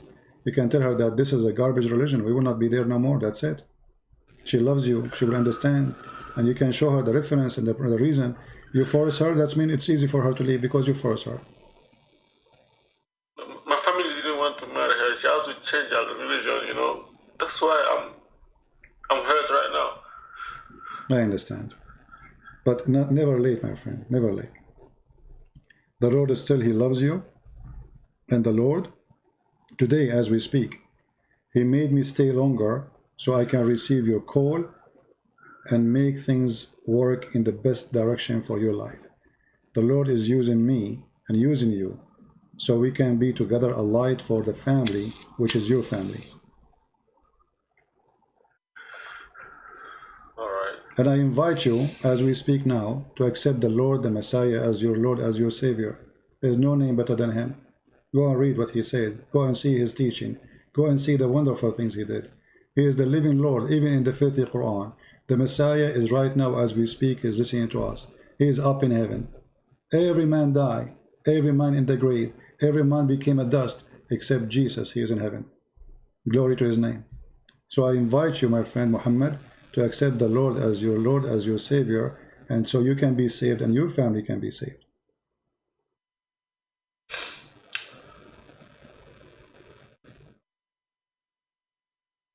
All right, peace and praise, man. Do you accept the Lord as your Savior? Do you accept the Messiah? If he doesn't discriminate me, yes. I mean to that. Hallelujah. A happiness in the heaven of God for Muhammad. If he doesn't discriminate me, he don't discriminate you. How he will discriminate you? How he will discriminate you? You see, the person who discriminates you, he will not call you a child of God. Today, now, you are not a slave of anyone. It doesn't matter if you are black or free. You are a child of God. You see, do you know what Jesus said, how to pray to the Father? He says, Father, our Father. We are slaves. Our God don't need slaves. He is God. He is glorious. Only sick ones need slaves. So our God, he said to us, when you pray to me, don't call me master. Don't call me Lord. Call me our Father art in heaven, because we are his children. So today, you accepted the Messiah and you are his child. What discrimination? You are a child in the kingdom of the Lord, the King of Kings. My name is a Christian Prince. Why? Is that because I own slaves? No. Is that because I'm rich? I'm a poor man. I am prince, for my Father is the King of Kings. He made me a prince, and he made you a prince. And your wife, she is a princess. And your children, they are children of God as we speak now. And there's a happiness in heaven for you.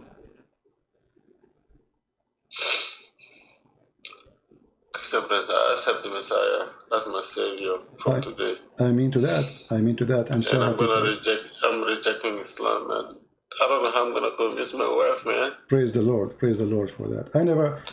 Did you ever call me before, Muhammad? No. No. Okay. I read your book. I was angry. How you heard about me?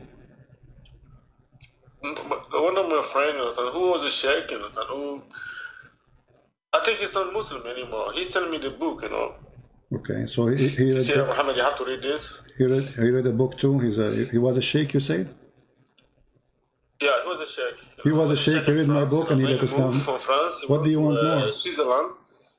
Well, he's my good friend, So he sent me your book, and I have it like 2 months. I didn't want to read it. Then I started reading it. Then I get angry. Because I'm going through the chapters, you're talking about Khatam, you're talking about the name of Muhammad, and these things I never heard in my life. Yeah, that's why I'm here. How come, man? I'm a grown-up man. I'm 37 years old, man. How the hell? I'm sorry, I'm just getting angry right now. How I didn't hear all these kind of things, man? Yeah, it's okay, my friend. There's many people, they are born in Arabia, they speak Arabic, they never heard those things too. So it's not only you. A lot of, the whole world is living in ignorance. People, they think they have knowledge, but the fact they don't. And that's why I'm here. And my friend is a Moroccan. He's a Moroccan, Oh, the one who left Islam is a Moroccan, the sheikh? Yes, he's a Moroccan. Okay. He was one of my good friends.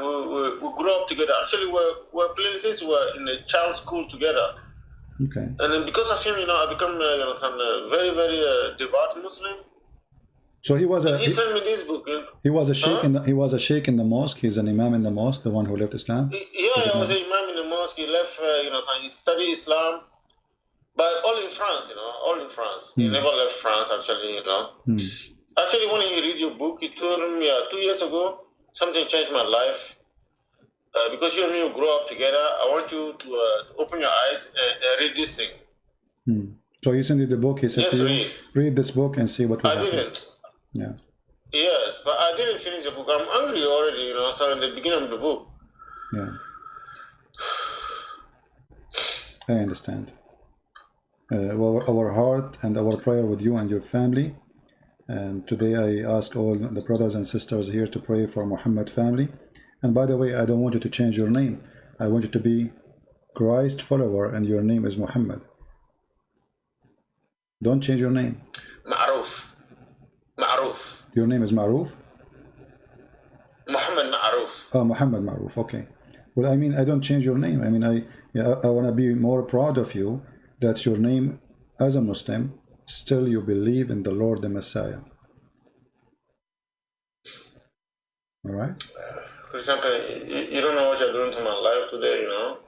All my family gonna reject me from my parents' side, I know. No, nobody will reject you, my friend, because you are accepted by... They will. You are accepted... Who cares? No, don't. Let me explain to you. You see, if I tell you how much problems I face because of what I do, you will not believe it. Me, myself, I'm not a Muslim, right? But because of what I do, a lot of people, they stay away from me. They don't even say hello because they are afraid. This guy is wanted by terrorists. Everybody want to kill him. Maybe if we shake hands with him, he will shoot at us when he's talking to him. So people, they stay away from me because everybody is terrified. That is horrible for me as a human being. You know, you want to have a friends, you want to go out, see some people. Nobody want to be with me for they are terrified. But I am not terrified. They are cowards. I am not. I am with the Lord, and the Lord, He is my family. He will give me all the family I need. I have millions of people who loves what I do. I have a bigger family than any family you can imagine. So don't worry about a family, my friend. The Lord always will provide to you the love you want. He is with you. He will be within your heart. He will be wherever you go, with your wife, with your children, and He will sponsor you. Who need more than this? The Lord is what going to save us. My father, he died. Your father, he died. My mother, your mother, everybody will die. But one day we have only one Savior. His name is the Messiah. Seek your salvation, not a person who will say to you, you are my son. My son is what the Bible says. The children of God are the one who they are going to be saved. So seek your salvation and don't worry about the world. The Lord always will provide you. You are not alone, and you will never be alone. The same as me. I just told you about how many people. I remember once I was visiting a Christian family, and then they saw a video, TV, it was a TV, ABN TV, and I called the TV, actually the debate, it was a debate, playing my debate, and then they said, is that your voice? I said, yeah. And the second they heard this, they changed.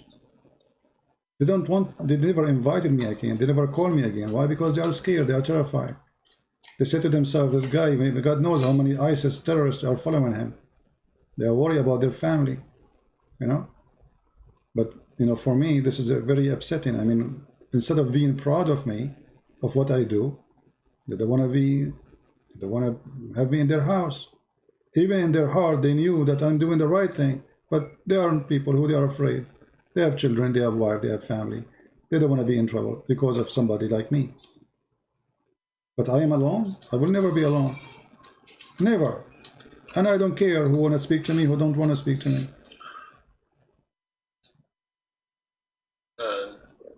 Like I said, Christian friend, you are changing my life, you know. Honestly, I'm sure tomorrow. I did not change your life. It's the Lord, my friend. I have to tell my brothers and sisters, you know, and I don't know, man. I want you first. I'm sure they're gonna reject me. I want you first to speak to your wife and explain to her that why you left Islam, so she will leave Islam too, and then you can tell the rest and do what you need to do. Start with your family first, my friend. Family is the most important.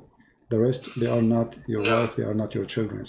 Care for those first, and then if they don't want to listen, the rest, this is their business. Everybody's choose his choice of life and choice of even of salvation. They don't want, it's up to them, right? Yeah, you're right. I will talk to my wife today, you know. I have to convince her again, you know, to remove her again from these calls, man. Christian Prince, man, I swear, man. You are welcome. My family, they all didn't want me to marry her. You know, they have to force her, you know, to change her religion so that she can marry me. And she loves me. We're like school sweetheart, you know. So I know her since I was like 8, 9. You know. Yeah. Well, I'm happy for you. It's good. Yeah, Christian Prince. Listen, I don't know. I will check your channel again. One of the time I'm gonna call you. I'm gonna tell you, you know, what happened. But I have to talk to my wife today. All right. And thank you, man. Thank you. You're welcome. You're welcome, my friend. God bless you. You showed me something that I've never seen in my life, man. I'm 37 years old. I've been a stupid man for 37 years old. It's for 37 years, man. But remember, 15 minutes ago, you said the Christian Prince got busted. You remember? Yeah. That is something funny. But it's good to remember, you know. I was sure, because what you are saying, I never heard it in my life, man. Yeah. And I'm not a small boy. I'm not like a small boy who's working. No, I'm a family man, you know. Yeah, it's family man. I have a great job. I have a nice woman. I have kids. So, yeah. You should understand me too, Christian friend. Another time I'll tell you what happened, okay? All right. Well, I'm so happy to have you, my friend, and you feel free to call me. And if you need any help with your wife, she can, you know, you can call with her, and I will be happy to help her too. That would be great, man. If I cannot convince her, honestly, I really want you to talk to her, you know, understand? Yeah, no problem. Because she's too in this more than me now, you know. Don't worry. God is good. Christian, thank you. Thank you very much, man. You're welcome. I call you to pass you, but at the end, you showed me something I've never seen, man. As a black person, and I keep everything. Yeah, I don't know what to say, man. You don't have to say anything. I'm hungry today, man. Yeah, it's okay. You know, you said it all. And the important is the result is not what happened. The result is very important, you know. We are successful to save you and to save your family. God is willing. And now you saw the truth, and the truth will set you free. You are free. Today you are free. You are free. No more slavery. You are not following the slave owner Muhammad. All right? Anything else you want to add, my friend? Anything? Yeah, anything else you want to add? No, nothing else, man. Christian is enough. It's enough. I had my dose today. I think I want to sleep good today, you know. All right. Well, I will pray for you, and I ask all the Christian family here to pray for you and your family, and God is good, and He will be with you. Yeah, and I said, me, Muhammad Maruf, I accept Jesus Christ as my Savior today. I mean to that. I mean to that. God bless you, my friend. Okay. Feel free to call me anytime. Goodbye, Christian Prince. Take care. Take care. Bye-bye. Yeah, goodbye, Christian Prince. Bye-bye. Thank you. You're welcome. All right.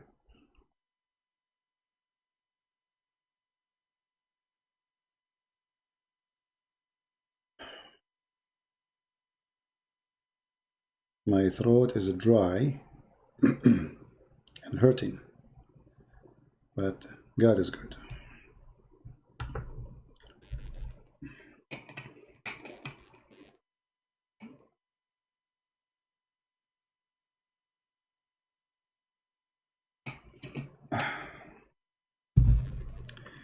All right, God is good, and the Lord always He provide people with the needs,